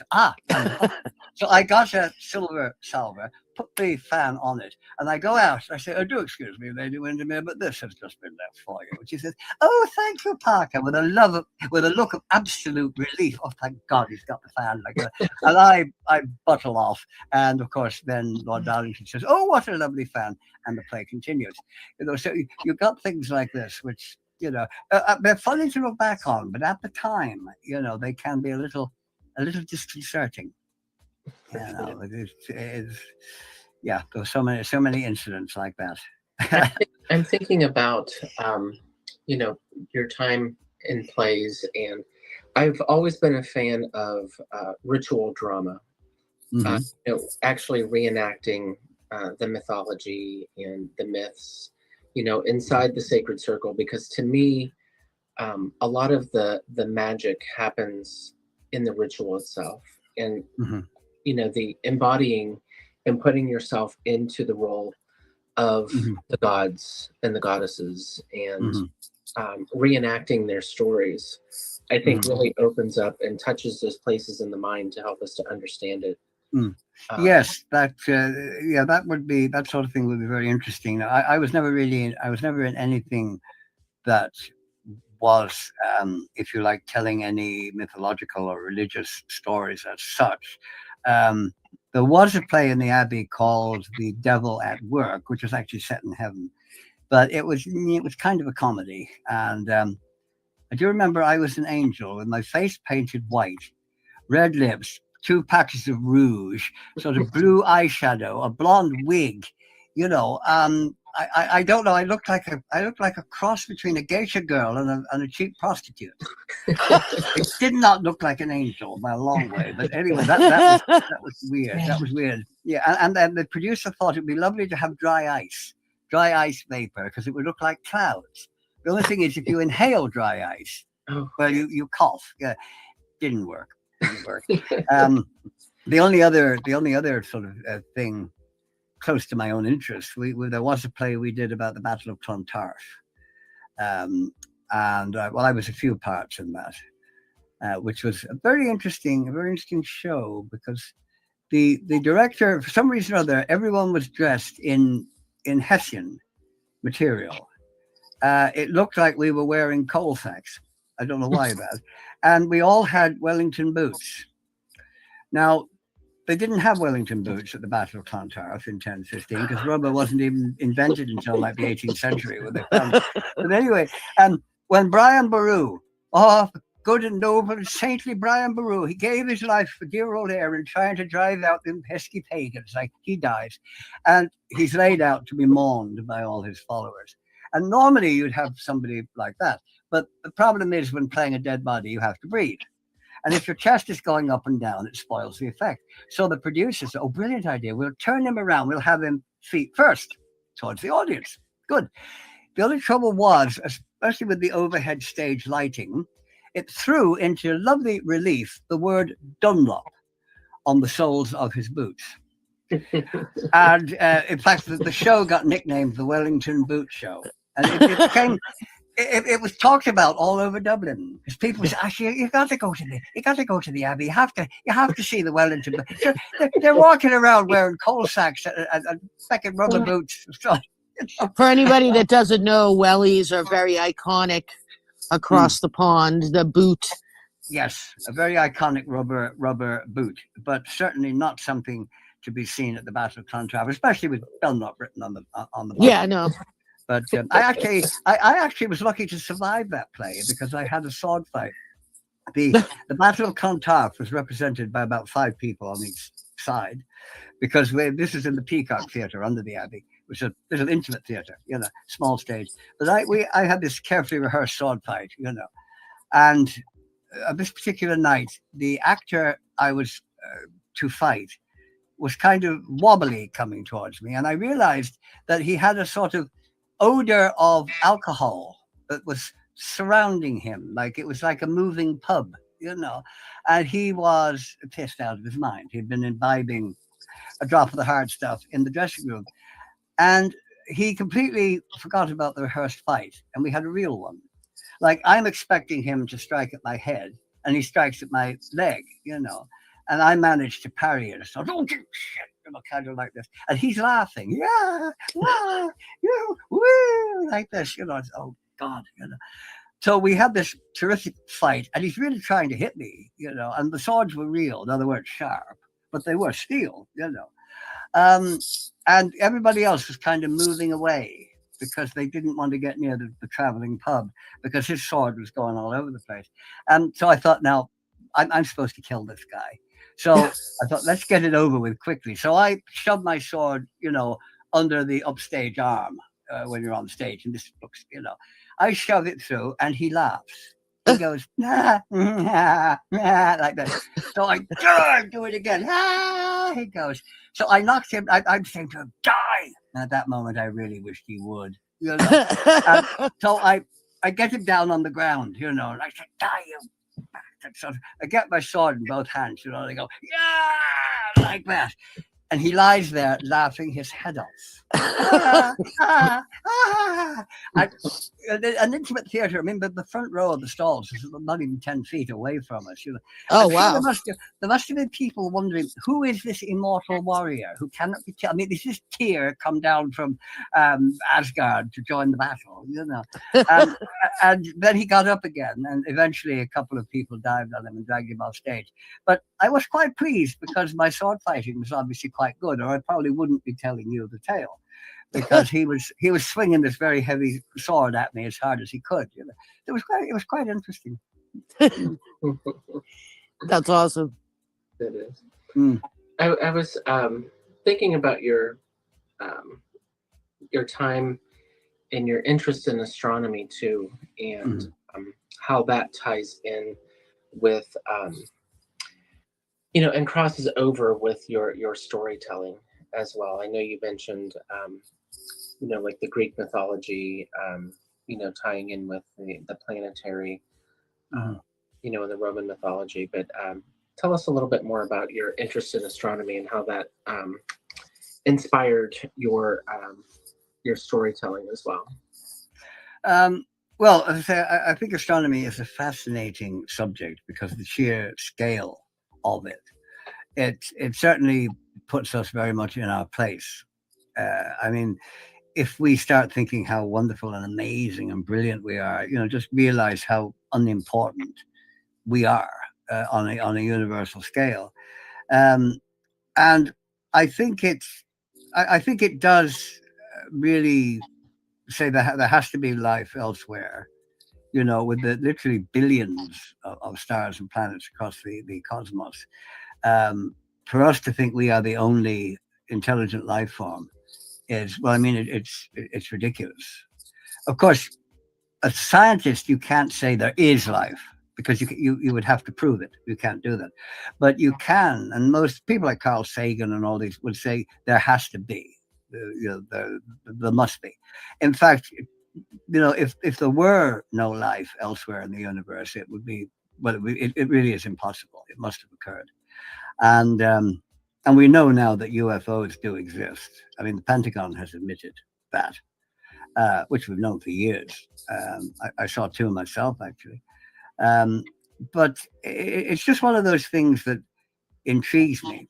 It is so, and also as a tie-in with the ancients, the amount of astronomical knowledge that the ancients had is quite incredible. I mean, the Great Pyramid, all the passageways and that line up with stars, or stars that would have been there 5,000 years ago, because due to precession, which is the movement, of stars that are across the sky, they have actually changed. But if you use a computer program to go back to where the stars were when the pyramid was built, you find all the passageways lined. Here in Ireland, I mean, we have Newgrange, burial chamber. I mean, you're talking like 5,000 years old. In fact, it's older than the pyramids. But with the solstice at sunrise, the light shines in through an opening at the entrance to the chamber, right down the passageway, and hits a rock at the back in the central burial chamber. Now, the engineering required for that, I mean, how did they know that was the day? Because without any kind of instrumentation or calendars, well, yesterday, tomorrow look the same as today. How did they get the right day? I mean, how did they count 364 and then 365? Oh, this is the day. You know, this was an incredible piece of engineering before computers, theodolites, Oh, absolutely, all this kind of thing. And they're finding out too that the Mayan stuff is lining up along with the UK, like in Egypt and all these different places. It's quite amazing. And there's a place here up in County Meath called the Lochcrew Hills, and I was there recently on this mountain, Slieve na Cariach, it's called, which is the mountain of the witch. And there are cairns there, which again are thousands of years old, and they line up to like is it Beltane, one of the other Celtic festivals. They are aligned with sunrise. Then this was incredible knowledge, and like Hipparchus of Rhodes, I think it was, calculated the distance from the Earth to the Moon using trigonometry. Now he didn't actually get it quite right because there was something he overlooked, but it just showed the technology they had, and that fascinates me. How did these people do some of these things, work out some of these things without like they realized the retrograde motion of the planets? Yeah, because every so often the planet will appear to go the other way just because of its relationship to us and space. But again, how do you notice something like that from night to night? Oh, that thing was moving that way. Now it's moving that. Yeah, it was incredible. Naked eye observation, no telescopes. Yeah, no but I was going to say no telescopes. I mean, and to align all the solstices and equinox globally like that's like wild. And I mean, you know even the great geniuses, I mean, even someone like Nikola Tesla, people like this, much of what they do is based on the work of previous people, the accumulated knowledge, and then you build on that.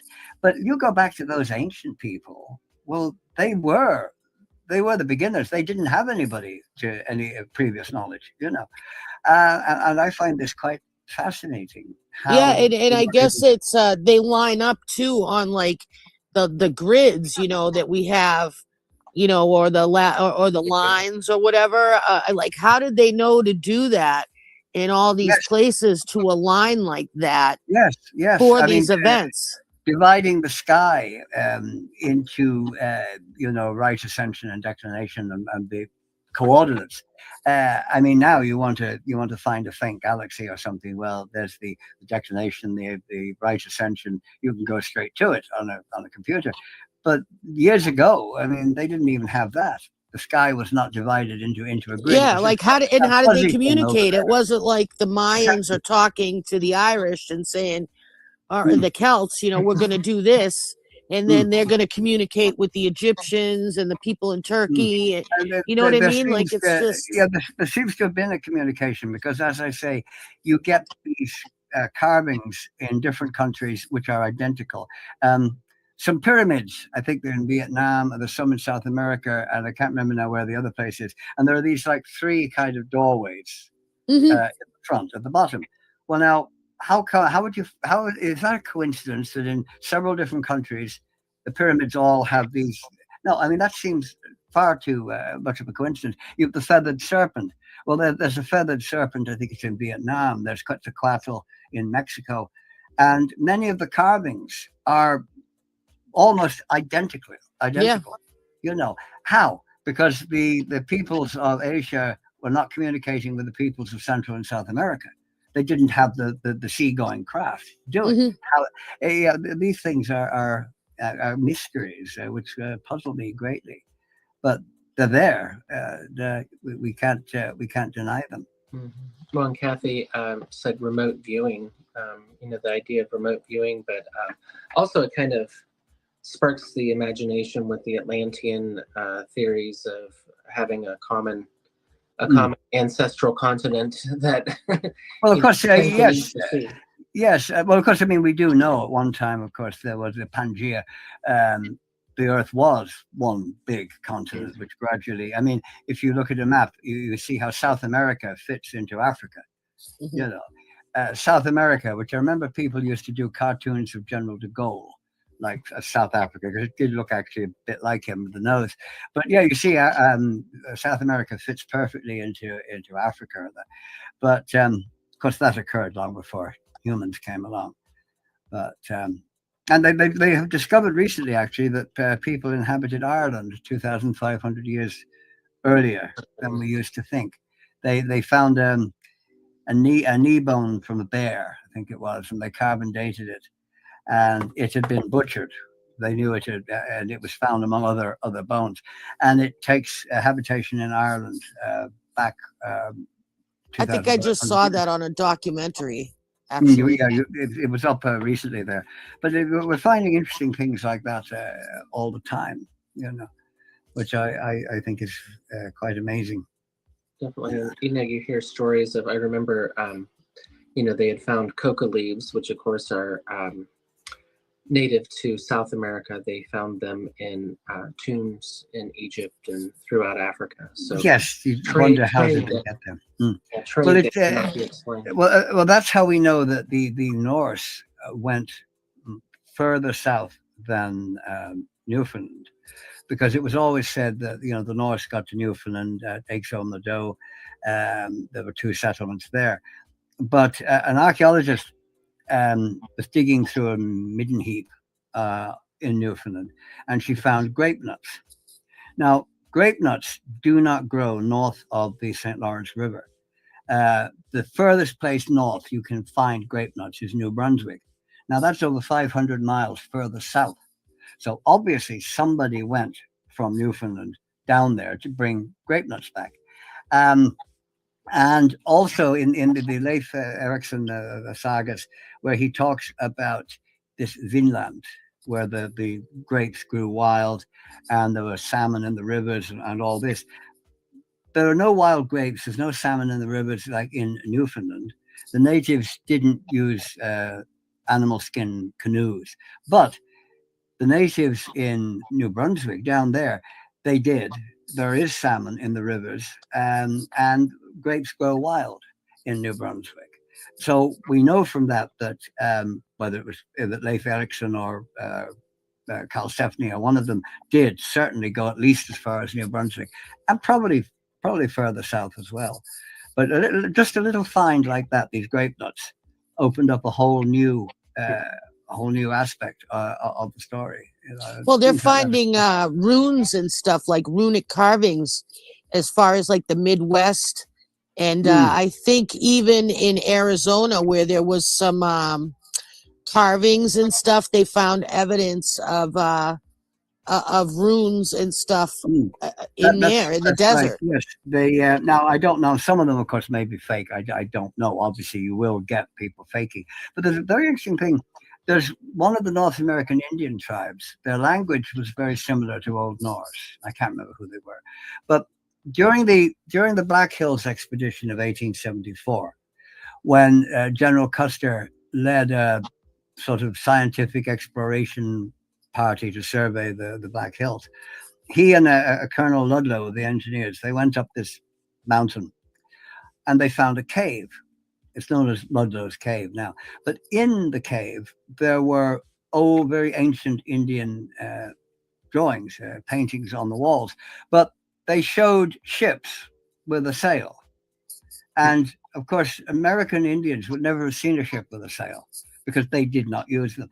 And there was speculation that these were Norse ships that they had seen. So I think that was quite an interesting. Well, you know, I think it's small-minded of us to think that these cultures and societies did not explore around them. You know what I mean? Because, like I said, I think what is known as the Mayans and South American religion actually is, I guess they're saying is very close to the Creek is the Creek Indians, Mhm. is what, Mm. to us in the United States. Yeah, yeah. It's quite amazing, these things, and certainly there were more things going on than a lot of scientists and historians really care to admit. Even weapons. I mean, in some of the Indian tales, there are weapons described like a brilliant light, and this could sort of wipe out everything. But you had to more or less dive in water. And some of them sound very, very modern, and of course these flying machines, um, which I think we don't really pay enough attention to these old stories. They're dismissed as fairy stories. Well, that's what I mean. I'm not a conspiracy theorist by any stretch of the mark. We've talked about that. But some things you just have to question, Yeah. Well, I mean, there have been conspiracy theories that turn out, of course, to be true. I mean, there was 9/11 was very suspicious, especially buildings falling down that had nothing wrong with them, but just happened to have the evidence of, massive fraud in them. The Kennedy assassination, I mean, obviously, that there's one or two of those conspiracy theories that do certainly seem to hold water. Even Bobby Kennedy. I mean, how he got shot in the back of the head by someone who was facing him the other side of a table is a bit hard to work out. And I've always wondered, why did nobody ask who came up with the idea to go out through the kitchen? Because they were expecting him at the front door, and that's where the crowd was, and that's where your assassin would be. And someone at the last minute, no, we'll go out through the kitchen, and the assassin just happens to be in the kitchen. To my mind, I mean, if I were an investigator, that's the first thing I'd want to know. Who thought of this? Who came up with that idea? Yeah. Because it doesn't make any sense. But but then I am naturally suspicious. I don't want to leave any questions not answered tonight. So Kathy had actually asked, what are your views on the Akashic record? I think it is provable, because now I have done videos on the paranormal, which is something, I mean, I've had the experiences myself, and they were all stories from people I know, that I could trust. I didn't just relate stories I'd read somewhere. But there seem to me to be two kinds of hauntings. One which is actually taking place now, and the other is something that happened in the past, and we're seeing it. Like there was an incident in Ireland where a man was coming home late one night, and suddenly there were a number of trucks pulled up. There were men in uniform jumping off them. There was gunfire. Now he's lying in a ditch at this stage, But then he realized that the trucks were Crosley tenders, which date like to the 1920s. And the men in uniform were in the uniform of the Royal Irish Constabulary. And when he investigated later, there had been an IRA ambush at that point, back in the 20s. Now, something like that was obviously not taking place there. This had happened in the past. Or the Roman soldiers who were seen walking through the basement of a pub in York, in England. Now, I think it's like some events print themselves onto the Akashic record, and something triggers it. It's like watching a DVD or you're seeing a movie playing. And that explains your grey lady floating down the corridor, your spirits that don't respond. There was one here seeing a half a nun walking along at the back of this house. And research showed that at one time there was a convent there, but the ground level was much lower at the time. So she's actually walking up the ground level she would have walked on, but it's now higher. Things like that. These are recordings playing. But you then get incidents like one my grandmother told me, back in those days, the Easter bonnet was a big thing. All the girls got lovely Easter bonnets. And she was staying with these cousins, and there were like 4 of them in one of these big Victorian beds, the sort of bed you could put the whole family in. And the girls all had their lovely new bonnets. And when they were going to bed, the girls put them at the end of the bed. And they said, well, the lady will have to come and look at them. And my grandmother sort of thought, oh, is this a relative who hasn't arrived yet, or thought no more of it. They woke her up in the middle of the night and they said, "Oh, the lady's here." And my grandmother said there was this woman standing at the end of the bed. Now, she was dressed maybe a few decades previously, her costume, and she was looking at the hats. Now, she went to each hat, looked at it, examined it, looked up, smiled at the girl, went to the next one. And then she smiles at them, turns around, and she walked back out through the door without opening it. Now, she had to be there because she knew where each hat was. She looked at the girls. If that were a recording playing, she would have gone maybe to the wrong place to look at the hats. But Yeah. no, she knew where they were. She actually had to be there. You know, there's no doubt. So I think Yeah, you to have interact. Yeah. to interact. So you have these two. One is like a movie, just playing, and the other is reality. And a very interesting interaction story that I think is one of the most fascinating I know. There was a young girl in an orphanage in Scotland, and she was dying of consumption, as they called TV then. And the manager of the institution called into her one night because she was a bit distressed, and she said, "Oh, it's terrible." She said, "All the people that are dying in the cold water, you know how terrible it is." And of course, he's thinking, "But she's hallucinating," you know, because she was near death. They knew that.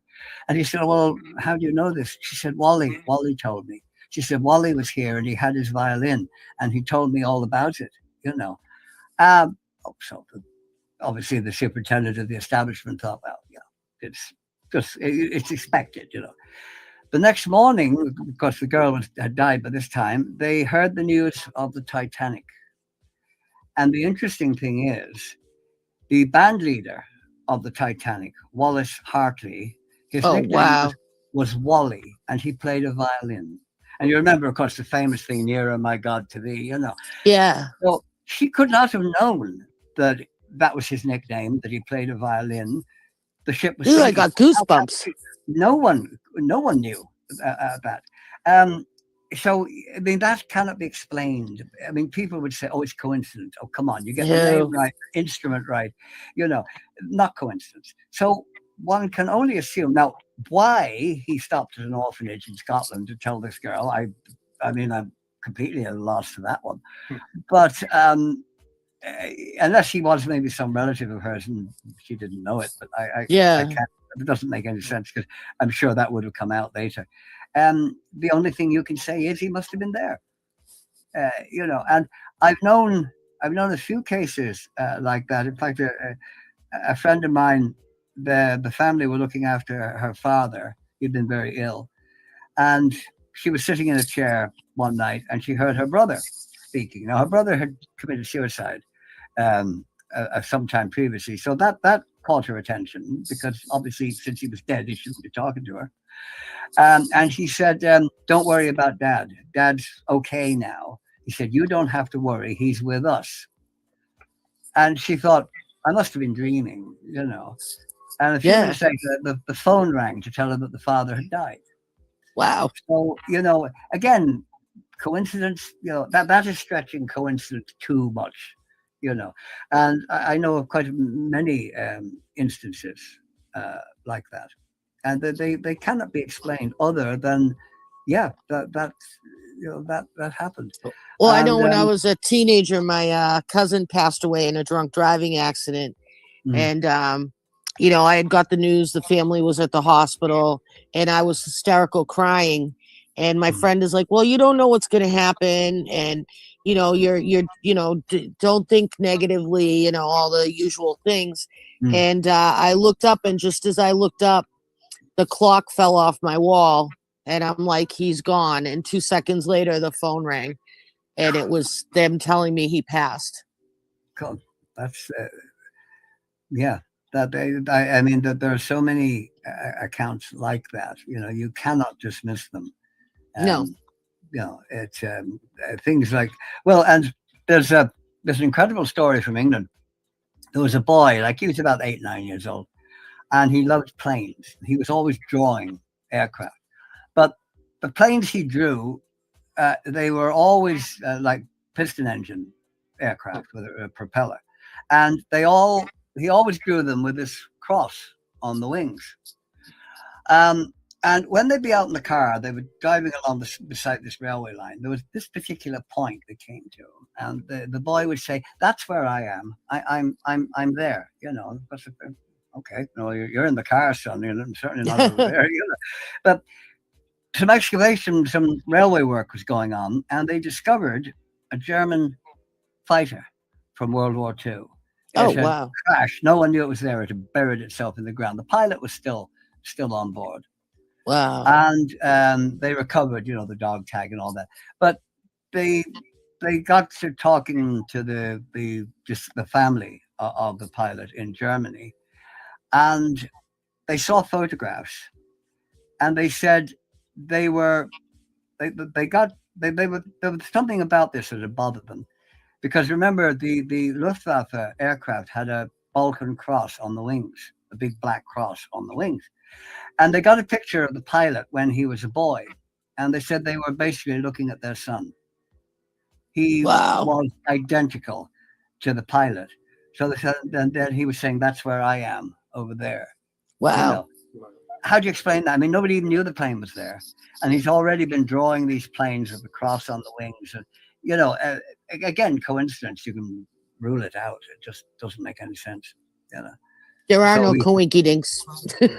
Yeah, you could go into reincarnation or whatever with that one. But I mean, I've had so many weird and wonderful experiences.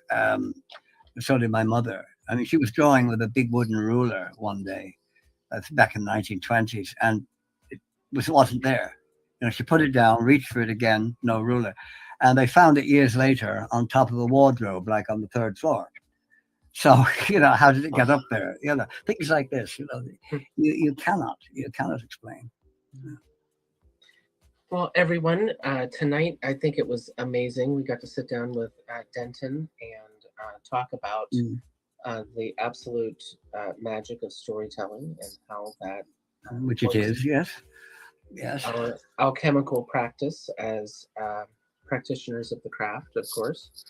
And I'd like to thank Denton for joining us tonight. A pleasure. A pleasure. So next week, we're kind of off of our schedule a little bit because I wasn't feeling well last week, and I apologize again. But next week, we are going to have Reverend Stephanie Neal on, and she is the founder of Sauna, which is the Spirit and Nature Alliance, as well as founder of the Wave Tradition. She is a author, and she has a new book out called Two Grifter Kings Inside Their Fake Church. And I was actually embroiled in this a little bit myself last summer, which was the debacle. That was the Karelian nativist tradition. But Stephanie has been a great mentor to myself, as well as many people. And we're blessed to have her on next week. And I can't wait to sit down. Yeah, we're going to talk like water magic and all kinds of cool things. I got some books that we talked about that I'm going to pull out, and my ocean cards. It should be pretty cool. That would be interesting. Yeah. Well, I'm delighted you enjoy my storytelling, and that's very nice. But if anyone wants to follow Denton's work, of course, he's on YouTube as and I apologize, it's Denton's Story Time, or no, it's Denton's Tales is my channel. The Story Time ones are videos I do for Sid's show, and then I put them up on my channel after that. That's why there's Denton's Tales and Denton's Story Time, because the Story Time are short ones, you know, whereas the others are longer ones. But Denton's Tales is the channel, and I am always available to tell a story. So we had talked previously about seeing ourselves out tonight with a short story by Denton as well. I could do that. I know it's approaching probably 3 o'clock in the morning there. Are you? No, actually, it's only 2:30. Only 2:30. Well, I can. Well, I think the story of how Freya got her necklace, but I think is quite interesting. And there's the thing, of course, everybody now says Freya because that's the modern pronunciation in the Scandinavian languages. But in Old Norse, it would have been Freya. You know. I think that's quite interesting. So, how she got her famous necklace. Like Freya was sort of trolling along one day, minding her own business, doing whatever it was she was going to do. And given Freya's rather loose moral status and quite a lot of things she could have been going to do. But anyway, she hears this sort of ting, ting, ting, ting, ting of hammers banging away like Godot. And she goes to investigate. And she goes down into this cave, and there's 4 dwarves. And they are there just finishing the most beautiful, magnificent golden necklace. And probably not a necklace as we would understand it. More maybe like a torque than an actual necklace. But she sees this lovely golden necklace there, and she wants it. Oh, yes, she really wants it. She said, oh, I've got to have that. I have got to have that. I want it. Oh, she wants it so much. She really wants it. She likes it. So she tells the dwarf, she says, I must have that wonderful necklace. Like, how much is it? What will you take? I will give you gold. I will give you silver. I will shower you with gold for it. But the dwarfs, they sort of go, yeah, the dwarfs. He says, no, there be no gold nor silver can buy that, because there be no price on it. 'Tis priceless. You cannot buy it. No, you can't have it. Now, of course, Freya, well, she's a god after all, and gods don't like the word no. No, she did not like that one bit. But she wanted this thing. Oh, yes, she really wanted. She had to have it. And she says, well, can I give you nothing? Is there nothing you will take for it? What can I give you for it? And the dwarves, well, I suppose as Wilde said about nothing, I can resist anything except temptation. They look at Freya. So they like what they see. Yes. They look at one another. They look at her again. Oh, yes, they know a good thing when they see it. And they say, well, what you must do, you must lay with each of us for a night and do, well, that's like, and then you can have the necklace. Now, of course, these are dwarves. They're not really very tasty. Freya is a bit, she's not really, too keen on the hanky-panky house of father part of it, but she wants that necklace. And so she agrees. So for the next 4 nights, she has some rather, well, I suppose not really very lovey-dovey, hanky-panky, but what she did, what you do. And she got the necklace. And she was a bit embarrassed about it. She did kind of try to sort of hide quite how she got it. I mean, she didn't rush back to Osgard and say, oh, Odin, guess what? I got this lovely necklace by shagging 4 dwarfs. No, that wouldn't have gone down well. And the necklace was involved in a few little escapades later on. It was stolen by Loki and who else on one occasion and recovered by Heimdall. But that is how Freya got her famous necklace, Vestigman. An interesting tale of, well, romance probably didn't really come into it, but so there is a little tale to end on. I hope you enjoyed it.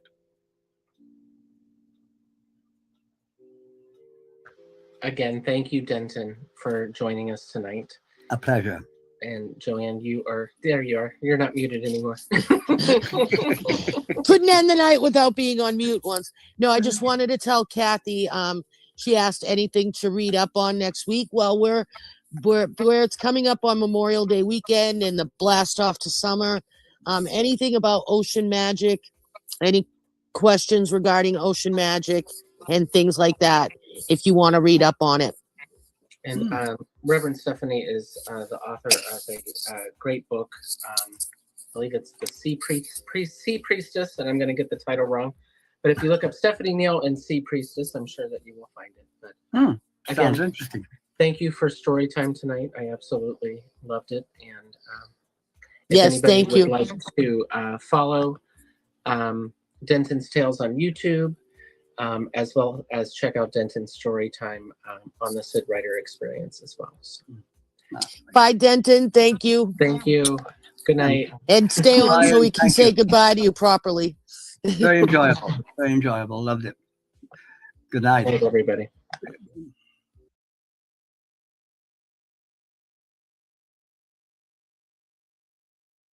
When you read about witchcraft and you begin to try and practice, oftentimes you're functioning without guidance. It truly is so much better, even though you need to read, to follow one tradition rather than to being eclectic. And it's wonderful to read about all religions and all traditions, but you should follow one and find someone who can teach you and help you out. Most traditions do not teach in the way we do. We give you all the information. We allow you to walk with it, talk with it, and learn on your own so that you have the information by which to guide you through the books you read. But you must practice. You must practice. Becoming a witch, you should really be in touch with other people who practice, and especially of your own tradition. And sometimes it takes time to choose a tradition. You must be well read to do so, but you need to explore. You really need to explore all the traditions and find the one that resonates to you, that makes you connect to all things and all spirit, and helps you to balance and be practical with your magic. Tools of witchcraft are something you should learn about. You may not be able to learn enough about them through a book. You certainly can learn about stones, herbs by reading, absolutely. And each one of those are a study that may take years. However, there are basics that you can learn immediately if you have a very good teacher. If you are truly a witch, you will behave as one. You will have integrity. You will have balance, focus. And your personal power is important because it's to be used in a very good way. That power is to bring goodness to the world, to yourself, and all that surround you. You should be proud of yourself as a witch. Stand up for what you believe. It is a religion. It is a path. It is an art and a science. All those things empower you and the world. If you choose to be a witch, please be dedicated.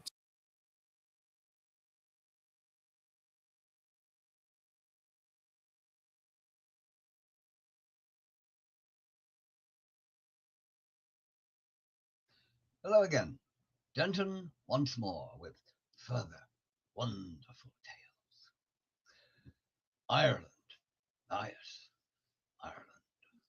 So often seen as an enchanted land of romantic tales. The Emerald Isle, famed in song and story, the misty land of Erin, home to saints and scholars. Well, scholars we've had plenty, that's true enough. The saints I'm not so sure about. Certainly none who ever drove snakes out of Ireland, since there were never any snakes in Ireland to begin with, in order to be driven out by anybody, saints or anyone else. At least no snakes that slithered upon the ground. Our snakes always had legs. Oh, yes, 2 legs. Ireland. For me, I think the most glaringly obvious facet of Irishness has to be language. Oh, yes, language. The Irish are so good at it, you see, with spoken or written. I mean, one has only to think of the great writers that we produced. Sheridan, Wilde, Goldsmith, Swift, Boucicault, Synge, Behan, Shaw, Beckett, the list goes on and on and on. And the Irish are so good at the spoken word that often nobody else has the faintest idea of what they're talking about, at least anybody who speaks English, because the Irish have taken the English language and they've adapted it, you might say. They've sort of Irished it up a bit, adding to it the feel of the bog, the smell of the turf fire, giving it a distinctly Irish flavour.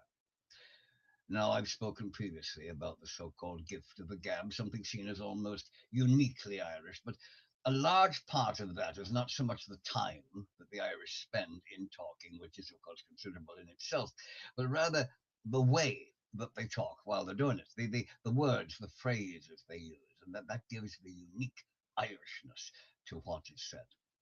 So I want now to go into some of these expressions, these words and phrases that give the distinctive character of language here in the Emerald Isle. Sure, the crack will be 90, so it will. There now, right away. Right away, we have a very distinctive Irish phrase. The crack was 90. Totally incomprehensible to foreigners. The crack was 90 doesn't mean there's a horizontal crack in the plaster. No, crack, spelt C-R-A-I-C, and having nothing to do with narcotic substances, means to have a good time, to have fun. The crack was 90 simply means we'll all have a great time. It was awful good. Now, there's another one. There's another lovely Irishism. In Ireland, awful doesn't always mean bad. Not at all. It can mean good. Gosh, the concert was awful good, so it was. We're having awful good weather this month. But if you want to ask, was something good, you don't say that. Oh, no, you'd say, was it any use? And if it was really, really good, you'd say, it was grand. Words in Ireland can take on a unique meaning, all their own, you see, unknown in other lands.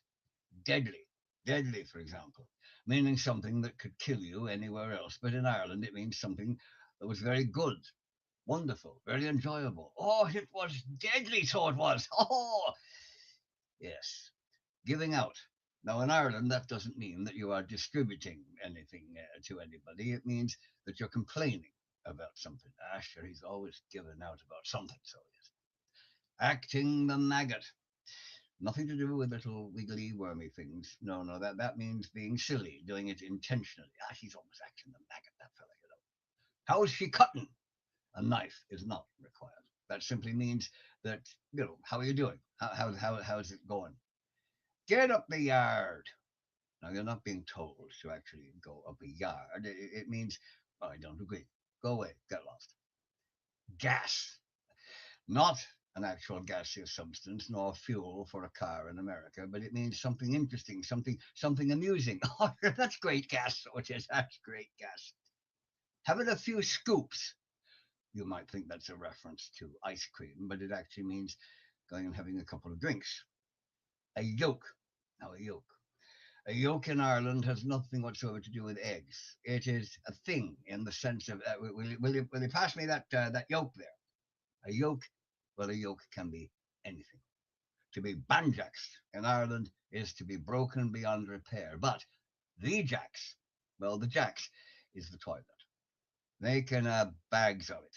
Now, that means that somebody did a really bad job of something. I told him to fix the broken tile, and he went and made her write bags of it. Doing a line. No. Doing a line in Ireland does not mean that you're snorting coke. It means that two people are simply dating. I should perhaps doing a line with Molly. Family titles and endearments in Ireland can often sound as a bit offensive, perhaps, to foreigners. For example, your father is your old fella, and your mother is affectionately referred to as your old one, which in any other country, I suppose, would be seen as a rather dismissive and possibly, not very caring reference, but not in Ireland. Oh, no, not at all.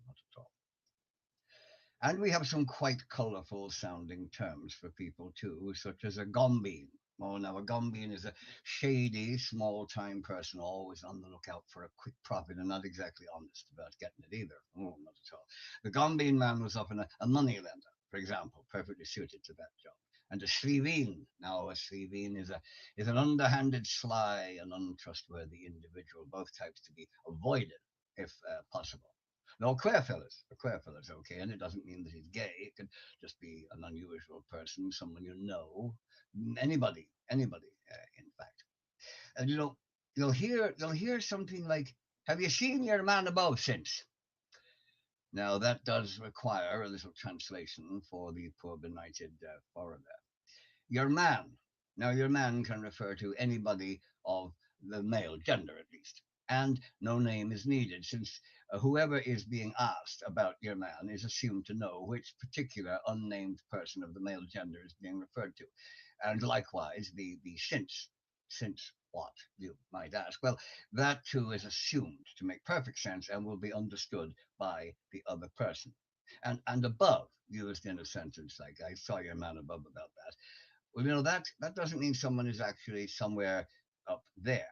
It means he's somewhere else. Above can refer to anywhere somebody happens to be other than here. And again, about that, that would be understood without what the that actually is being mentioned. No, there's quite a bit of guesswork in Irish conversation. There are times you really have to work at least if you're a foreigner. For the native Irish, of course, comprehending the totally incomprehensible, well, it just comes naturally. You see, it's something we can do. That is why you could sit in a pub in Ireland and you could listen to a conversation going on right beside you and never have the slightest idea of what they're actually talking about, because they may never mention it. You see, they know what they're talking about, but you won't, because of the assumed knowledge required to hold the conversation. Assumed knowledge is a vital part of Irish pub talk. Knowing the meaning of what is not actually said. It might go something like this: "I was up above the other day, and your man was there." "Oh, was he now? Hey, did you ask him about that?" "Oh, I did. And he said he'd look after it, no problem." "Oh, that's grand. What about the other fella? Was he up there?" "Or the queer fella, like?" "Aye, I haven't seen him for donkey's years, but I heard he was back." "Oh, that he is. Oh, that he is. He was working over beyond, up at the big place." "Oh, I heard that. I heard that." And they will go on like that, and you won't have the faintest idea of what the hell they're talking about. What is the big place? Where is beyond? What was your man asked about that he's going to look after? And who the hell was the other fella? Well, alas, you will never know, even if you listen for donkey's years. And donkey's years has nothing to do actually with donkeys. It means a very long time. I don't actually know if donkeys use a different time scale for measurement, but that's the saying, and who am I to question it? If you ask an Irishman, or indeed an Irishwoman for that matter, to do something for you, and they say, I will, yeah, I will, yeah," that means they have absolutely no intention whatsoever of actually doing it and will have forgotten about it 5 minutes later. If they say, "Go way out of that," well, they're not telling you to move your location to somewhere else. That means they don't believe a word of what you just said. To be fruitered, stocious, de-eyed, or paralytic means you're drunk, really drunk, and you'll probably be found snoring in the gutter somewhere after you've gone on the gargle or gone on the piss. If you're going to the pub, you can also say that you're going for a jar. In a pub, often referred to as the boozer, unless you specify something else like beer or ale, you will get Guinness if you just ask for a pint. A pint is assumed to be Guinness unless otherwise stated.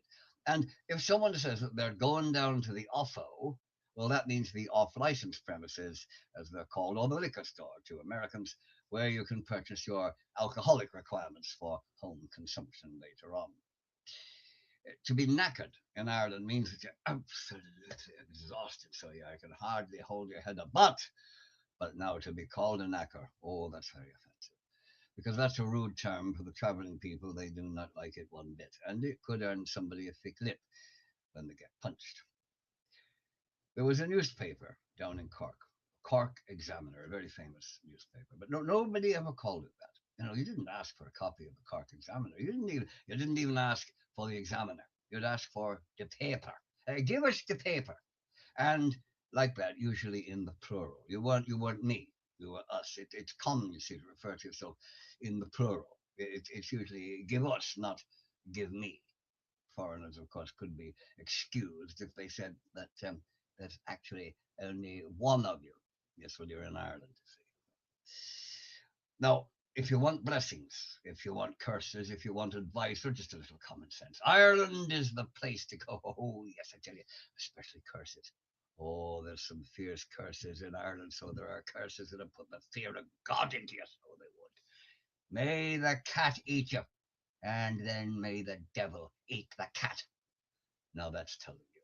Or may you be afflicted with a powerful itching without the benefit of you being able to scratch it. May you die in a town with no priest. May you go down to hell and have given a drop of porter to quench your thirst. Oh, no, that'll sort you out right enough. There's good advice. There's a lot of good advice to be found in Ireland. Like you can't make race horses out of donkeys, which is probably very true, I suppose. If you want praise, then die. If you want blame, get married. Don't be breaking your shins on a stool that's not in your way. And that is extremely good advice. 'Tis better to be a coward for a minute than dead for the rest of your life. And you can't argue with the wisdom of that one. And some blessings. Some blessings may come your way too, because we're quite good here at blessings. May you live as long as you want and never want as long as you live. May your neighbors respect you, troubles neglect you, the angels protect you, and heaven accept you. May your troubles be as few and as far apart as me grandmother's teeth. That's a good one, I think. May you die in bed at 95 years of age, shot by a jealous husband. May the good Lord take a liking to you, but not too soon. And of course, the oft-quoted one that you hear all the time, may you be in heaven an hour before the devil knows you're dead. Oh, sure, I could go on and on, and on and on and on ad infinitum with these quaint sayings. The list is almost endless, like the Irish ability to talk. You know, if a really long filibuster were to be required in the American Congress, getting an Irish person to do it would be the best choice, because they don't know when to stop talking as it is. I hope you enjoyed this little look at a very large subject. So as we might say, I love you and I'll leave you. Goodbye for now, and may the road rise before you on your travels. Till the next time.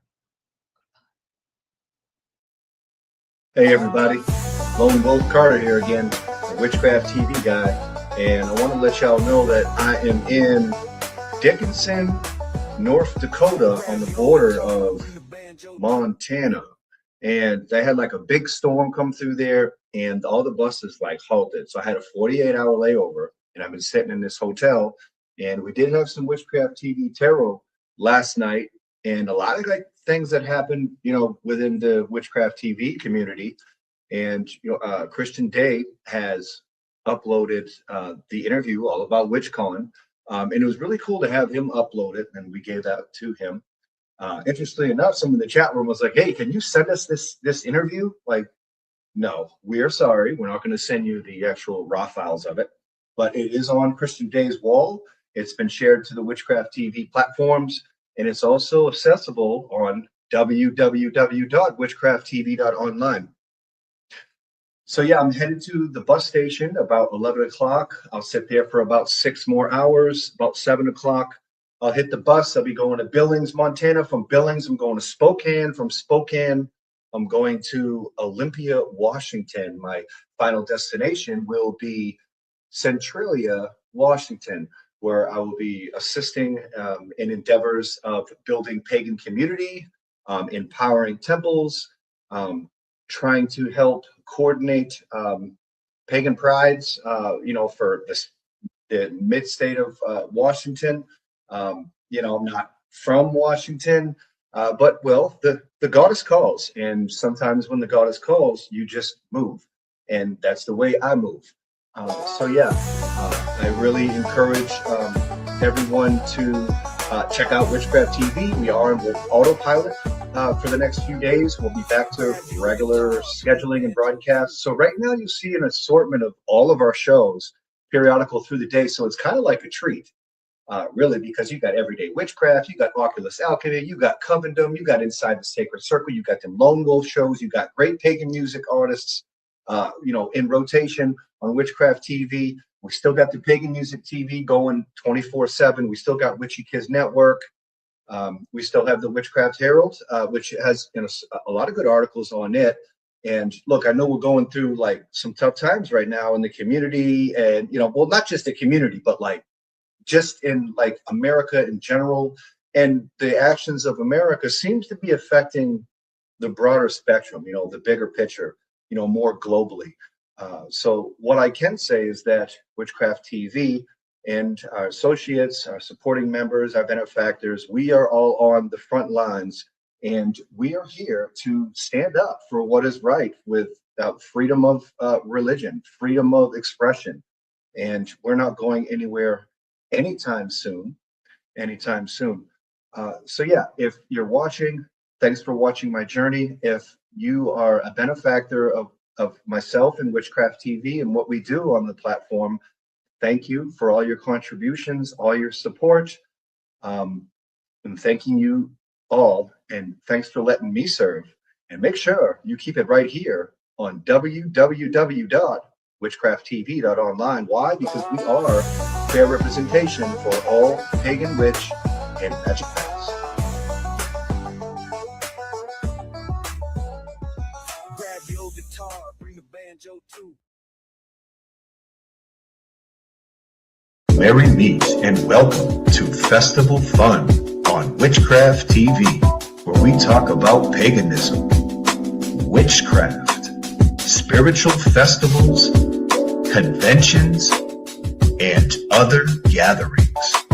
These events are a wonderful way to learn about magical practices, to participate in rituals, and meet like-minded people. It's a whole lot of fun.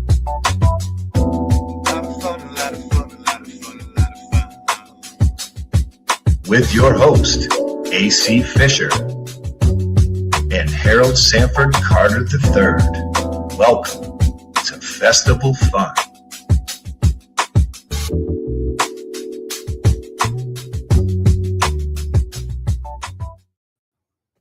Yay! Hey, welcome and merry meet.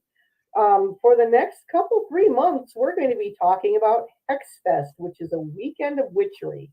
It's an in-person festival located in New Orleans, and it's presented by Warlocks Incorporated, Brian Kane and Christian Day, and it runs from August 8th through the 10th, 2025.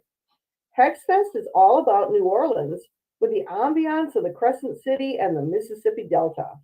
Participants stay in the historic, luxurious Bourbon Orleans Hotel. I'm so jealous.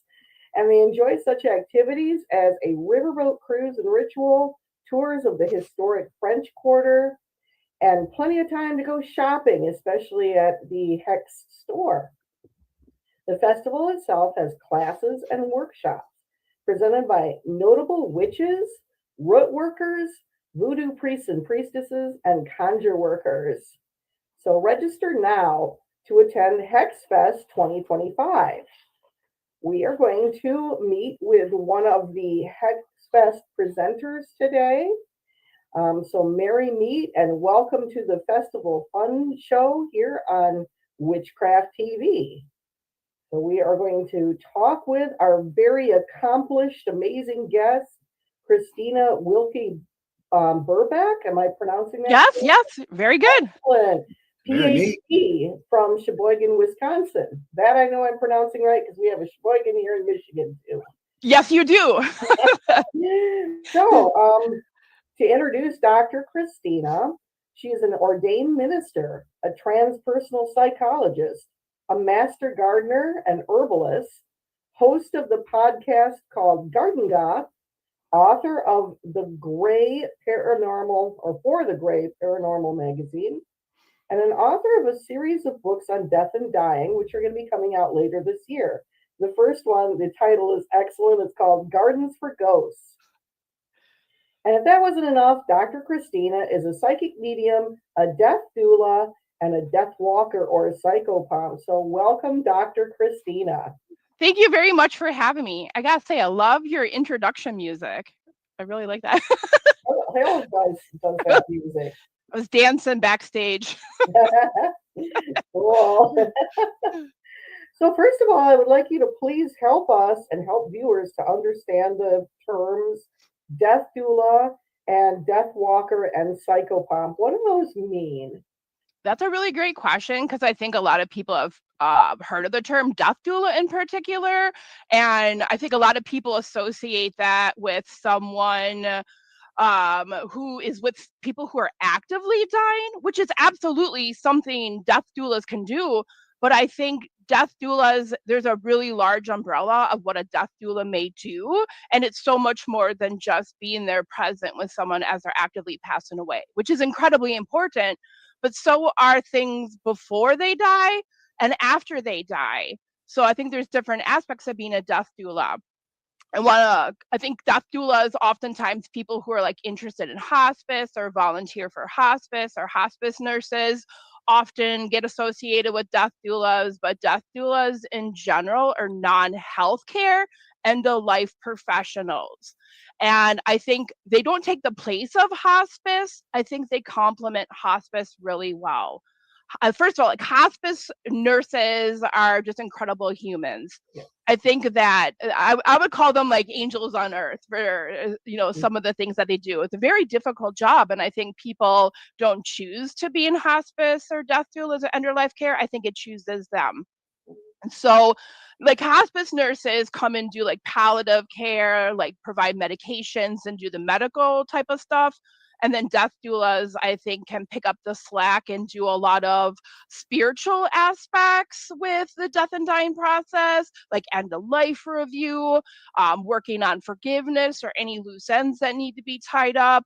They can do a lot of the social elements. Just because people are near death doesn't mean they still don't have a need for socializing. So death doulas can take people shopping, depending on how mobile and healthy and so forth. And they can do things that a hospice nurse wouldn't do. A big thing that I think is really important as a death doula that I talk to a lot of my clients about is if you're a witch or into magic or occult, what are you going to do with your magical tools? Who's going to get them? Because if your family is not so much into the occult or magic, they're going to throw that shit in the garbage when you pass away. So I'm a big, proponent or supporter of put the stuff in your will. Or, we need to make sure we dedicate our magical tools, our oracle cards, our paranormal tools to someone when we pass away. Otherwise, it's just going to get thrown away.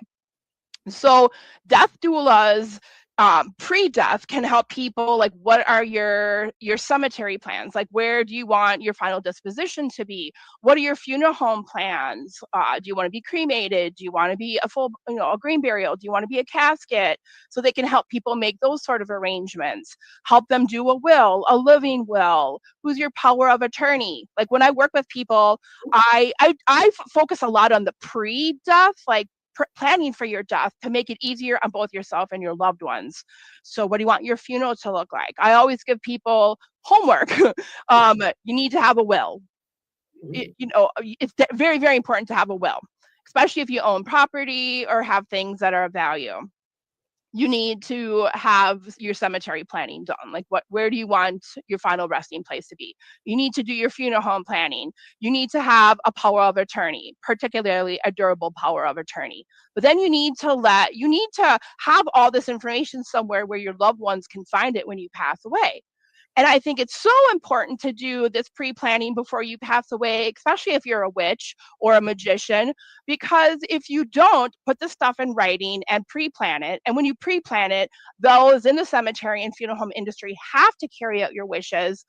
A lot of our families are maybe Christians and might bury you in a Christian cemetery, or embalm you if that's against your wishes. I see it every day, like working in death care. If people don't put their stuff in writing, especially if they're of a marginalized, group, not just witches, but also LGBTQ, like put your stuff in writing and make it legal, get it notarized, go see a lawyer so your wishes can be fulfilled. I also, like on the pre-death aspect, death doulas can help people work on like forgiveness. I, as a death doula, do a lot of past life regressions. Like, let's go back and take a look at things that might be unresolved from past lives that you brought into this life, and let's try to understand it, resolve it, so you don't bring that into your next lifetime.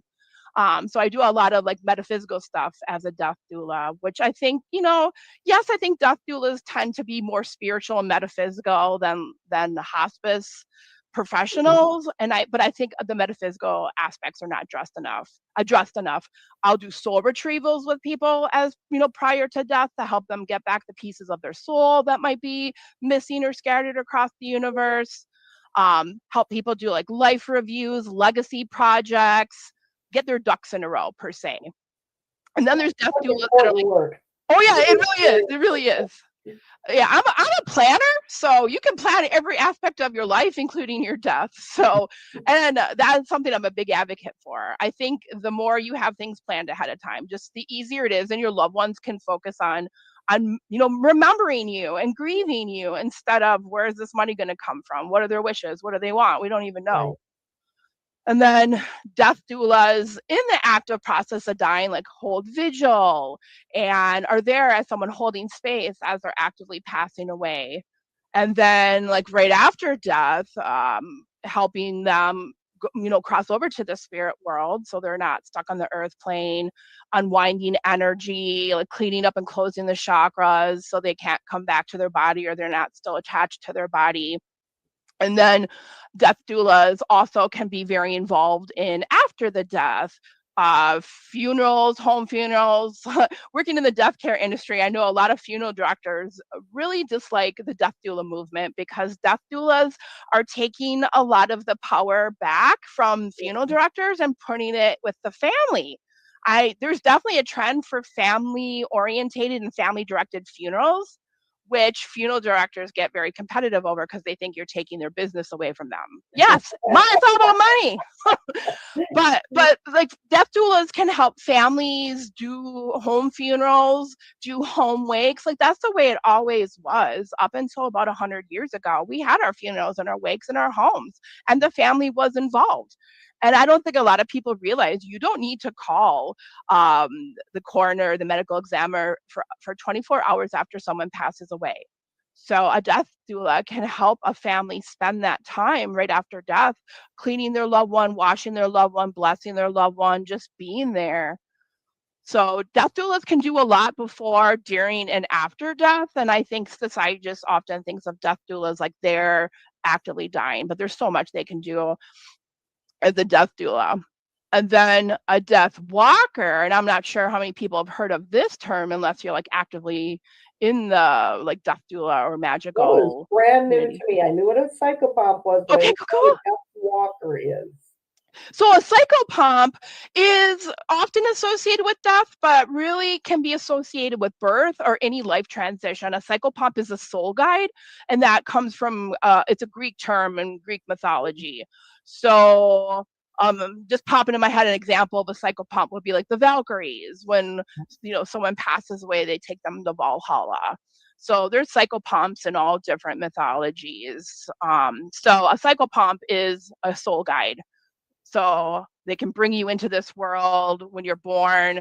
If you're going through like major life transitions, like a spiritual awakening or psychic awakening, or starting a new job, or having a child of your own, or moving, they can guide you in like large, big events in your life that they're often can be present for. But then they're also there when your soul transitions from the mundane world into the spiritual world. So is a psychopomp. So a death walker, and this is really, so like my specialty is the dead. Working with dead bodies. That sounds so crude. working with the dead, working with souls of the dead. So a death walker can kind of be in the same realm as like a medium, But there's a striking difference where mediums bring souls to them, like conjure souls to them to communicate. A death walker goes to the souls, goes to the spirit world. So kind of some of the techniques of a death walker might be like astral projection or journeying into the spirit world. So I go to them. And why would I go to a soul? Often they're stuck. They're earthbound. A lot of the ones, so like a large part of my psychology career has been working in addiction. So when people overdose and die, when people have accidents, when they suicide, then sometimes they don't realize they're dead and they're confused and they're earthbound. So a death walker can go to the spirit world and communicate with them. Hey, let them know they're dead, give them their options. And because they don't, they have free will too. They don't have to cross over, but give them their options and encourage them to cross over into the spirit world. So death walkers go to the spirits. They go to the different realms of the astral world and the spirit plane, etc. We could have used you a while ago because we bought this old wood stove, an old wood cook stove, and it had a spirit attached to it. And she wanted to cross. She was Christian. She wanted to go to heaven, but she thought that she had done sinful things in her life and wasn't really ready to transition. And, we'd always smell food cooking. And eventually she felt comfortable enough to leave, but it would have been helpful had we had somebody like you to help her to transition. Sometimes I think people, like I know some people that have spirits in their homes or objects with attachments, and people just get used to it and think, oh, we'll just cohabitate. No, they're not supposed to be here though. They're supposed to cross over. They're supposed to go to the spirit world and then start their journey of reincarnation and all that all over again. So when they get stuck, I think we stop their immortal soul journey. Right. And she wasn't like spooky or dangerous or icky or anything. She was just there, but I could sense she didn't want to be. Yeah, and sometimes they don't know, like they don't know that they're dead. They don't know how to cross over. They're just confused and stuck, especially if they've been there a while. They just don't know any other way. Well, the wood stove is from the 1930s, so that's very cool. Yeah. I love to go thrift shopping and antiquing, and I think so many objects probably have attachments and people don't even realize it. Right. Because people get very attached to their objects. People don't also want to cross over if they're very materialistic. Like my grandfather, when he passed away, had a hard time crossing over because he built his home, and his home was very beautiful, and he loved his home and was so proud of it, and he didn't want to cross over when he passed away because he was very connected to his home. So when people are connected to material possessions, I work in a cemetery. When people feel guilty for leaving their family members, they don't want to cross over. So I think this happens more often than people realize, where spirits kind of stay stuck, almost in a limbo. I've also heard of ones that want to be kind of controlling. It's like, I don't want to leave my family alone. They won't be able to function without me. So families too can keep their loved ones stuck here. So like what comes to mind is I know a mother and a daughter, and her daughter passed away, the daughter passed away of a rare childhood cancer when she was like 10 years old. And the family was just so consumed with grief and guilt. They took all these classes to become mediums themselves, but every single weekend, whenever there was a spirit fair or psychic fair, they would go and have a reading with every single psychic there. So they kept her stuck here by constantly having readings to talk to her. Poor thing. So I think we can keep people stuck with our guilt too. Yeah. So in your work, at your ministry, and that includes helping facilitate communication between the souls of the dead and the living, what all does that entail? Oh, that's so wonderful. That's a really wonderful question. So I am a transpersonal psychologist, which is, for lack of a better word, a spiritual psychologist, or a psychologist that focuses on above and beyond the ego. So a big part of like communicating between family and their loved ones in spirit is empowering the loved ones that they can communicate with their loved ones in spirit, and their loved ones are always around. A lot of people, and I'm real big with this, a lot of people, are not very confident in their psychic abilities. I think we all have them. I think every single person is intuitive, whether they realize it or not. I think they shut it down with their own lack of confidence and their own disbelief. I'm like, oh, I can't do that. I need to go to someone else to do it. And then, or other people think they're crazy, like, oh, I'm just mentally ill, or I'm making this up. So a big part of my like facilitating communication is empowering and teaching the family, like, you can do this. You don't need me. You don't need a gatekeeper. You can directly communicate with spirit yourself. Otherwise, I think another way to answer your question is, I find, especially with grief work, that people being able to have messages passed to them from their loved ones that they're okay, they're happy, they're in a good place, they're still around, they're still watching them, can do so much for helping to ease grief. Passing along those messages in that way. We have a question from Yeah. Fire Jewel Howard, who Mary asked, Me, Fire. what is your opinion of the idea that going to reincarnate is actually a trap, and that souls have the option to not be in that trap? Oh, that is a big thing that I'm seeing. Like, don't go towards the light. Don't go towards the light. It's a trap. Especially, like, I don't know if you've heard of Dolores Cannon. So Dolores Cannon was one of the first people in the 1960s to kind of come up with the concept of using hypnosis for past life regression. And all her followers, like, she's passed away, Dolores Cannon, but all her followers had this like really large Facebook group that I'm a part of, but more as an observer now than a participant. And a lot of them are kind of fueling this concept that reincarnation is a trap. Don't go to the light. If someone says, go to the light when you're dying, then don't go to the light. So basically, you're staying earthbound. You're staying stuck. And my thoughts on that are, like, reincarnation in every different spiritual discipline, including Christianity, before they took it out of the Bible, back in Constantine, who took it out of the Bible in like the 1400s. Every spiritual belief system believes in reincarnation. Mm-hmm. And I feel that it is an incredibly important part of the soul's journey. Now, you might not reincarnate back on Earth. You might reincarnate on a different planet or a different, solar system or a different universe. But I personally think our souls keep on reincarnating. When we're done on the 3D level, we keep reincarnating in the higher levels till eventually we become one with source, universal mind, whatever you want to call it. So that's to answer her question, I believe that's a toxic New Age concept. And I don't have much good to say about New Age beliefs. I think a lot of them are very toxic, disempowering, toxic positivity, people who pick and choose what they want from other spiritual traditions and whitewash it. So that's I think a very toxic New Age concept that I've seen around the past couple of years. Okay, well, thank you for the answer for that. Okay, here we go.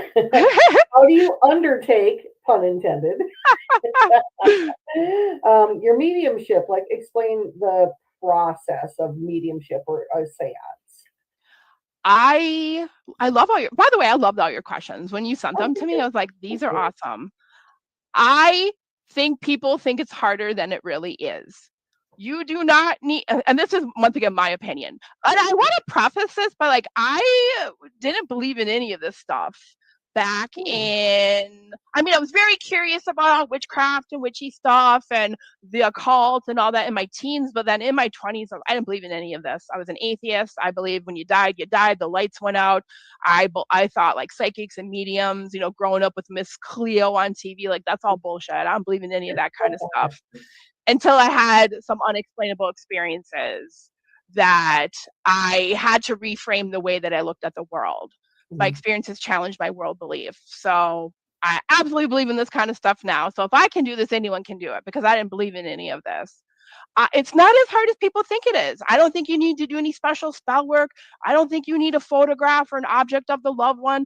I think they want to communicate. I think they're always there. It's just like picking up a telephone. All you got to do is pick up the telephone, have the intent, who am I calling, pick up the telephone and dial.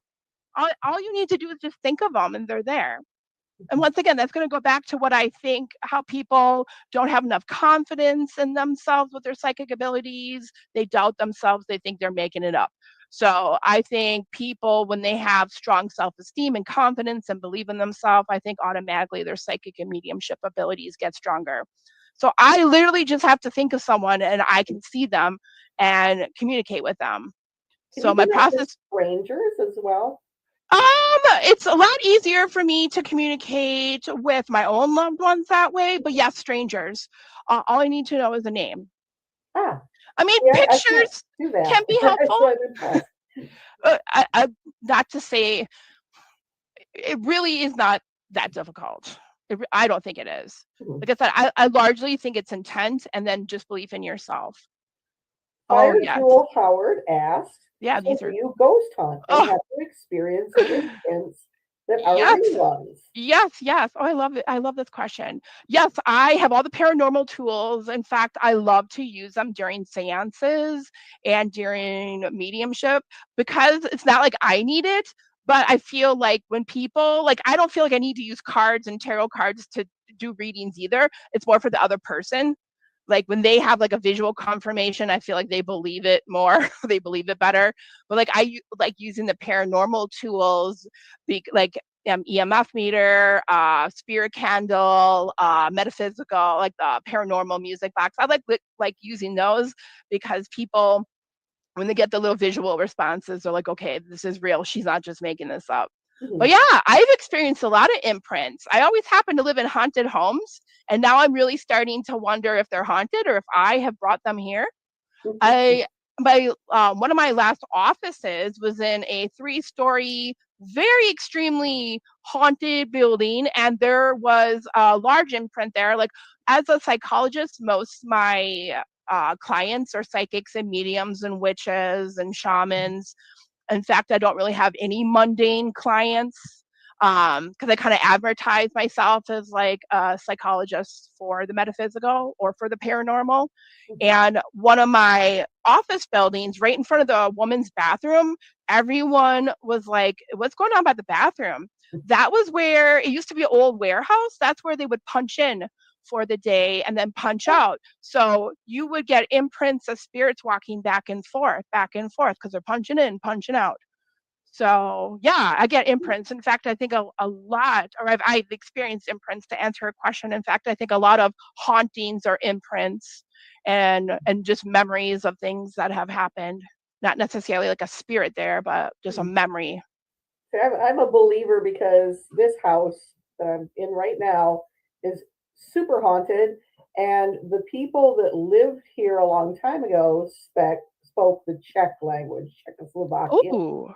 I don't speak it, okay, but I heard them speaking it, and I have a friend that does speak Czechoslovak or did speak Czech language, and he heard them and understood them. They were talking about food. And so they had a lot of recipe books in Czech. So that made, I'm a believer. Absolutely. Yeah, I just also just have people show up, but I have to be connected somehow. So when you do mediumship for other people, how do you go about doing that? I like to do seances for a lot of reasons. I just like as a psychologist, especially when I worked in like the addiction setting, I liked group settings because I think people learn from each other. And I think people think they're so, how am I going to say this without sounding stupid? I think some people think they're so special. Oh, look at me. Woe is me. I have all these problems. No one else does. And like in terms of like recovery or mental health, but then that same thing can be applied to spiritual. People are like, oh, I have these abilities. No one else does. I'm weird. Or people are like, oh, I can't do this, but she can do it. So I like to do for mediumship seances in group settings because I think people learn from each other. I also think just having a large number of people, I'm not talking like 100 people, but like 10 people or so can raise the energy. I think it's very important that everyone's a believer 100%, because if you have one person that's kind of wishy-washy or kind of a disbeliever, it's going to completely throw the whole energy off, and all sorts of weird stuff can happen. And maybe not the energies you want to talk to can be present when someone's a disbeliever. But with mediumship, I love doing group things in group settings, like gallery readings and seances and so forth. That's nifty. Can you walk us through the process a little bit of a seance for somebody that never seen one before? So I think a seance is different than, at least to me, my definition of a seance is different than a gallery reading. So a gallery reading, if no one's ever been to one before, is you can also, like, famous mediums like John Edwards will do like gallery readings in which a large amount of people come and there's just one person picking up on messages and passing it along. The way I do seances is everyone's there with a purpose. Everyone participates. Everyone raises the energy. Everyone invites a spirit in that they want to talk to. So once again, intent is everything. So having a guest list. And a guest list, 2 guest lists, like a guest list of the living and a guest list of the dead. So who do you want to come? Once again, making sure everyone's a believer, everyone's on the same page. But then who do they want to talk to in spirit? Who do they want to invite? I think would be like the first step. So having a guest list, planning your guest list. Creating a spirit-friendly environment, like burning incense and having candles burning, having crystals, that kind of stuff that might attract spirits. And then protecting yourself as an individual, but then as a group. And you don't want to protect yourself so much that nothing comes through, but it is very important to protect yourself. So have everyone bubble themselves or, put a cloak of protection around them.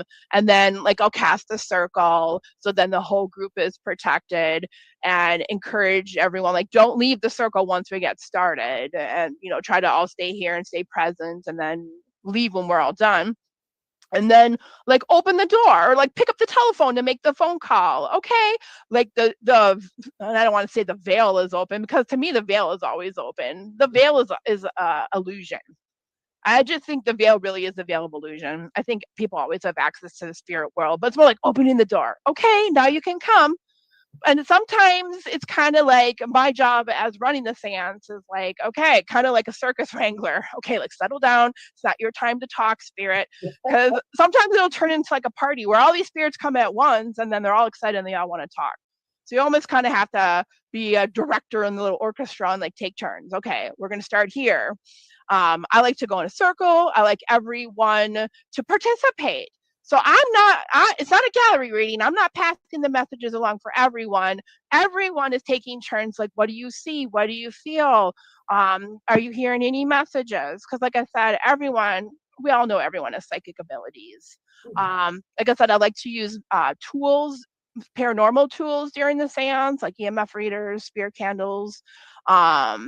I want to get a polter pod after watching the Ghost Hunters episode Christian Day was on. I want to get some of those tools that they use. Don't give me spoilers, because I still haven't seen it. I'm okay. rural. I won't say anymore. Yeah, I'm in a very rural environment, so I have to wait until I can get it.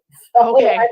I'm just so excited to see this. So yeah, it was a great episode. I'm just in love with the tools that they use. And I've watched Ghost Hunters since when they started till now, and just their evolution of the tools they use. So I like to use tools, but I also like to use spiritual tools. Especially, I call them training wheels until people get a little bit more confident, like pendulums, Ouija boards, tarot cards. I love using Kanzari cards. So they're kind of like Ouija board, but in an oracle cards setting. Those are amazing for seances. So people can use these tools. It's okay until they become more confident. And then I think you can't let it go on forever. You kind of got to keep on track. So, okay, you get 10 minutes to talk. You get 10 minutes to talk. And there's always usually one spirit that comes in. It's usually my grandma. So my grandma, you can't come. This is not for me today. But a very dominant spirit who comes in and wants to talk over everyone. So my job as a facilitator is to keep all the ghosts in check. And then Ghostmasters for ghosts. Yes. It totally is. Calm down now. You already talked. It's not your turn. And then wrapping it up, thanking everyone, giving lots of gratitude. I do encourage everyone when they're done to give a little offering to their loved ones that came through. And then closing the door. Okay, the seance is now done. Go back to where you came from. Thank you very much. So kind of like my itinerary for a seance. Right. As a psychologist, do you ever have to counsel ghosts? Yes. Of course, I know you counseled the loved ones who are left behind who may be grieving. Do you ever have to counsel the ghosts? Yes. So that fits into like the Death Walker role.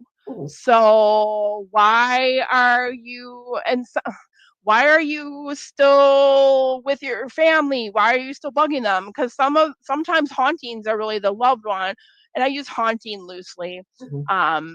Is the ghost like, why are you still here? Like some ghosts, I think we retain our personality after we die.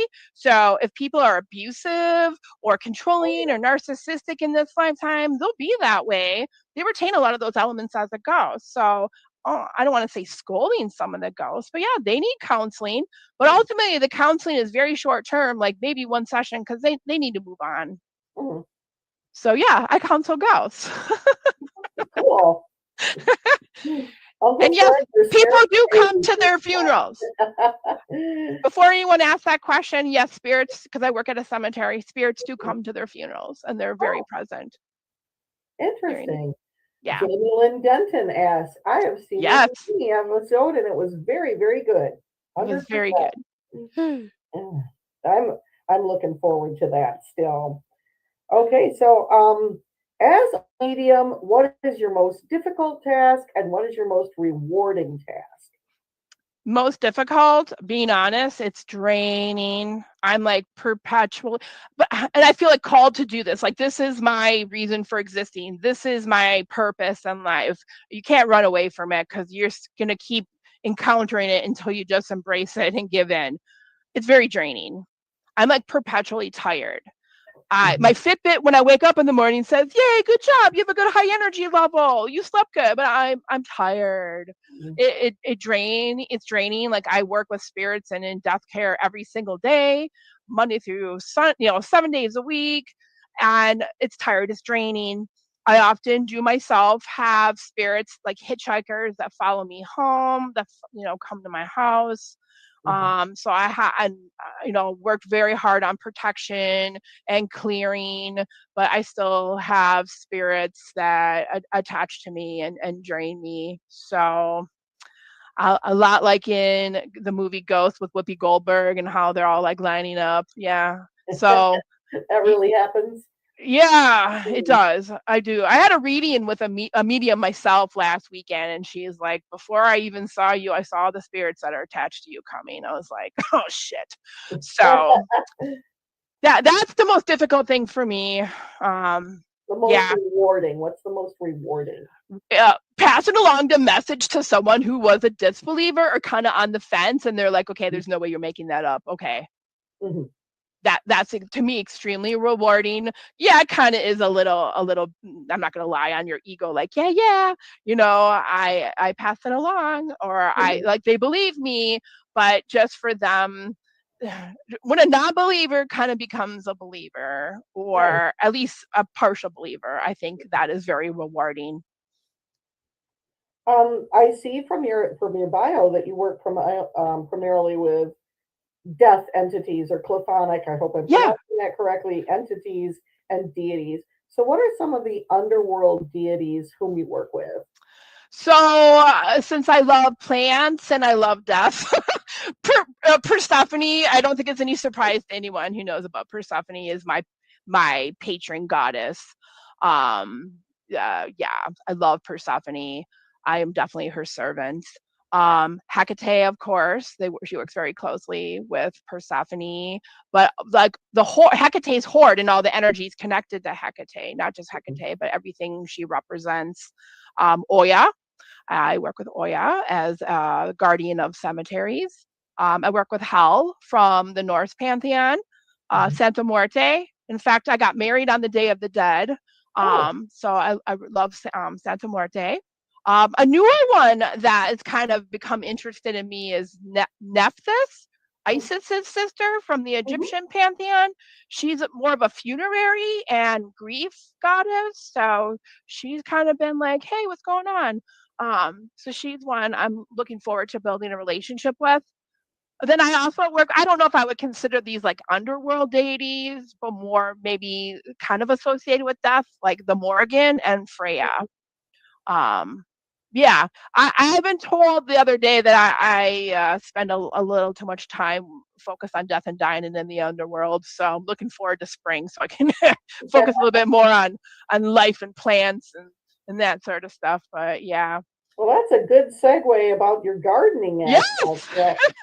I'm a homesteader, so this is of particular interest to me. So I'd like to know a little bit about your herbalism, heirloom gardening. For viewers who might not know, is preserving species that might have gone extinct if somebody didn't cultivate them. But I want to know especially about Gothic gardening, graveyard gardening, and gardening for the dead.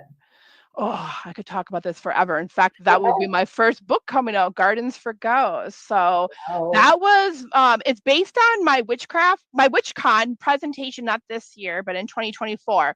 I did, my presentation was on gardening for the dead, for having gardens for death deities, gardens for grief, gardens for funerals, and all that sort of stuff. So that will be my book, hopefully coming out later this year.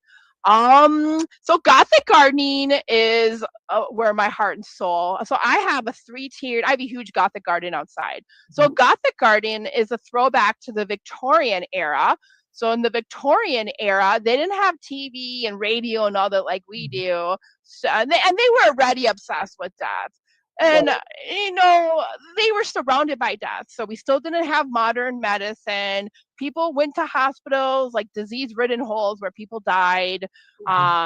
People started planning their death from a young age because they had like tuberculosis, consumption, like they had a lot of diseases. So a lot of people died, and people died, you know, sometimes quite young.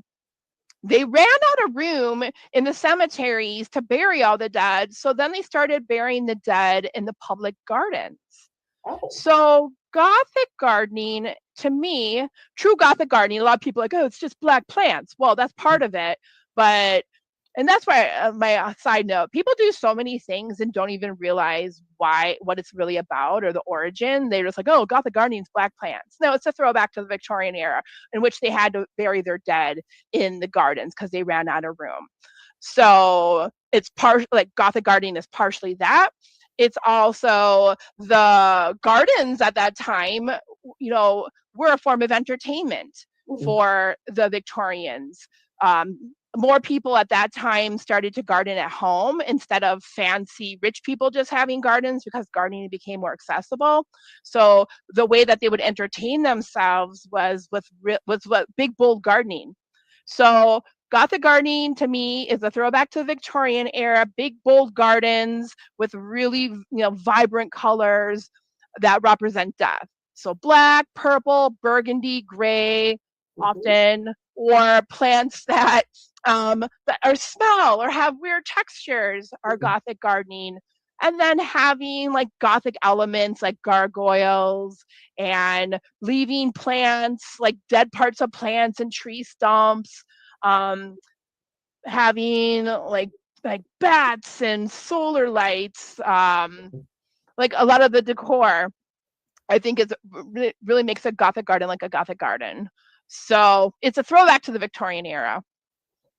It makes me think of also a lot of these plants smell nice, like lilacs. There was always lilacs in the cemetery because in the Victorian times, especially when we didn't have the embalming technology we have now, it just didn't smell very good. So they had these beautiful flowers to help the living adjust to the smell. Yep.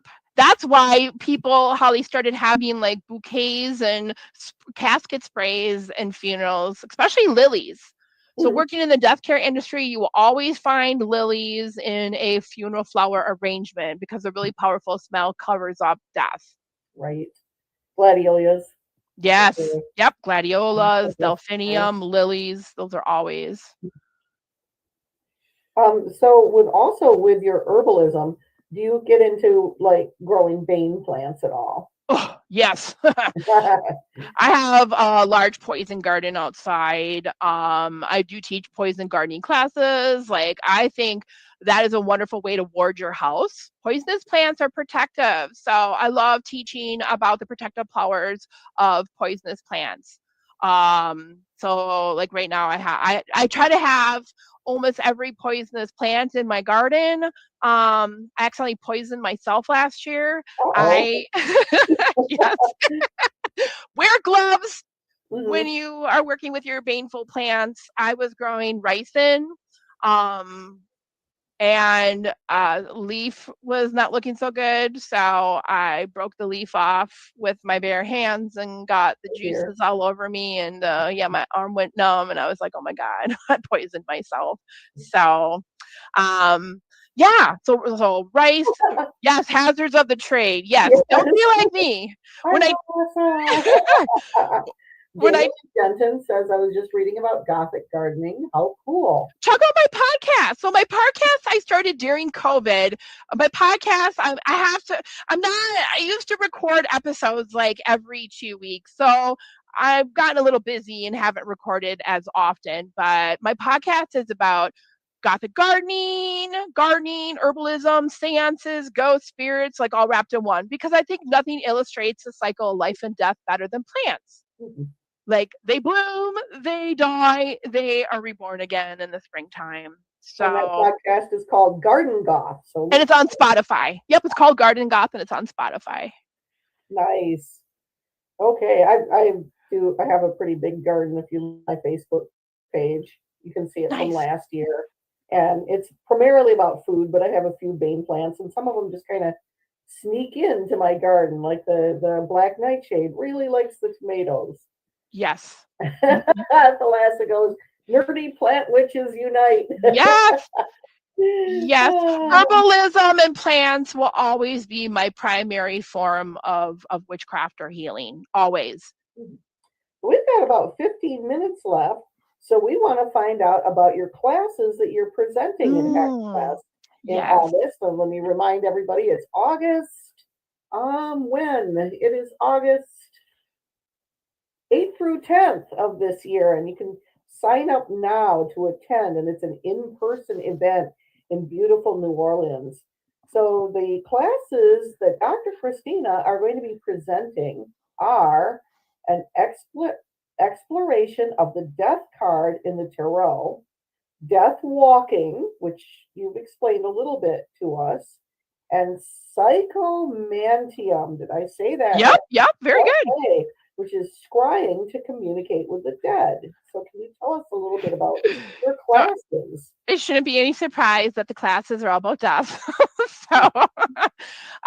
So the death card, I first of all like the way I teach tarot throughout your tarot books. You're just regurgitating stuff that other people are saying about that card. Sometimes I find people who create not the Rider-Waite, but people who make like their own tarot decks don't necessarily understand tarot. So throw out your tarot decks. It's really about the artwork. So I used to be an art docent at a world-renowned art center, and a lot of the techniques I learned as a docent, like helping people understand art, interpret art, because I believe art has no meaning until you, the viewer, give it meaning. So I apply that to tarot cards. Like, look at the art. What do you see? What do you feel in the space? Put yourself in the card. Interact in the card. How does it feel in there? What do you smell? What do you see? What do you feel? So my exploration, actually all the classes will have a journey or a guided meditation as part of it. But in the death card class, the death card class, we're going to go inside the death card through a guided meditation journey, and you're going to experience the card from the inside out. But then also looking at like the symbolism and the colors and the hidden things in the card. Because I think besides the Tower card, a lot of people are scared of the death card. They automatically think, I'm going to die. Right. No, No, it doesn't mean that. It means something is dying. Like the tower is like something forced externally. The death card is like something natural. It's like a natural progression, a natural like death and rebirth or renewal. So we're gonna, really dive deep into the death card and have people interpret it based on what they see, what they feel, how they experience the card. Bring your tarot cards, especially I want to look at, I have tarot cards everywhere, so I'm going to pick out all the death cards of all my tarot, and we're going to look at what do they all have in common? What do you see when you look at all these cards? Like what do they have in common? So I'm super excited about that class, just deep diving into one card. And then the death walking. Yeah, so the death walking, that will involve, I'll teach you more about death walking. So I think a large part of some things a death doula can do, particularly a death walker, is things to help prevent disembodied souls and hauntings in the first place. And that is doing that. So we'll talk about things death walkers can do before people die, so they don't become ghosts and they don't become hauntings, is life reviews and working on forgiveness and that sort of stuff. So I'll talk about things we can do to prevent hauntings in the first place while they're still alive. I'll talk about all the reasons why ghosts do become a haunted or disembodied or earthbound, and some of those we already talked about. I think one often when you see like movies, you'll see like, oh, everything's like always about a kid or a child. Well, children often when they pass away can become, disembodied or earthbound because they don't have an understanding of death like we do. So they get stuck or they get earthbound. So we'll talk about why, the different kinds of spirits that get earthbound. And then I'll teach you different death walking techniques, like different journeying techniques. Because I know in shamanism, a lot of people are like, oh, let's go up and down the world tree. Well, that's not for everyone. So I'll teach you different techniques to like enter the spirit world, but then pack your bags. I'll take you to the spirit world on a journey. And then, we'll do a little bit of work there. I'm super excited about all this. Then the psychomantium, I'm excited about everything. So that is actually based on Greek mythology, but like revamping a more modernization of it. So Temple of Hades and Persephone, people would go there into the cave and they'd have big cauldrons of water in which they would, in a very dim, obviously you're in a cave, so a very dim setting lit by candles, look into the cauldron and use, rudimentary forms of scrying in which they would communicate with their loved ones through like their faces and apparitions and images appearing in the water. Well, a psychomantium is based on that concept. Raymond Moody, I believe, was a psychologist back in the 1970s who kind of took that concept and used it as a tool for grief and loss to communicate with spirits. So a psychomantium is using a mirror, it's a form of scrying, using a mirror in a dark room. And you tilt it such a way, and then you use it to communicate with spirits. So in that class, I'll go over like the history based in Greek mythology, and I'll go over Raymond Moody's work. And then I'll have mirrors, but if you have even like a little compact mirror, a little mirror, bring along with you to that class, because we'll turn all the lights off and do some psychomantium work. Because I think it's so, once again, I do a grief group, I host a grief group, and I think being able to communicate with spirit yourself is a really large component of healing from grief. So that's what that class is all about. You mentioned going through water and scrying with water. Yeah. In the Greek pantheon and our Celtic pantheon, the way to the underworld is through water. Yes. It's often seen as a castle under the water. Around the death god's realm is under the water. So that would be a kind of cool way to travel to go talk to other people. That is a way to death walk and enter the underworld, like you're saying. Is there anything else that you would like to add and tell us about your work, yourself, your gardens, and Hexfest? So please come to Hackfest. I want to say thank you so much to Christian Day and Brian Kane for involving me in their events. Thank you very, very much. I'm so appreciative. So appreciative. Just amazing people for the community. They've just been big supporters. So thank you so very much. Check out my podcast, Garden Goth, on Spotify. Check out the Gray Paranormal magazine by Gray House Publishing. I have 2 columns in there every not episode, every edition, I guess, of a magazine. I have one all about the baneful poisonous plants, one column. My latest one was about hellebore, which is my favorite plant in the whole world. And then I have another column in that magazine, every edition, on different funeral and cemetery stigmas or superstitions. Right. So I've written about like headstones. No, headstones didn't originate to mark who's in the grave. They marked to keep them in the grave. So it's fun going over the different superstitions that a lot of them started in the Victorian era, and we just keep up with them. So check out the Gray Paranormal magazine. Check out my website, mindsoulandself.com. I do, facilitate funerals. I do death doula work through my business. I do a monthly full moon group called Lunacy. The next one's on Monday. I have hundreds of online downloadable classes on my website, and then I do see people individually. So I work at the cemetery full time, and then my when I come home at night on the weekends, I see clients and teach classes. So. And your book is coming out hopefully later this year. It's supposed to come out around October, Halloween time. Perfect.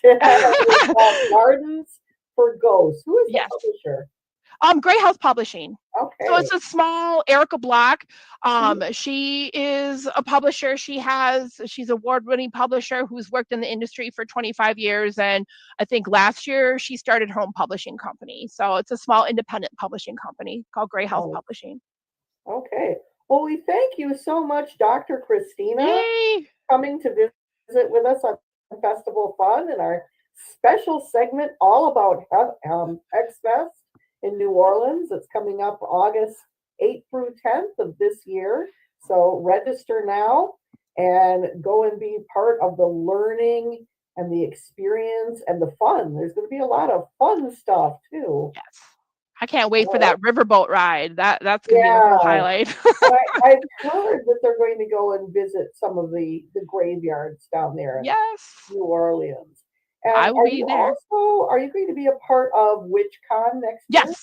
Yes. So my class for WitchCon is also on death and dying. Woo, so surprised there. I'm doing a class on death astrology charts. So a lot of people are familiar with birth charts, but I'm going to cover death charts, looking at when someone passes away. Yeah, that's something that isn't done much. So that's interesting I don't think anyone else does it. Yeah, that's something really unique. So I'm very excited. Cool. Yeah. And are you going to be part of the spectral evidence? I talked to Christian ahead of time about my class ideas, and I submitted. So my class hopefully will be on dreaming the dead. So dream work as a way to communicate with spirit. Mm-hmm. I'm going to kind of take an opposite track of if you have entities in your house that are being a little intrusive, and you don't mind them there, but you do mind them peeking in on you in the shower. Uncle Ray, could you have some boundaries here? Or banishing the ones that are kind of icky. Yep. And I don't mean gently guiding them to the underworld. I mean, you're icky, go away. So that's what mine's going to be about. Nice. So I will be there. Thank you. That's going to be coming out in this October from the 3rd to the 5th. It's the first weekend in October. Like WitchCon, it's going to be online, and it's also facilitated by Warlocks Incorporated, Christian Day, and Brian Kane, who've done so much to bring all these wonderful speakers and teachers to the public. And you can join us online. You don't have to travel. But if you do want to go to if you do want to go to HexFest, that's a great traveling experience. Yes. So we hope that many of us can all go and join. So looking forward to it. Yeah, and if anyone watching, friend me on Facebook or follow me on Instagram. Uh-oh, you seized up there for a minute. Could you Uh-oh. repeat that, please? Yeah, if anyone watching, feel free to friend me on Facebook or follow me on Instagram. Will do. Will do. You have to look at all my fart jokes and garden stuff. Yes, I'm all about that. Uh-huh. Well, thank you so much, Dr. Christina. We really appreciate you being here. I And very much appreciate the opportunity. Thank you. well, I'm glad you enjoyed it. And thank you to all of our viewers for tuning in. This is Witchcraft TV and the Festival Fun Show. So I don't know where Harold went, if he wants to do that. Oh, I'm right here. I appreciate you coming on, Christy. Make sure y'all register for that Heck Fest for August 8th and 10th. And make sure you keep it right here on www.witchcrafttv.online, where we are a fair representation of all pagan, witch, and magic paths. Merry part for now. Thank you so much, Christy. Merry part. Thank you. Good night.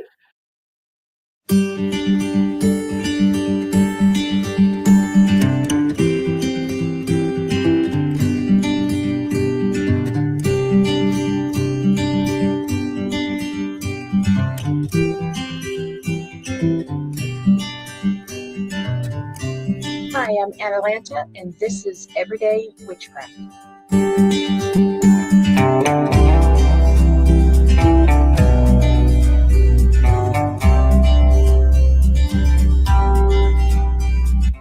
Here on Everyday Witchcraft, we explore everything from witchcraft to the occult to the paranormal and the spiritual.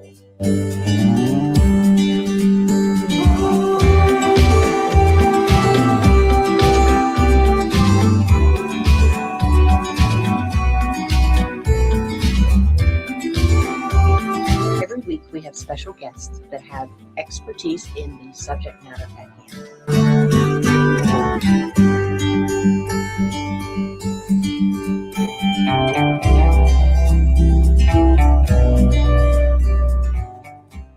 Welcome to another episode of Everyday Witchcraft. Tonight's returning guests are Ruth Souther and Beverly Oberlin. Our subject this evening is tarot. Both are very practiced in this area, and I'm extremely excited to have them on tonight. Ruth is an author of many books, including Vegas Path, The Elemental Priestess, and The Heart of Tarot. She is also an intuitive reader and teacher. Beverly is a Holy Fire Karuna Reiki master, an intuitive tarot reader, and an energy healer. We're here on another episode of Everyday Witchcraft, and we have returning guests, Ruth Souther and Beverly Oberlin. How you doing today? Awesome. Yeah, good. Fantastic. I would like you to introduce yourself for those who are just tuning in. Beverly, you want to go first? Sure. Hi, everybody. My name is Bev Oberlin, and I am a Holy Fire Karuna Reiki master, as well as an intuitive tarot reader. And I have been taught by my good friend and mentor, Ruth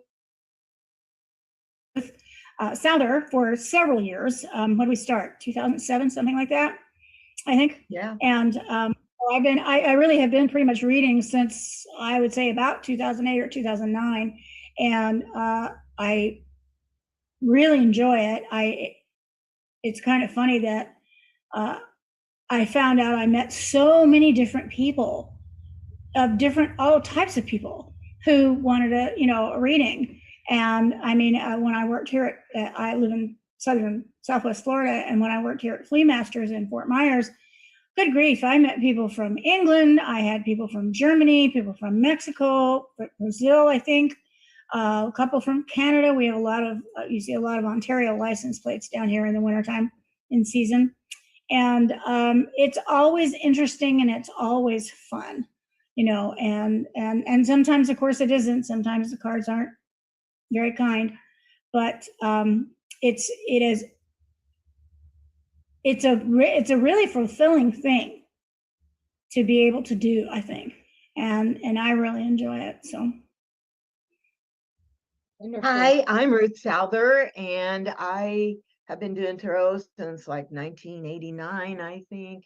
My favorite deck is the Thoth deck, Crowley deck, and I like it because it's queen high for one thing, and because it is so multi-layered with symbols and symbology. I mean, I could read and 10, 20 people and find something different in each card, depending on their energy and what it is we're looking at with their story.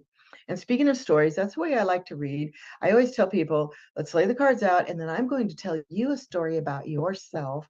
And if they don't cry, I'm like, oh, let's go back so I can make you cry. I always figure tears are a good sign, right? But no, truly, as Bev said, I've been teaching it for many years, and I believe in positive spins. So even if they get a really hard card or a difficult card, I should say, every card that has a shadow, for every shadow card, there's a light side. And I always spin it. I never leave anyone feeling bad or scared or worried. I think that's not a good thing to do. I don't like to hear people describe how they got a reading and then they were scared or upset. I've had people actually call me and go, I need a reading right away because I got this reading somewhere and they scared me. And to me, that is just wrong. Absolutely wrong. Exactly. The cards are a psychological tool that points out all the emotional and physical and spiritual truths about ourselves, but they are in no way predicting a death or predicting a breakup. There could be those signs already there when the people draw the cards, but I'm not going to tell them that.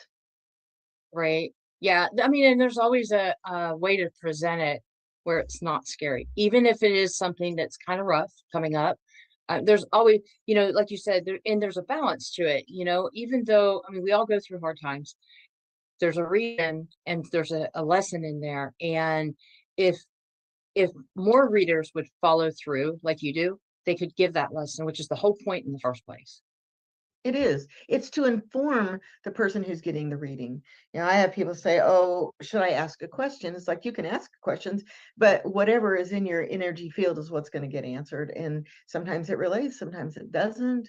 But yes, exactly. And I one card, and I love to hear Bev's opinion on this, that when it turns up, it is the sorrow card, which is in the Thoth deck.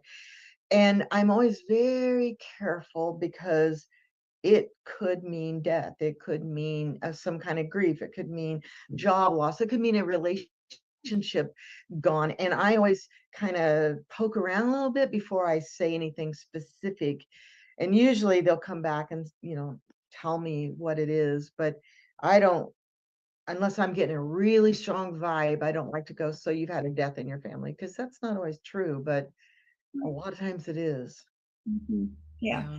I struggle with that card in terms of basically the same thing that Ruth said. It's like, I don't want to just come right out and say, oh, well, this is bad, because so I do the same. I poke around and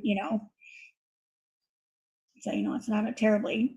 Yeah. And it all comes like full circle, everything's kind of related to each other. And even though they might have like a negative part of their reading, it always, like I said, comes full circle. And then because of that is going to come out something positive, and what I do when I do readings, and I don't really do tarot much anymore. I do the bones, but I do tarot every once in a while.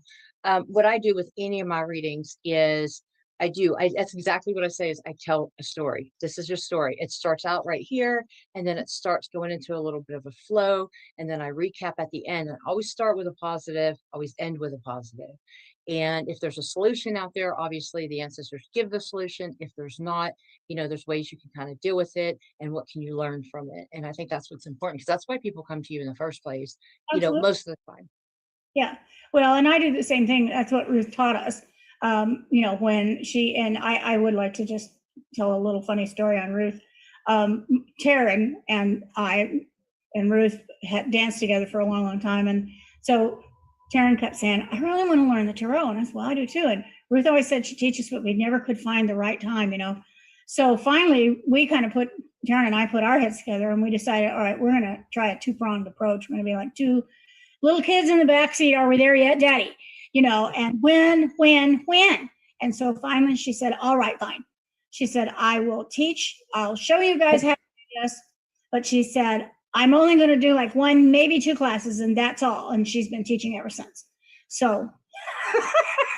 And that group of people, this is also funny. It went on for like 3 years, and they would bring wine and order pizza because I've never had a group like that since. We really got into the cards at that point. So, but I want to go back to the positive, and then that little spin in the middle. The cards are about the person, right? So if it is, say, ruin, 10 of swords, ruin, it is about, or 9, whatever it is now. You think I'd know after doing these cards for so many years, but ruin, okay, and it's bloody swords in the top deck. It's self-ruin. So it's easy enough for me to say, so you're beating yourself up an awful lot. What's happening in your life? Or it looks to me like you're carrying a lot of guilty feelings or something. And it opens the door for them to talk about it. But when it's self-ruin, anything, then to me it's easier to say it to them, because they're understanding that it's not about someone else doing it to you, it's you doing it to yourself. Yeah, especially with the swords, because it can be that internal voice, And I don't know about you, but I will often get a very clear distinction as to whether it's an internal voice or it's an external one. Do you get that, Ruth? I get that sometimes. Yeah, I do, but I always start with them. Well, that point. This is your story, so here we're going to start here. Now, why are you thinking these things about yourself? Because you're hearing other people say them about yourself, and it just, as you were saying, it rolls into a bigger piece when you start with certain questions or certain things. But I will say that I may have said this before, but what cracks me up is people come in who are new and they'll go, I am not going to say anything. I'm not going to smile. I'm not going to give you any clue as to whether you're right or wrong. And I'm like, I don't care. I'm always right. I'm still going to read for you. I'm still going to read for you, and I'm always right. You'll learn that soon enough. So pretty soon they're laughing or crying, whatever. Yeah. Yeah. But I joke about the crying, but if you can really touch someone, if I can touch someone from that deep emotional place where they have a little bit of a release, and that's what tears come in, that's what I think they need, is they want someone to point that out for them so they can release a little bit of that stress or emotion, whatever it is. And so they have validation. I had a girl once that it was for bone reading. I had a girl, it was by video, and I had never read for her before. And I asked her my usual questions, because I'm like, okay, what do you want to know about? Is there anything in particular? I always start with a general, but if you want a question, a focus, that's fine. No, just a general. I said, okay. All right. So I cover different subjects, and then I started going down. I said, do you have a partner? She goes, I don't know. You tell me. And I was like, okay. I said, do you have any children? And she said, I don't know. You tell me. And I'm like, okay. So I'm seeing how this is going. And it was a 20-minute reading. An hour and a half later, she was still getting the reading. And then, of course, now she's a client. Right. You tell me, okay, let me tell you something about yourself there, sister. But yes, right. It's true. And I get this question a lot. How do these cards work? It's devil's work. Oh my God. Or it's evil or whatever. And so my answer is, first of all, no, none of that. But how do they work? They are a psychological tool. Every symbol on those cards is meant to mean something to humans, humanity. It speaks into humanity. Out of all that deck I use has got 80 cards in it. You turn any one of them over and it will mean something to you. It may not be in the moment that in a spread it wouldn't come up, but it will mean something, because it's about being alive. And they're like, oh, that makes sense. It makes sense. Yeah. I don't know how to explain bones, though. How do you explain bones? Because it's it's literally communication with me. The crazy part about bones is that if you just had the meanings that you have introduced and you just went strictly off the meanings, and you didn't use any intuition, any feelings, anything like that. You were just like, okay, ancestors, just use the bones. I'm not going into it. I'm not going to try to, nothing. They're still scary accurate. It's so weird.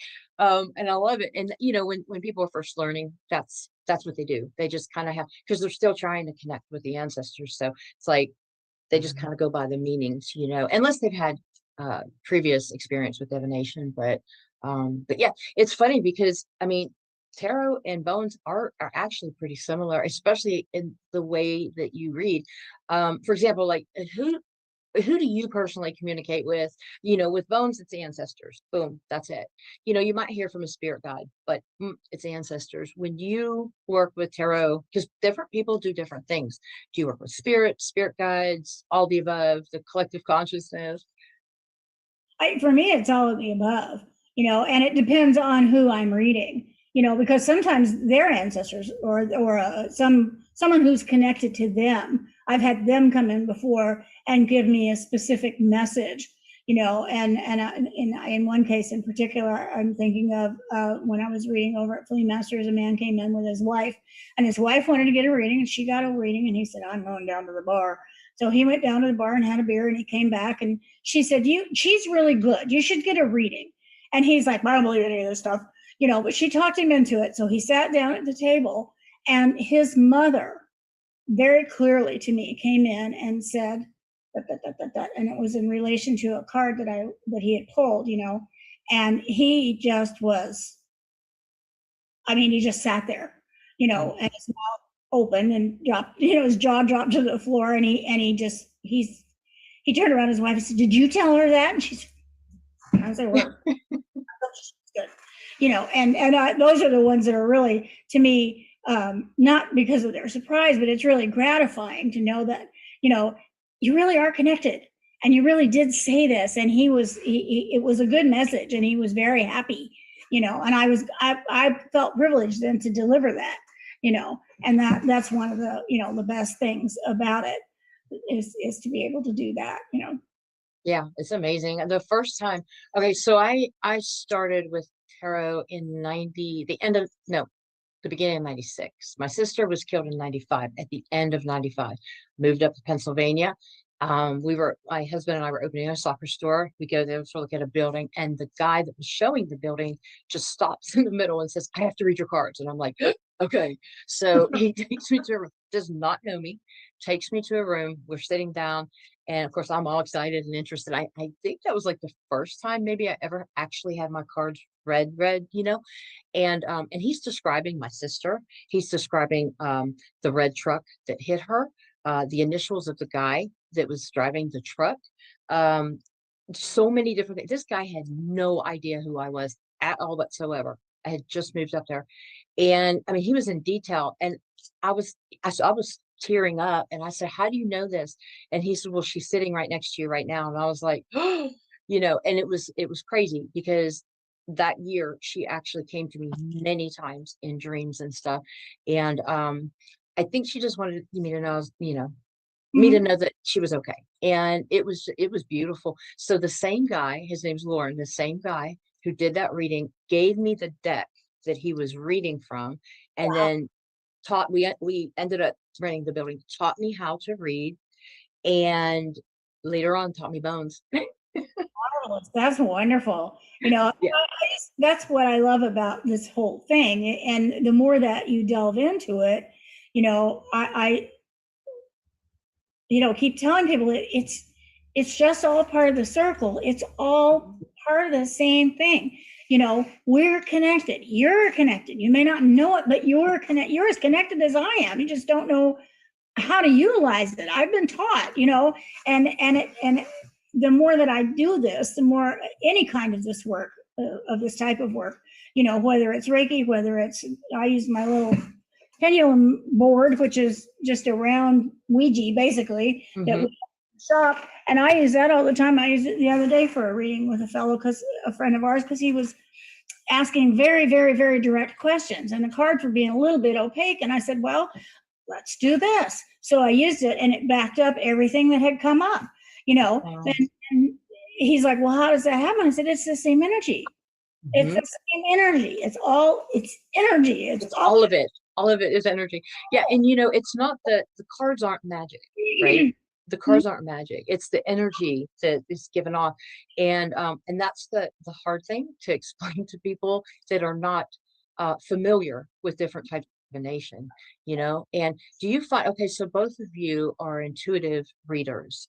First of all, what's the difference between the different types of readers?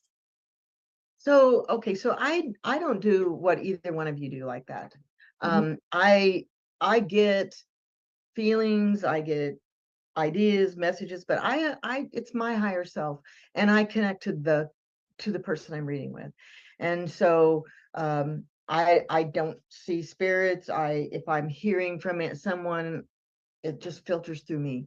So I do get great hits, and I do tell people things that I don't know how I know, but I would never say that it came from a grandmother or anybody else, because it doesn't. It just comes through however it comes through.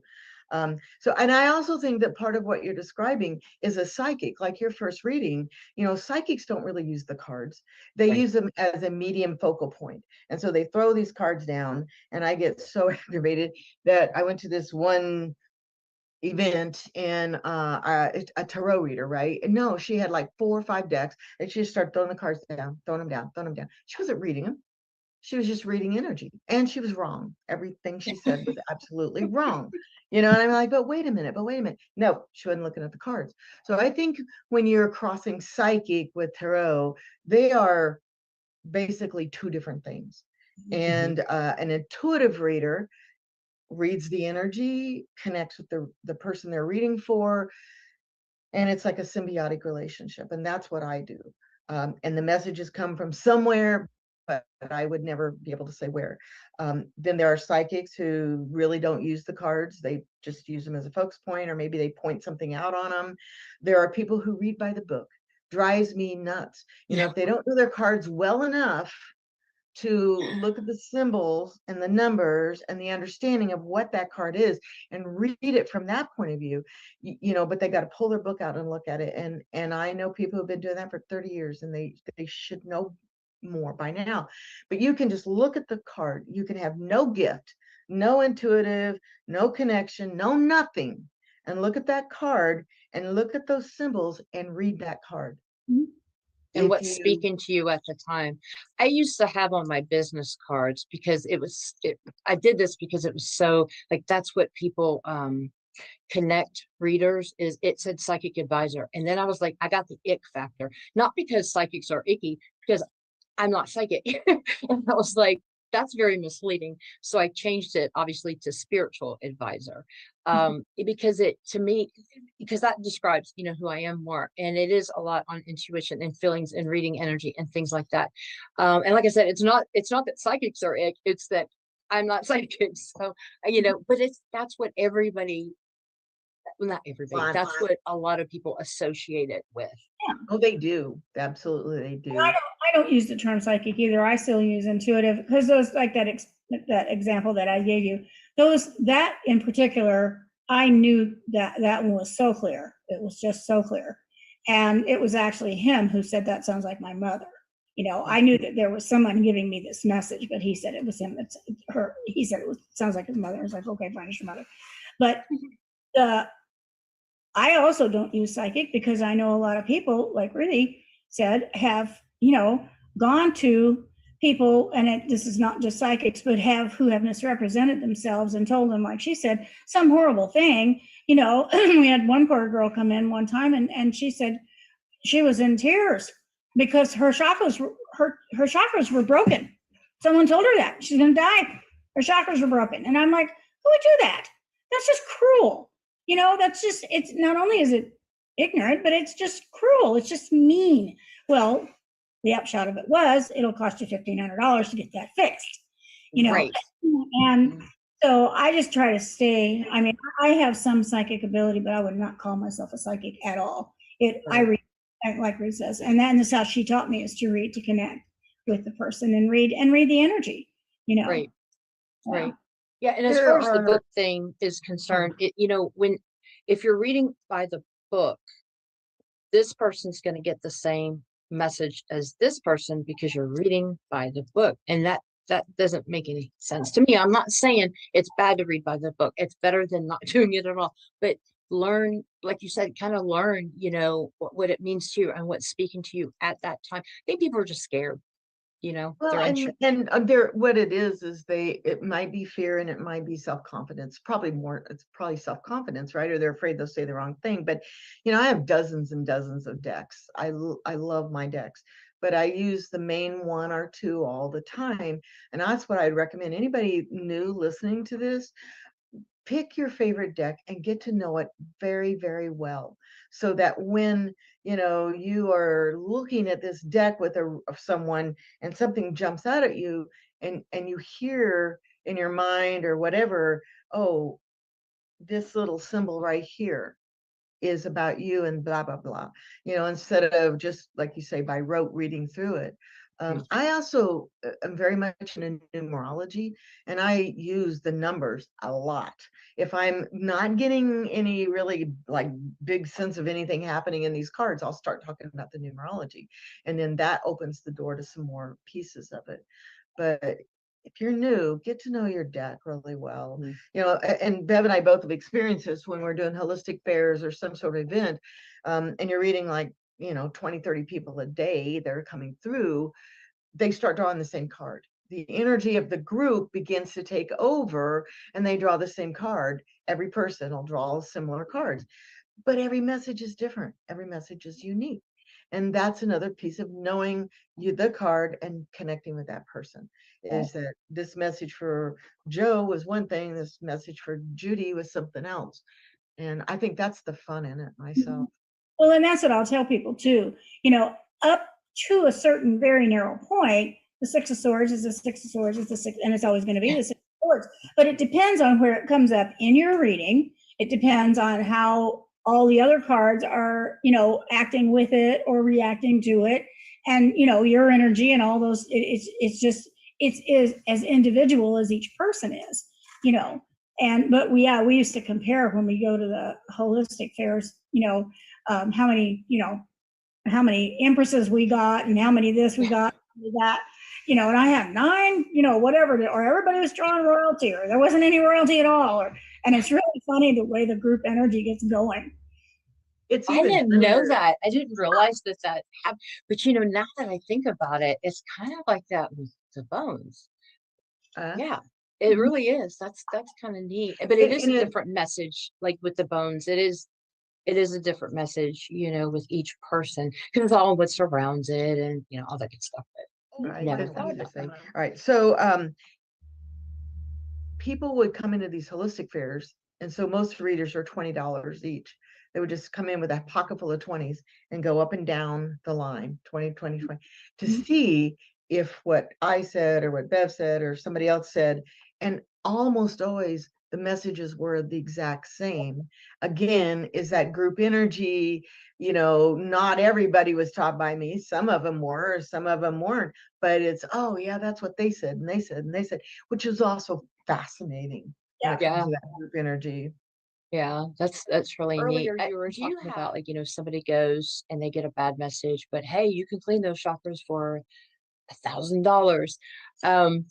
That bothers me so bad when people do that. And how often do you come across that? Do you get it's kind of like somebody getting a bad tattoo and then you have to go get it fixed.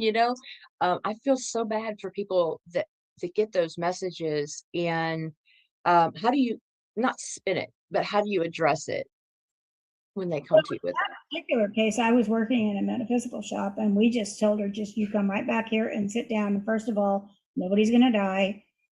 We got her calm down, got a cup of tea. All right. Where did this happen? What happened? How, and we just told her, and I don't remember, somebody gave her a reading. I don't even remember if it was me or one of the other girls, but somebody did. And it was like, you're fine. Everything's fine, and we just, really, it was just kind of, taking care of her at that moment, and getting her to understand that this is just, without saying it that way, that this is just really BS, and that's not going to happen. That's not how it works, and finally she actually left and sent back a friend of hers. And then that girl came in and she said, I want to have a reading. She said, I was going to go to that other lady, but I'm not going to go now, and so, it's just, I guess when I don't know, I was lucky, I guess, when I first got a reading, I knew people who had someone reliable. And so I went he came down from Peoria and somebody had him at his house. And so I went, and had my first reading, and I was just blown away. And from there on, I always wanted to learn, how to do it. But I guess if you're just picking numbers out of the phone book, it's a crapshoot. Yeah, it really is. It really is. And, and sometimes, not just, well, I can make you a mojo bag to fix that problem, but sometimes it's like they give you that bad news just on purpose. So you will come back soon to see if it's changed. Yeah. It is like that. A lot of them sell a package. So two things. I have no problem calling bullshit, and I will do it. And I will want to know the name of the person that gave him the reading, whether it's psychic or tarot or whatever it is. I want to know who it is, because I will never recommend somebody. And anybody who wants to go to a psychic that asks me for my opinion, if I haven't been to them and haven't heard them, I won't refer. So, but how do I fix it? I do this. I want to give you a complimentary reading. And first of all, I want you to tell me exactly what you drew from that person, if you took a picture of it, and then we go back over it. And if they don't remember, we do a new draw, and I I turn the story around. And you asked how often does it happen? Not that often. Maybe 2 times last year I had it happen. It's not a really big occurrence. The ones who get really caught up in a story of someone who tells them something crazy like that, they're very naive, or they're very needy. And I'm sorry for anybody out there listening if that upsets you, but it's the truth. Look at yourself. Why do you need somebody else to validate you? If you don't know what your chakras are, whether they're broken, and they can't tell you anything other than pay me this money, then you need to reevaluate where you're going and what you're hearing. Do some research. It's just scary, because, most people, I mean, we're in the magical community, so we kind of have it very good, but a lot of people, like, for example, going to New Orleans, you may find somebody there that's going to read tarot. It's just the crapshoot, like y'all were saying. And you sit down, say you've never had a reading before, you sit down, you don't know what to expect. And then you might get somebody who's legitimate. You might get somebody who's trying to sell something in their shop, and they honestly don't know, which is one of the reasons why I wanted to do this show, because I wanted to, matter of fact, maybe you can make suggestions. How do you tell if somebody's legit? Because for those people out there that just don't know. Well, one of the things Ruth taught me, and I think she does it still too, is she'll say your first card is free, and I will do that if somebody's, I don't know, I really want to do this, I'm not sure, and I'll just tell them, why don't you just pick a card out of the deck and let me read it? And there's no obligation. You don't have to pay me. If you don't like it, walk away. It's no big deal. And they'll be like, really? And I'm like, yeah. And then I'll read that card, and they're like, oh, yeah. And I would, for myself, if I were going to someplace and I wasn't sure, I'd say, would you read a complimentary card for me? And if they weren't willing to, then I'm not willing to put down my money. Right. That's a really good idea. I've never even thought about that. That's a really good idea. Do you find yourselves gifting a lot of I go through, like, whenever I went through the big change recently in my life, there were some people that really went above and beyond. And I love gifting readings. And I was like, look, here's my card. I want to gift you a reading if you're interested. I get it if you're not, but this is what I do. And I love to do that. And you meet people sometimes that you just know they need that reading. Like Lauren did with me, years ago with my sister. You just kind of meet. Do you find yourself doing that often? I do. I give free readings a lot. And I believe in the law of abundance, is that the more you give, the more you get back. that there's enough for everybody. And so I do often do that, especially people I feel really need it. But I want to go back to that. How do you know? Okay. One thing that you can look for is obviously if they try to sell you more than what you want. If the reading is $25, or if it's real cheap, if it's $10, but then they want you, oh, I'll give you 3, but if you want more, then it's more money, and it's more money. It's always about money.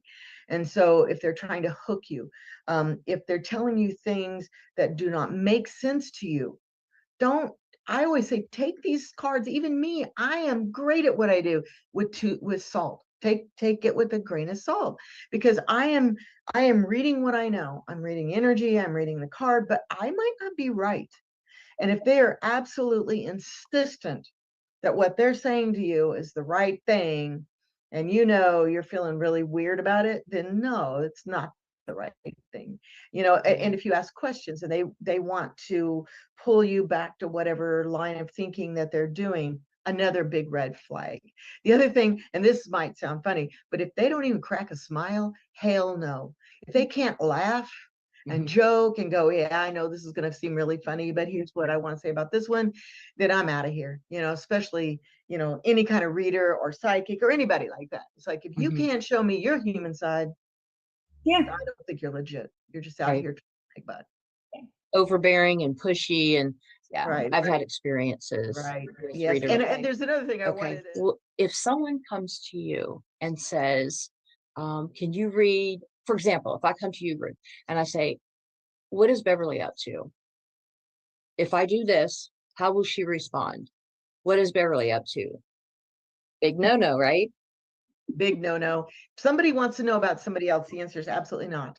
I'm going to talk about you and maybe your relationships and how you relate to other people. And I've also had people come in and say, I really want to ask a question about my husband or about my friend. Can you read a card for them? No, I can't. But I can read a card for you in relationship to them. But it's just like, I know we aren't really talking about spell work right now. That's another one we should do. That's But another show. in spell work, it has to be about you. It can't be about the other person. Absolutely. Yeah, it's invasive. It is. Well, yeah, not only that, right? But they're, as we said, they're not sitting across from me, and I've told people that recently, in fact, that I really can't do that because she's not here. And I Like don't know. putting a camera up in a private room, and watching somebody. It's just, could you do it? You could, but you're not gonna. I'm not going to. Now you turn your card over and you go, so why are you so nosy? That's funny. Oh my goodness. Yeah. I'm gonna use that. This card says you are nosy. Are nosy. Let's look What at about my What Oracle about decks. For those who are just kind of starting out on this, can you do a little explanation? I mean, people know the obvious, that the Oracle looks like this and the Tarot looks like this, but what do you think about, like, what's the big difference to you between Oracle and Tarot? And do you have is Tarot your preference, or do you use Oracle as well? Well, I use Oracle too, and the biggest difference is Tarot has a very specific alignment. Major, minor arcana, royalty, or court cards, whatever you want to call it. They are very specific, 78 cards or more, depending on the deck. An Oracle deck can be anywhere, anything from 25 to 110 if they want. Oracles are more self-explanatory. If you know how to read tarot, and if you really just looked at the picture, you would get it. But an Oracle card generally has explanation right on it. Like, this is what it is. You can read the book, but it's right there. I use Oracle in a lot of group settings because I don't want to have to explain everybody's card. So here, draw this. Oh, I got the universe, or I got the dream, dream into the future.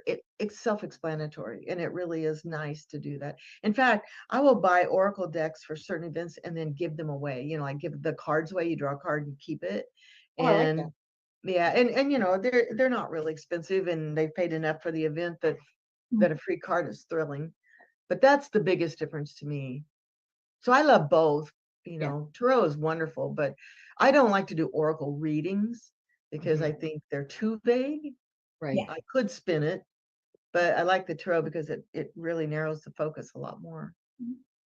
And I found when I first used an oracle deck, I kept thinking in tarot terms, and it wasn't working. I'm like, where are the numbers? Where's the numerology? Where's the astrological sign? What's going on here?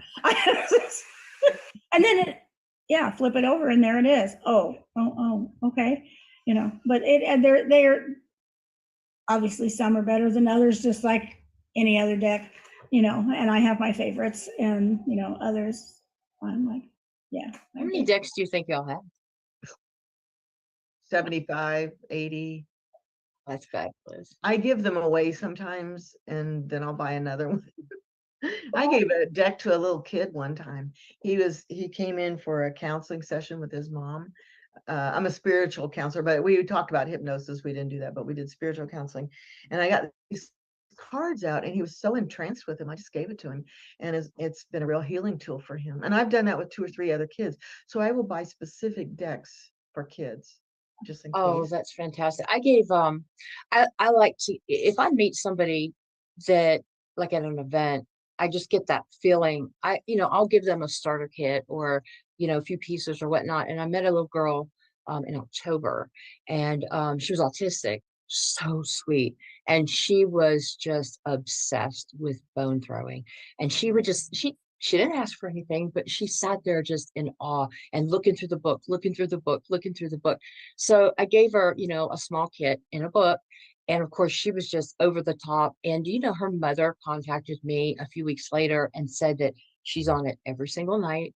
And she emailed me a real sweet, little email. And every once in a while I hear from her. But she said it's just really helping her, with with her therapy and stuff. And I mean, I just think that's beautiful. I love it whenever children. My grandson is he's very in tune with tarot. I mean, very in tune with it. I love And that.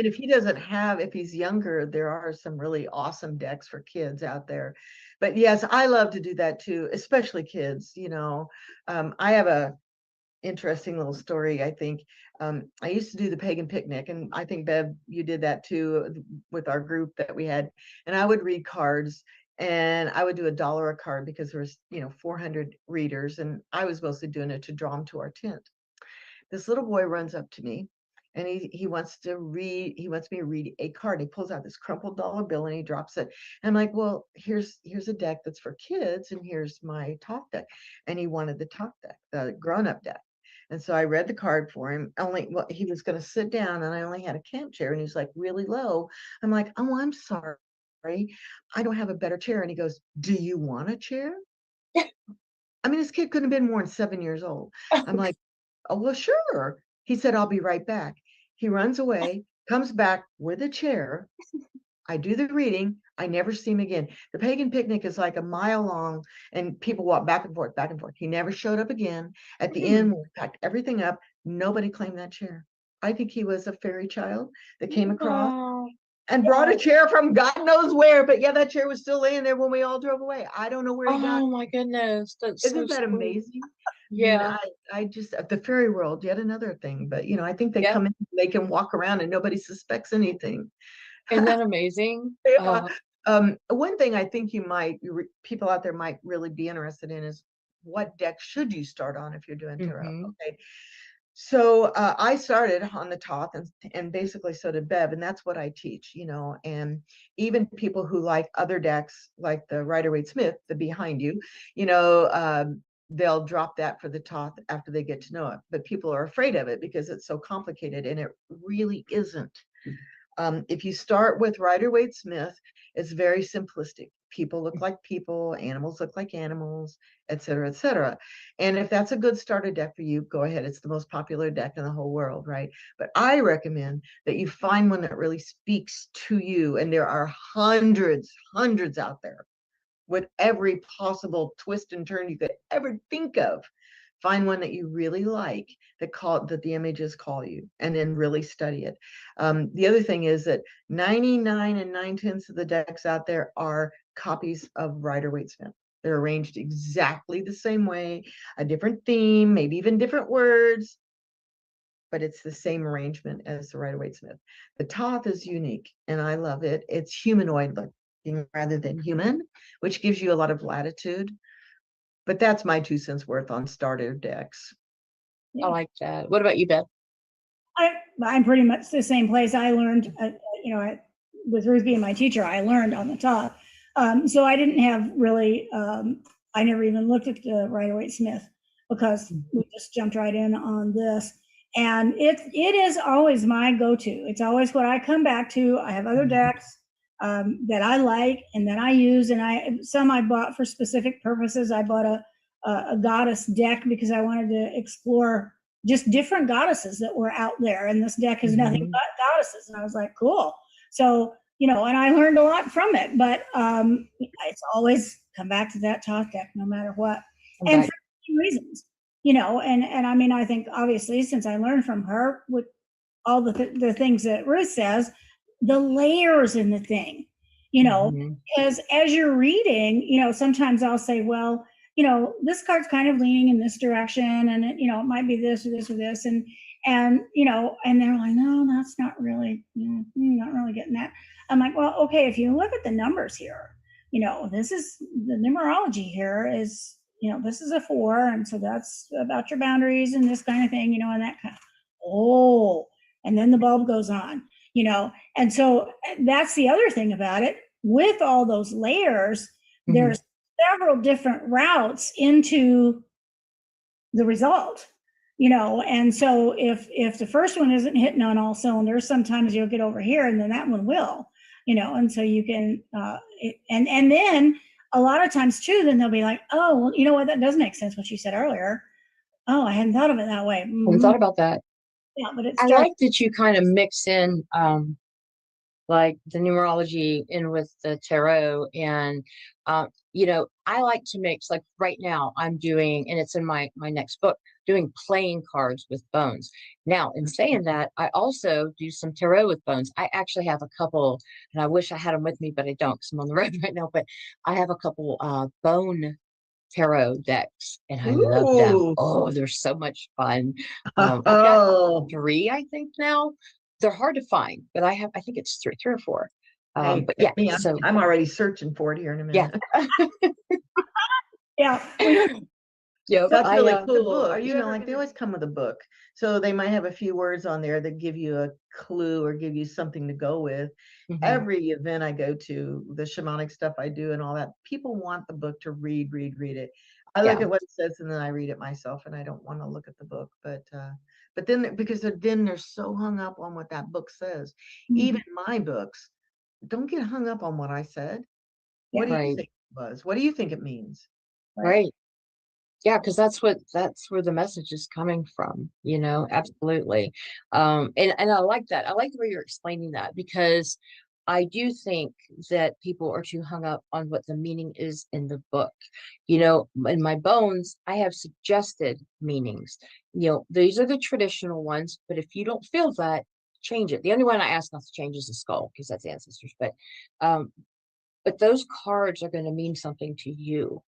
And and with each time you're before somebody, you're going to see maybe this in the picture, and then you're going to see maybe that in the picture, or these 2 things, or those 2 things.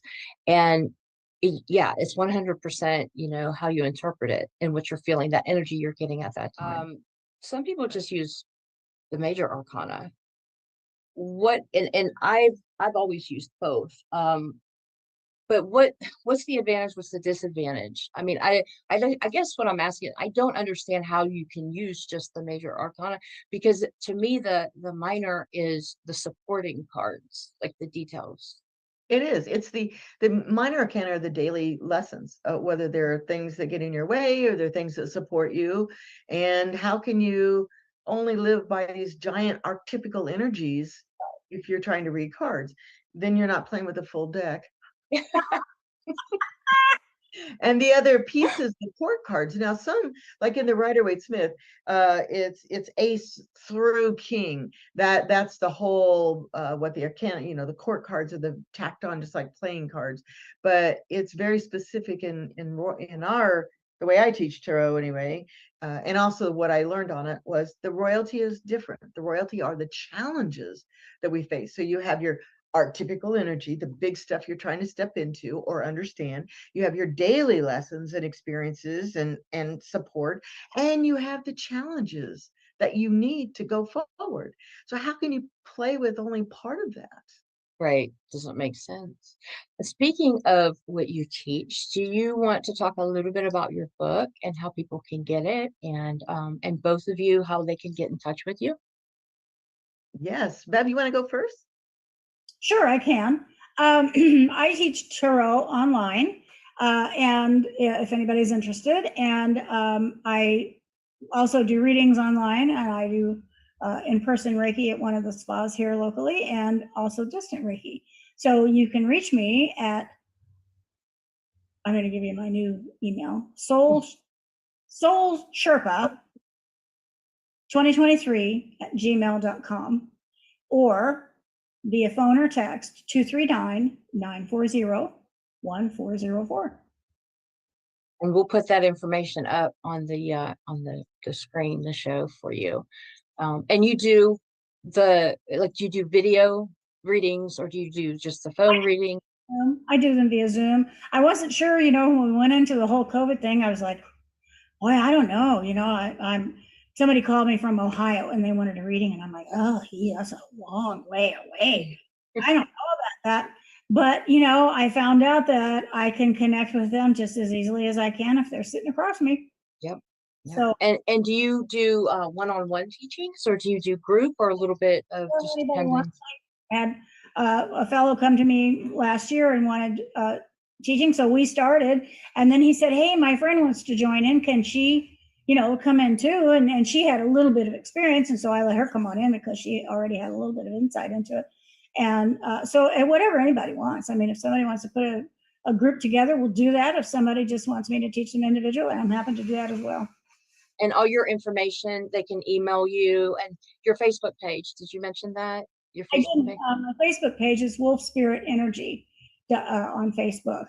And then my individual Beverly Arnold Oberline also page. So either way. Thank you. And Ruth? So my tarot book is called The Heart of Tarot.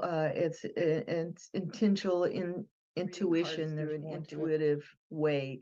And there are challenges, there are questions, there are all kinds of stuff in that book. There's some spreads, there's some bonus pieces I put in there this time.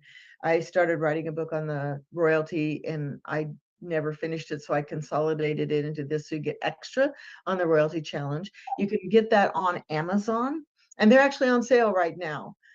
They are $30 book for $20 on Amazon, and you just look for Dr. Ruth A. Souther or The Heart of Tarot, and you'll find it, and you'll show a picture of it. You can reach me at Ruth Souther, SOUTHER 52@gmail.com. My website is vegaspath.com, and I'm on Facebook as Vegas Path, and also Ruth Souther on Facebook. And I have other books out there too. I have the Priestess Path, I have the Elemental Priestess Path, I have novels out there. I'm in multiple anthologies, and a new one that Bev is in that's coming out very, very soon called Mystic Memoirs. So if anybody out there is interested in writing a story about beyond belief things that have happened to you, let me know, because we're starting to collect for volume 2. Oh, okay. Beyond belief stories that have happened. Is it like paranormal? Is it just anything? Well, beyond belief, what does that mean to people? What does that mean to people? Some of them were paranormal. Some of them were just a trip through the backwoods of Missouri and seeing weird things, time loops and all kinds of crazy stuff. So basically, you've met the Queen of Weird, and I think y'all have figured that out. Okay, Queen of Weird, I would expect a story from you. And so we are, what it is, it's $100 to submit your story. And then we go over it, and we recommend changes, or we accept it the way it is. And if we recommend changes, you can rewrite it and send it back to us. And we're trying to make this a positive experience for any author. And so that's what we do. That is the edge of perception. Okay, edgeofperception.org is the website for that. And I also am on the board of directors and chief editor for Crystal Heart Imprints, which is a independent cooperative press, because authors own their own work. Now in the anthology, that works a little different, and I'm in the Shaman Heart anthology. I'm in a lot of different anthologies these days. So self-love book that just came out, and I mean, this is the newest anthology that just came out, The Life-Changing Power of Self-Love. And so I'm in this one. And so I love to write. We teach writing. Taryn and I and this Michelle, you met Michelle, we teach writing every Monday. We have a writers group on Monday nights if anybody's interested in writing. So now I've changed the subject from tarot to writing. It's okay. I love it. I love it. And I need to get involved with that group, because, you know, last year, last few years, it's just been, I've been on the road all the time. This year, less road travel. I am still going to go, but I'm attacking projects. So yeah, this year is going to be a lot about creativity. Well, I'll just send you, well, actually, if you go to not The Edge, we call ourselves The Edge, but it's edgeofperception.org. There's a way to sign up for that class, or not class, but for that group. Mm-hmm. And then you'll go onto the email, and it's always 99% of the time it's my Zoom, but if it isn't, it's Terry's Zoom. So between the two of us. But if you'd like to come on just to try it out, we'd love to have you. Just, you know, Monday nights, we meet on Monday nights. And you don't have to come. Yeah, I like that. Like it. Well, thank you so much again. And you know, I'm going to be bothering you in a few weeks for more information. No, I learned so much whenever I have y'all on, and you're so easy to talk to, and you're just two beautiful people. And I just want to thank you again for taking the time and coming back on.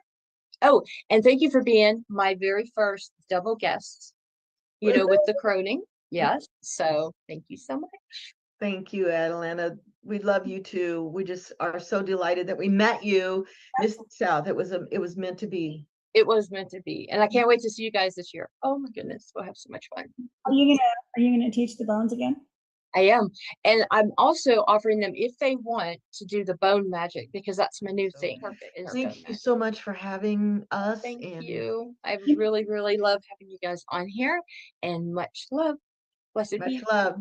Bye. Bye. We are picking back up on our series of bone magic. Today, we're going to talk about connecting with the animal that you are wishing to work with. I'm going to use the example of a shark because it's the easiest one that we can kind of connect to and vision. You can use a shark tooth. You can use a shark bone. You can use that little tooth of that shark bone. You can use it in a powder. You can use it in a sachet. You can wear it.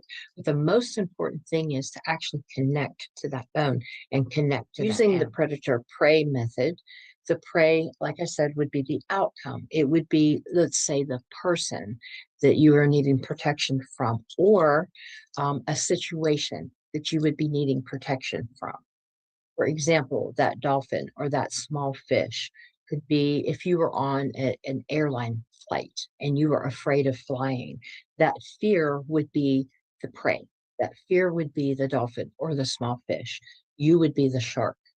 Okay. And you, like I said, you could use a shark tooth or a shark bone in doing this. Hold that bone in your hand, the shark bone in your hand or the tooth in your hand, and become one with that animal. You can play tones in the background like ocean sounds, water sounds, things like that. When you're envisioning this, you want to imagine yourself surrounding what you are needing protection from. So that fear of flying, surrounding it, and attacking, actually swallowing, actually eating the thing that you need protection from. So eating that fear. Another way to connect with your animal is by the third eye connection. That is where you imagine that animal in front of you, and your third eye is connecting with their third eye. So you would actually concentrate on this energetic cord between you and the animal. And once again, I suggest, spending a couple of minutes. You don't have to spend long, but just a couple of minutes meditating and connecting to that animal. Envision in your head looking at them with your eyes closed, looking at them with your third eye and connecting with them. And you can also, once again, play like ocean sounds in the background if you are working with a shark. Thank you for joining me in this Bone Magic series, and I look forward to moving further with it on our journey. Blessed be. That concludes another episode of Everyday Witchcraft. I want to thank all of you for tuning in, and I want to give a very special thanks to Beverly Oberline and Ruth Souther for once again coming on the show. I'll see you in 2 weeks. Blessed be.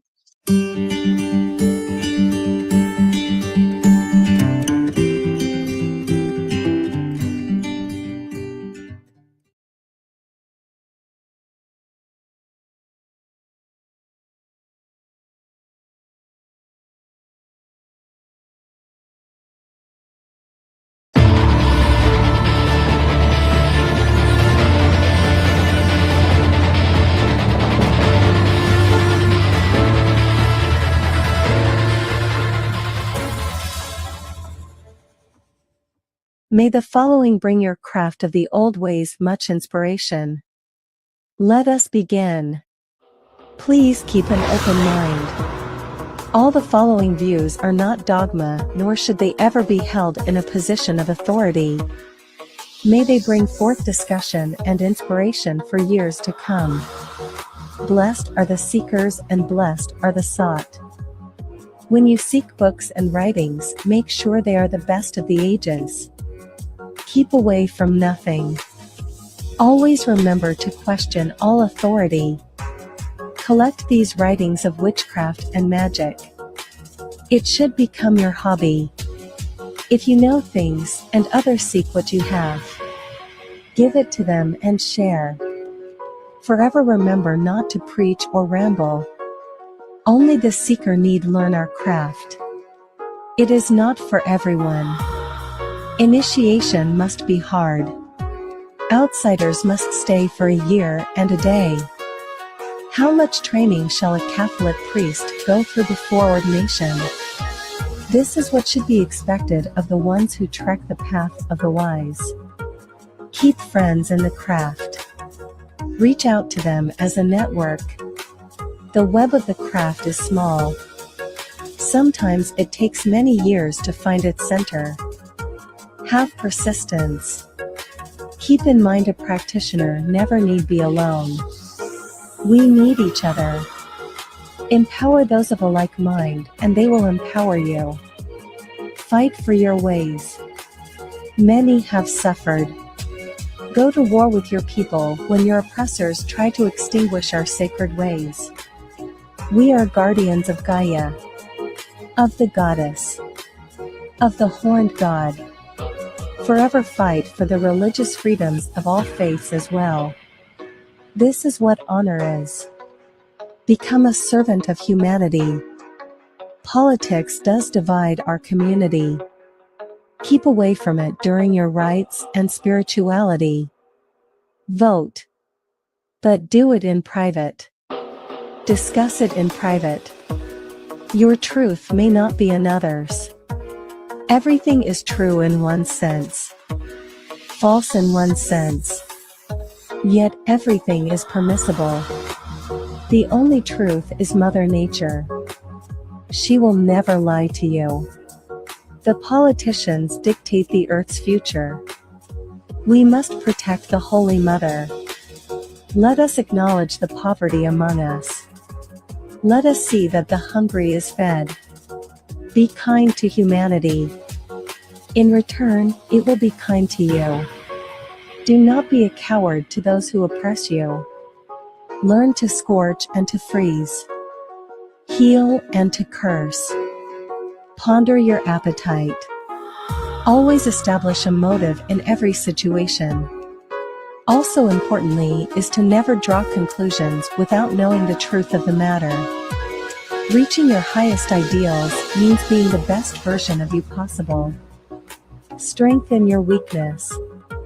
If you are a Wiccan, a witch, or a pagan, when you speak, others see your words as a representation thereof. When you speak, they say to themselves, "Oh, this must be how these people walk." So watch what you do and say. You are the face of our ways. Many times I have heard the mockery of monotheistic faiths. If you do this, you are unwise. Never should you mock the faith of another, for a person's life lesson is just as important as your own. Seek teachers that practice in good element. Learning from copycats is without magic. Have respect for your art form. Mimicking another path will lead you astray. There is little to be learned within the bloody teeth of bigotry. It is a fool's path. It is true. Those in the craft have done baneful things. Be not concerned with any of it. All spiritual walks of life have their skeletons. We understand this, and fear it not. Always focus on the present and to the future. Things are always changing with the times. Everything is in a constant perpetual state of motion. Always remember that the winners of history get to write it when you question your authority. We question all authority. It is the way of witches. How many have the use of the scourge anymore? We most move beyond the thirst of Baal. Represent your craft with honor, as it represents all of the many paths of the goddess, of the horned god. Keep your reputation sharp with dignity. Have a just heart, and the world will give you fair exchange according to your destiny. All of the craft is gray. This white or black witchcraft is nonsense to the adept. Mother Nature is our teachers. It is our mother that will never lie to us. To scorch or to freeze, you must decide in wisdom with your knowledge. As you acquire more knowledge and wisdom, your understanding will change. Remember to forever reach your highest ideals. Focus the WYRD, the destiny, your fate. When learning the craft, only with the sweat of your brow will you obtain mundane, spiritual, magical truth and mystery. Exercise your strength. Fine-tune your gifts bestowed upon you from the Creator. The Godhead that has made you would want nothing less. This honors the Lord and Lady. Honor the golden rule. Your conduct is your key to honorable integrity. A witch's word is like iron. Only honor entertains the minds of our peoples. Our laws are never broken in fear of what karma will do. Let karma be our friend, not our enemy. Martyr or nothing for our ways. Discipline must become our friend. Let us pay our way. Leech not upon the work of others. Work hard and your harvest will be plentiful. Our people always pay their debts as well. Be mindful of what you spend. Watch your diet. Eating close to earth will give you strength and much power. Let us forever be in search for answers to questions that the world will not tell us. Respect the astral worlds, for in turn will your magic be protected. Above and below is an important axiom of the occult, and it will serve you well in contemplation. Ritual is what you are. What you do is your character. Things done over and over leave imprints. Respect your ritual. Your art form must have persistence. Repetition brings much power.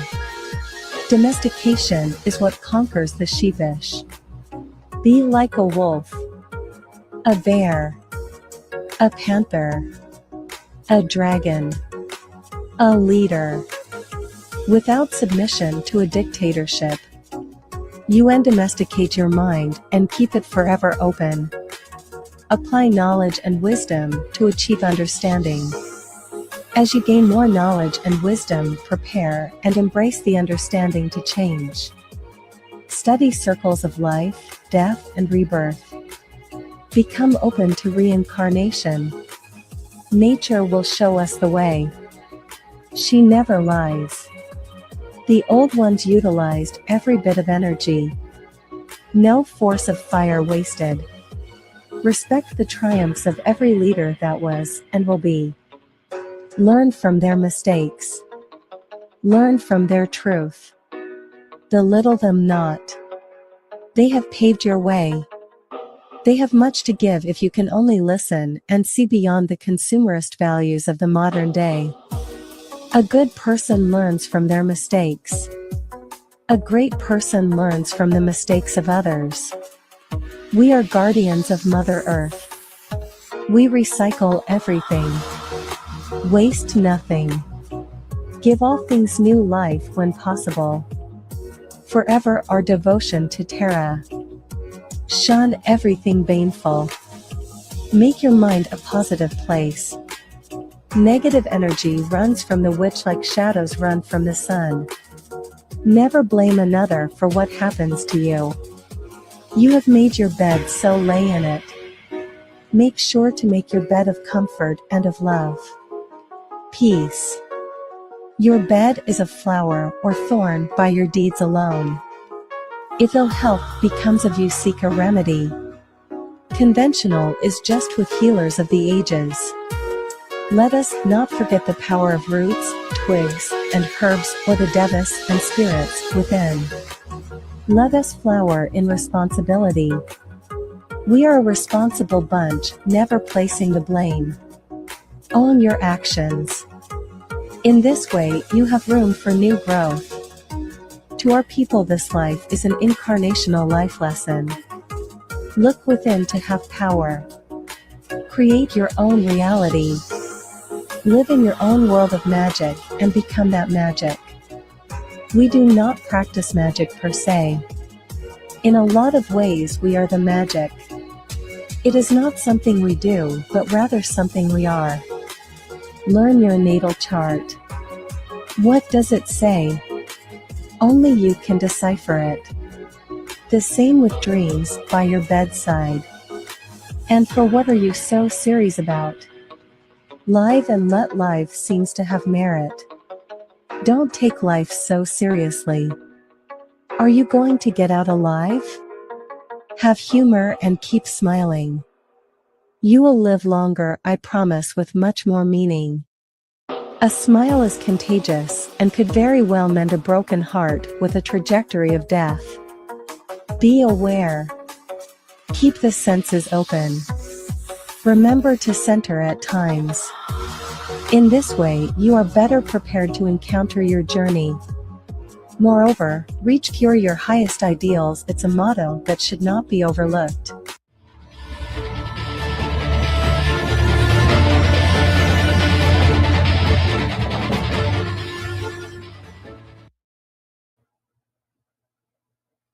Welcome, everybody, to another rendition of The Lone Wolf Show, and you're watching www.witchcrafttv.online, and we have a special guest backstage, and her name is Karen Tate. Karen Tate, how are you doing? I'm doing pretty good. Thanks for having me today. Yeah, absolutely. It's great to have you on, and I was reading over your bio, and I noticed that you are a prominent figure in, I believe you said, like, online radio in the early 2000s, and you were, definitely part of a movement and prestigious author as well from several books. That's all true, right? Well, I kind of think of it as, I was blazing a trail with my pink-handled machete. I was actually one of the first ones to, maybe with the exception of Carol Christ in Greece, but I was one of the first ones to actually do goddess tours around the world. Nice. I have the longest running Sacred Feminine, goddess-oriented podcast, Voices of the Sacred Feminine, goes back to around, I think, 2009. I've published 7 books, give talks at places like the Parliament, American Academy of Religion, Joseph Campbell Roundtables, magical places, secular places. I've been out there a while doing a lot of different things. You said Parliament, so you're speaking of the Parliament of World Religions? Yeah. The Council for the Parliament of World Religions. Yeah. I think when it was in Idaho, was it Idaho? Yeah. That was the parliament I was at. I think it might have been 2015. It was when the focus was on women and having women at the center of society. And it was pretty incredible because I think that was the first time women and non-traditional spiritualities really had a place at the table. Mm-hmm. Well, and who were some of the keynote speakers in that 2015 Parliament? Oh, gee. Phyllis Carrot, I Nice. believe. Me. Gee, it's so hard to remember. I don't really recall. Honestly, I'm sorry. No, that's fine. I know that the last Parliament of World Religions, the keynote speaker for the pagan community was Laura Gonzalez. And after, we had her on here, the show too. And it's always, it's very intriguing to, reach out and have discussions with some of these leaders in paganism. So that's really cool that you were involved with Parliament of Religions. To me, that's really a big deal. And there's all kinds of different factions in families and groups that represent the pagan community that go to those places. Yeah. So that's really cool. Well, and also too, even at the American Academy of World Religions, which was in Los Angeles, I was one of the first pagan scholars that had a seat at the table there too, because they had not included goddess spirituality at the American Academy of Religion for a long time. And the first year they did, I was vetted and I gave a talk on the politics of ecofeminist goddess spirituality. And then they invited me back again, and I talked about how, I focused on the Isis festival that they have every March, the Issa Navigiem, or Festival of Isis, that people are recreating in the modern world, and how we're being called to reconstruct ancient spiritualities in a modern context. Yes. So the second time I talked at West Core, that was the topic of my talk. I really like that. And you mentioned ISIS. Are you familiar with Olivia Robinson at all? Oh, yeah. Is that somebody that you've met? Have you met her? She ordained me at Clonical Castle. That is very, very intriguing. I really like that idea. I simply adore her work. I've interviewed and met so many people that are part of FOI, Fellowship of Isis, and that really, really makes me very, very happy. And yeah, so that's really, really cool. She was on my radio show. I have a lot of the foremothers and way showers. It's not just women, it's men too. Like Isaac Bonowitz was on my show, for instance. Right. But I did interview her, and her voice still lives on there. I have a segment called Gone But Not Forgotten. And she actually talked about the first time she appeared at the Parliament for World Religion, she had death threats. Yep. And Patrick McCullum, another friend of mine who was there at the Parliament, and Very cool. I think he still goes to those things.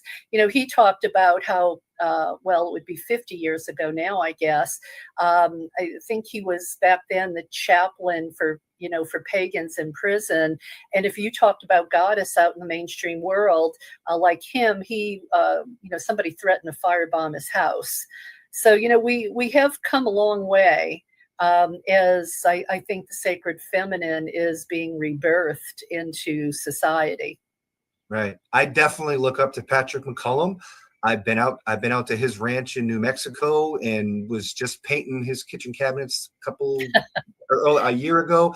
And and I love his work with prison ministry in California that kind of echoed out through the country, and that's really cool. So yeah, that's really, really intriguing. And there's just so many different people that are involved in this.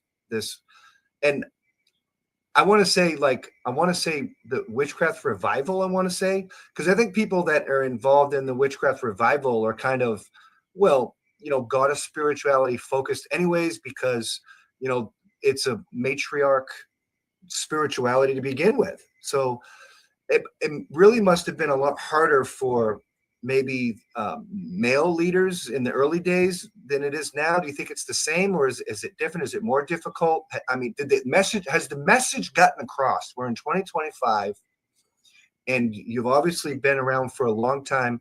I wasn't involved in the community when Olivia came to America and stuff, and you have. I mean, what has been? Has it all paid off? Is it working? Is it? That's I'll answer that question as best I can. I think things ebb and flow. We, in the fellowship of, well, okay, let me start out by saying that I learned about goddess from Dianic women, However, I appreciate that. I will forever owe those women a debt of gratitude, but I am not a female supremacist. Okay. I've been married to an incredible man for over 40 years. I feel like he's been the wind beneath my wings that has supported all my work. He's been on my tours with me, making sure we didn't lose anybody. He would cook dinner when I was up against a book deadline. He, would come to everything I did. I mean, he's an Anubis guy, so he was really into this, and so he was always there at my side no matter what I was doing or where I was going. And that kind of was a friction for me in the Dianic community, because some of them would prefer to see women elevated over men, but I don't believe in that, because I feel like that's just reverse discrimination, and I know too many good men that don't deserve that. Every man isn't a misogynist. So I started out in the Dianic community, but then, the Fellowship of Isis is not a woman's group. It's, for everyone all over. So within the Fellowship of Isis, I feel like there was an easy alliance between male and female leaders. Yeah, you could more easily become a leader in goddess spirituality if you were a woman, but I don't know that. It wasn't my sense that the men had it bad, that they were somehow being forced to take a back seat. And in the pagan community in Los Angeles, where I spent most of my time, I didn't get the sense that men were subservient or took a second-class role. It just felt like it was egalitarian, the way we would hope the world would be. Where we're just equal partners in this, because I think if we are equal partners, then we can, see the world through both our eyes instead of a skewed female only or male only perspective. Can you tell me and our viewers what egalitarian means? Oh, egalitarian, it's like equality. We believe, and I guess we'll probably get into who some of my mentors were, but, we believe that in ancient times, it wasn't always this male-dominated patriarchy. There were egalitarian societies where men and women were equal. Women didn't have to take a back seat and just be a leader in the home or be subservient to her husband. Right. She could lead in public. She, wasn't reduced to being a breeder. Her biology did not define her role and purpose in life.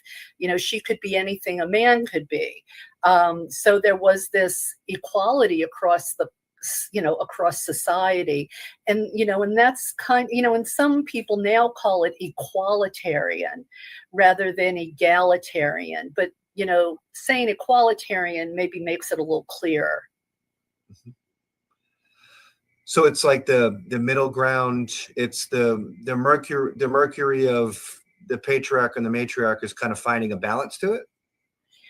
Well, I think if we think about it as a pendulum, I think in the earliest days, the artifacts show us that humanity probably had a female god before there was ever a male god.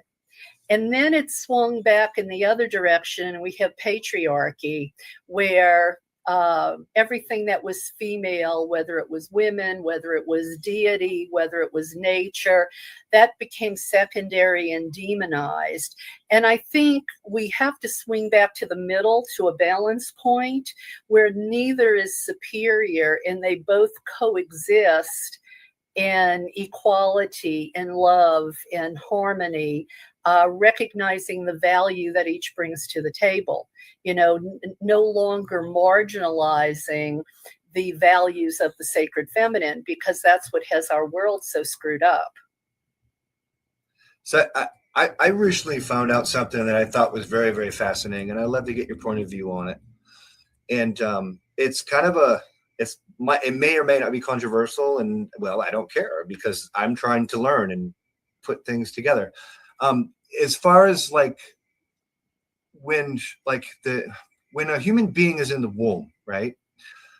I've recently found out in that every human on the planet was born, or in the womb anyways, was a female at first.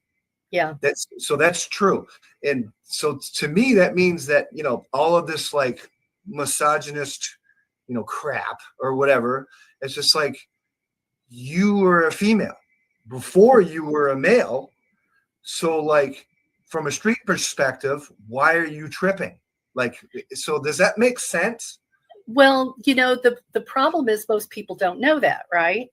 Okay. So, recently, one of the executive orders out of the White House was everybody now has to adhere to the gender or the gender or sex that they were at the time. I think they said at the time of conception or birth or something. It must have been the time of conception, because the way they worded it, I might have this a little off, but it was floating out there in the community exactly what you said. Well, they don't understand that we all started out as female, and then the chromosomes changed in weeks later, and if you were going to become a male, your chromosomes changed so that you were a male. So I think like so many things, we all aren't privy to the same education. We all don't research the same stuff. I grew up in the South. Okay, it wasn't until I was 30 and left Louisiana and moved to California that I feel like I really started to get an education. Before that, I lived in my racist Catholic bubble.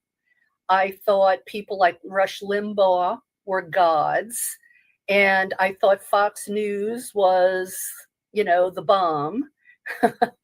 And I didn't know any better, because nobody ever countered that. We didn't hear anything outside of that echo chamber to challenge it in the least.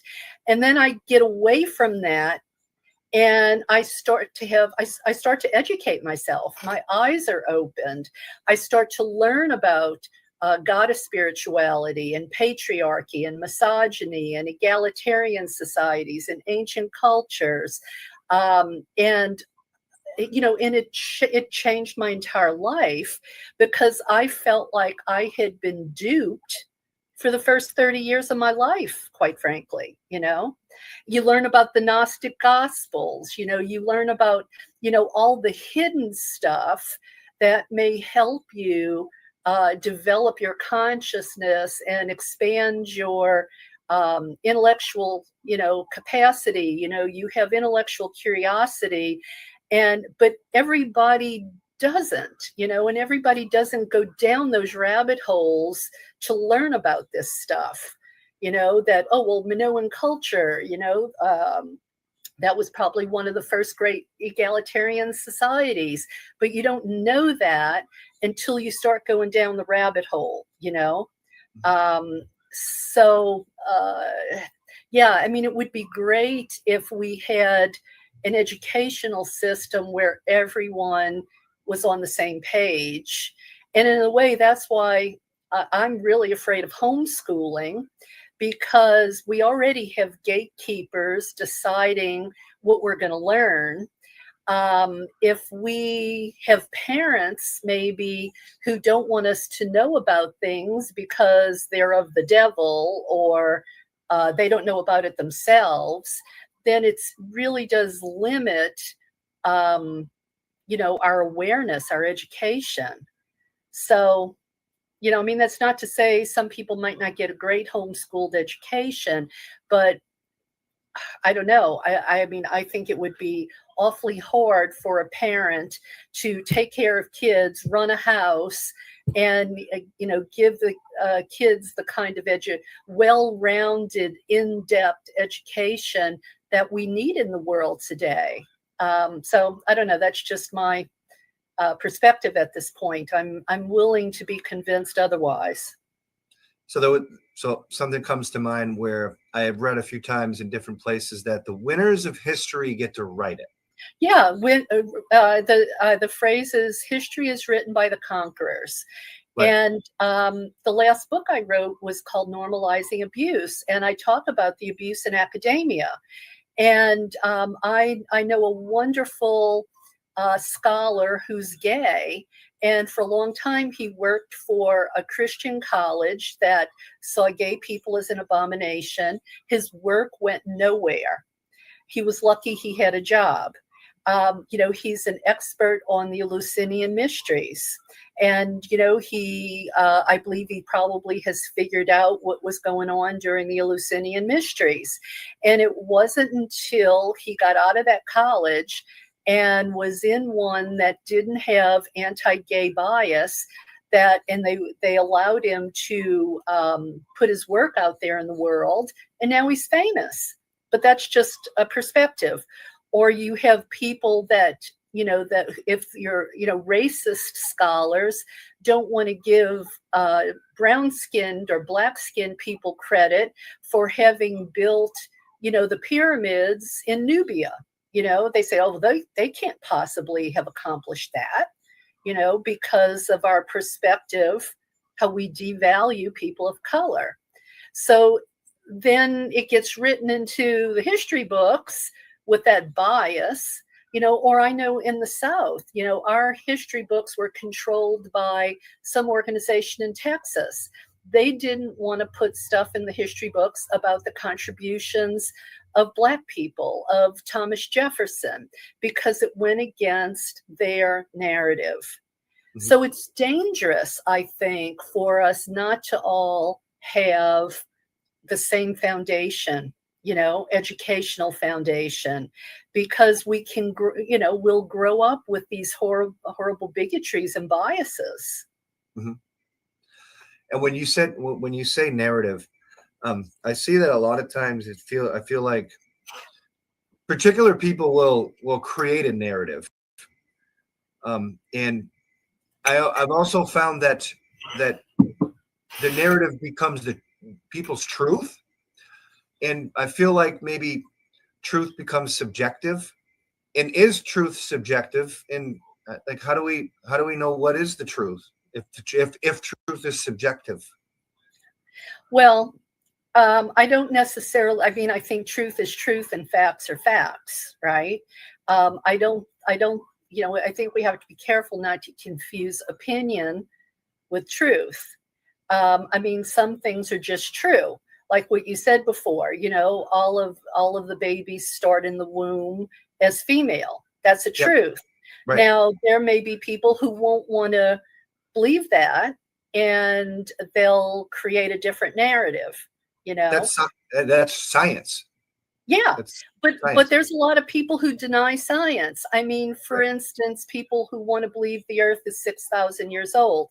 They say carbon dating is a hoax. So, people will always create a narrative.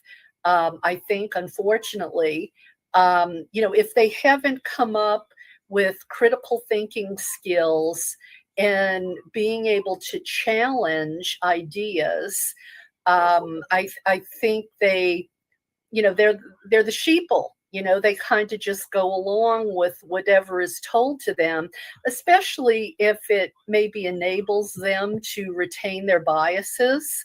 I mean, like the DEI stuff that's coming out of the White House right now, that's normalizing discrimination against women, people of color, disabled people.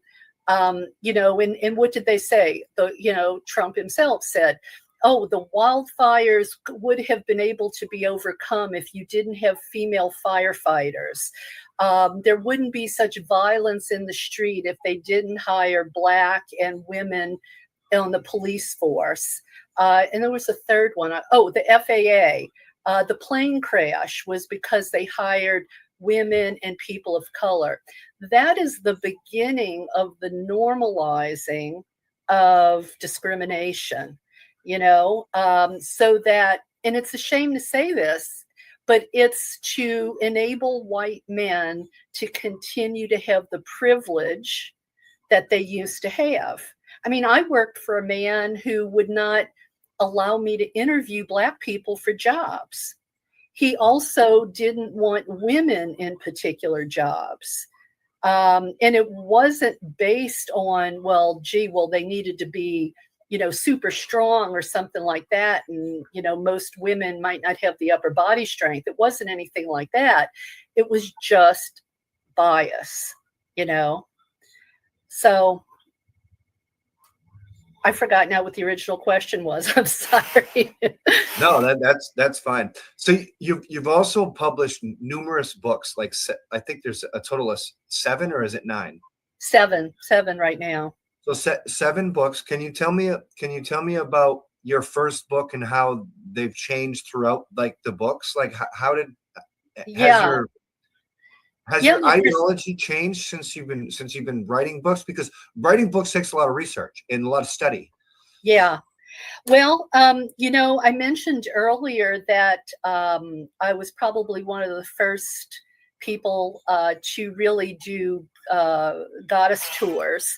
And my first book was Sacred Places of Goddess, 108 Destinations. And, I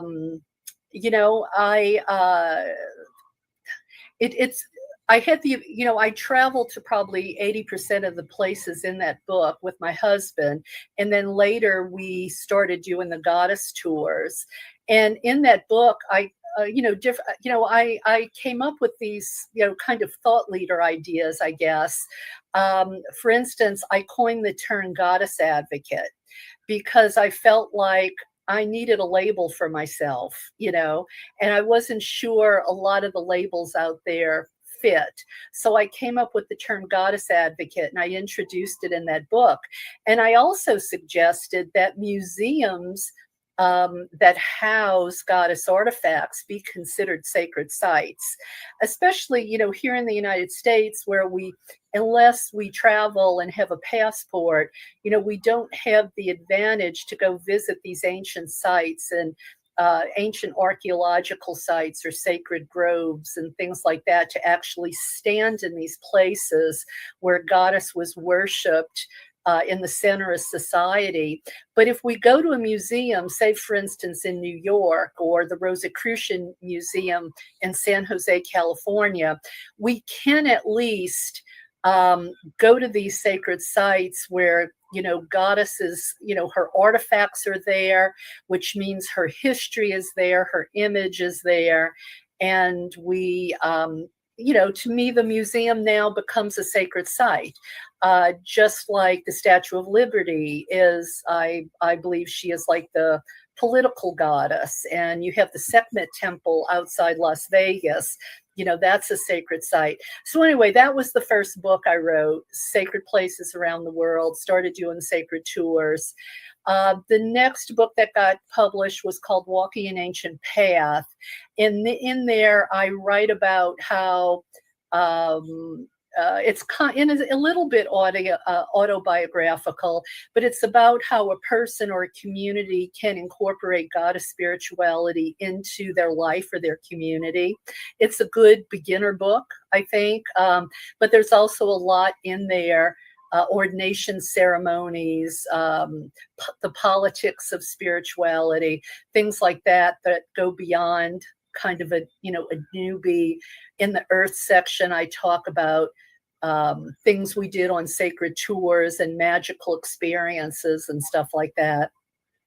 The next book was Goddess Calling, Inspirational Messages and Meditations. And that came about because I was invited to do basically a Sunday service every month at a local pagan store that had a space where people could meet and do classes and stuff. And I had to write sacred messages and meditations for these sacred Sundays. So I took all of that and incorporated it into a book so that if someone had a small group or just for themselves, they had the format for the ritual and they could plug in the sacred message with a meditation, and they could, they had a ready-made ritual, and it loosely followed the wheel of the year. So then, and I'm still doing my podcast during this time, and Riane Eisler is one of my mentors. And she wrote the famous book, The Chalice and the Blade. And by now I'm really starting to think about Goddess, not just as a deity who resides in the heavens, but I'm thinking about Goddess as an archetype, a role model for women and men. And I'm also realizing her values and ideals encourage us to be social justice warriors. And I'm starting to see how important it is that we stand up for the values and ideals of the sacred feminine. So my work did start to pivot as I got more involved with Riane Eisler. While some people might have gone in the Starhawk direction, because she was always out there protesting in the street, Riane Eisler was writing these books about partnership over domination and sacred pleasure, so we wouldn't, continue to fall victims to this shame of our bodies and sacred pleasure, So yeah, my work did pivot from, just being someone who looked at herstory and the sacred feminine as something in the distant past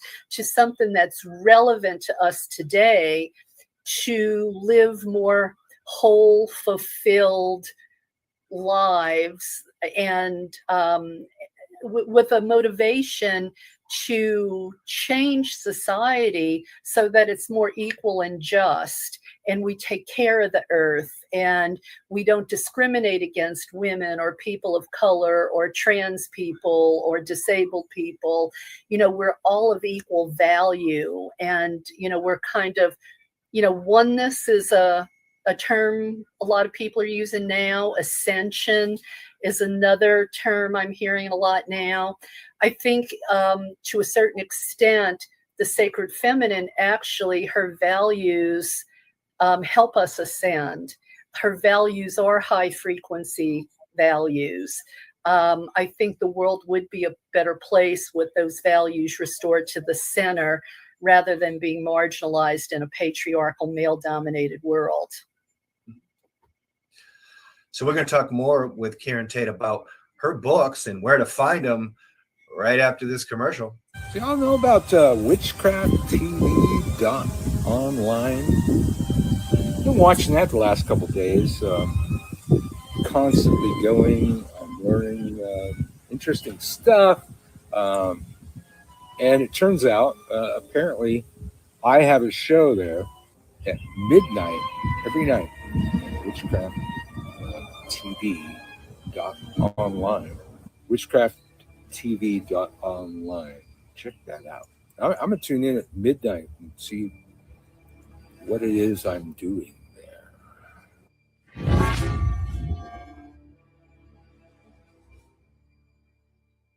Merry meet and welcome to Festival Fun on Witchcraft TV, where we talk about paganism, witchcraft, witchcraft, spiritual festivals, conventions, and other gatherings. These events are a wonderful way to learn about magical practices, to participate in rituals, and meet like-minded people. It's a whole lot of fun.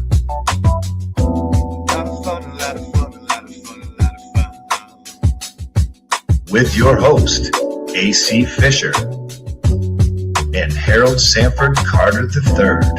Welcome to Festival Fun.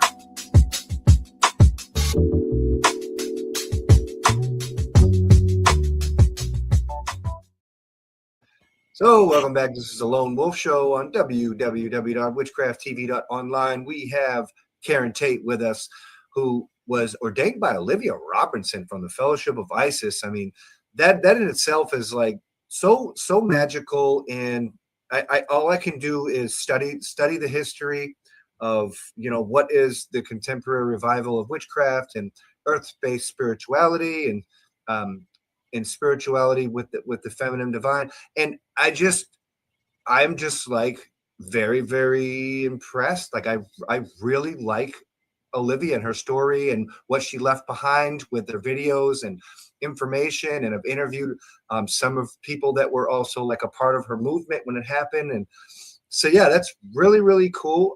I did read your bio, but I just wasn't like, I didn't know that.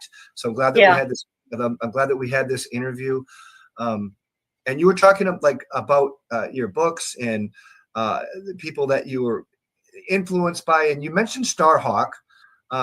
And I remember the book very well, The Spiral Dance, I think it was. And it was a very, very thick book.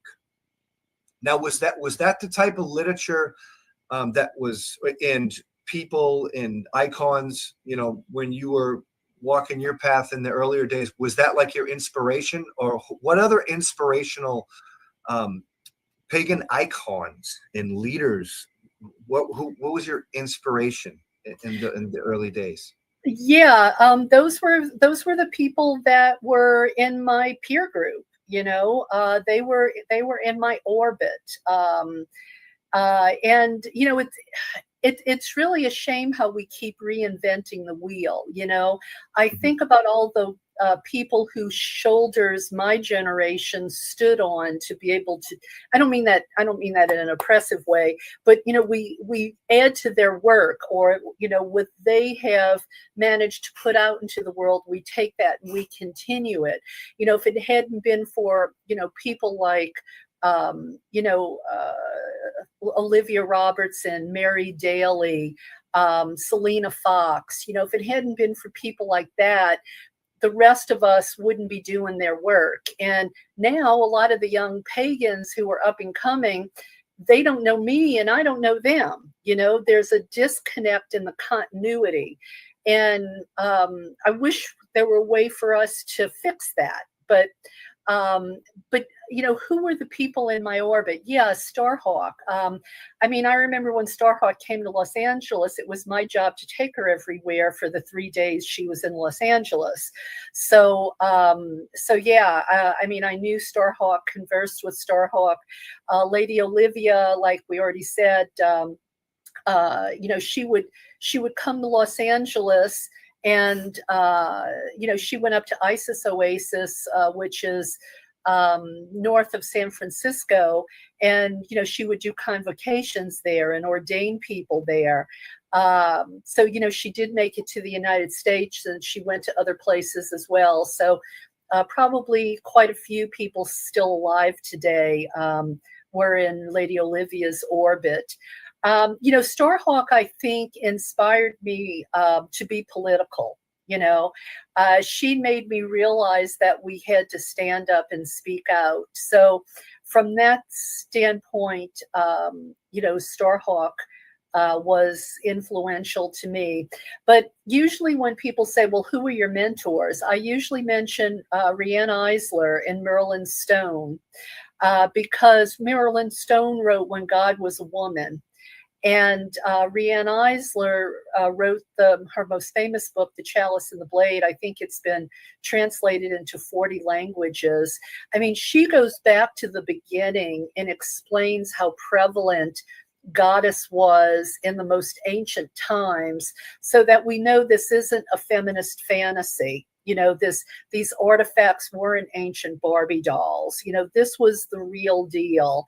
And she really sort of gives an in-depth history of the sacred feminine, you know, going back, you know, 12,000 years. And a lot of the foremothers of my generation did that. Monica Shu, who wrote the Great Cosmic Mother. I don't think those kinds of books are getting written right now. I could be wrong. It might just be my shelves are full of those, so I'm not looking for more of the same. So I would say, those two in particular were my nonfiction, mentors. But my fiction mentor, I know she's controversial these days, but I don't throw the baby out with the bathwater. Marion Zimmer Bradley's book, The Myths of Avalon, that was an incredible book that really made me start to think about being a priestess. And really, my spirituality, I can't separate being a priestess of Isis and Sekhmet from being a feminist. The two go hand in hand, because I really do believe, sacred feminine liberation theology, that's the scholarly name for this, is about not allowing women to be marginalized so that they achieve equality. I mean, we don't even have an equal rights amendment in this country. Women in the United States got the vote after women in Turkey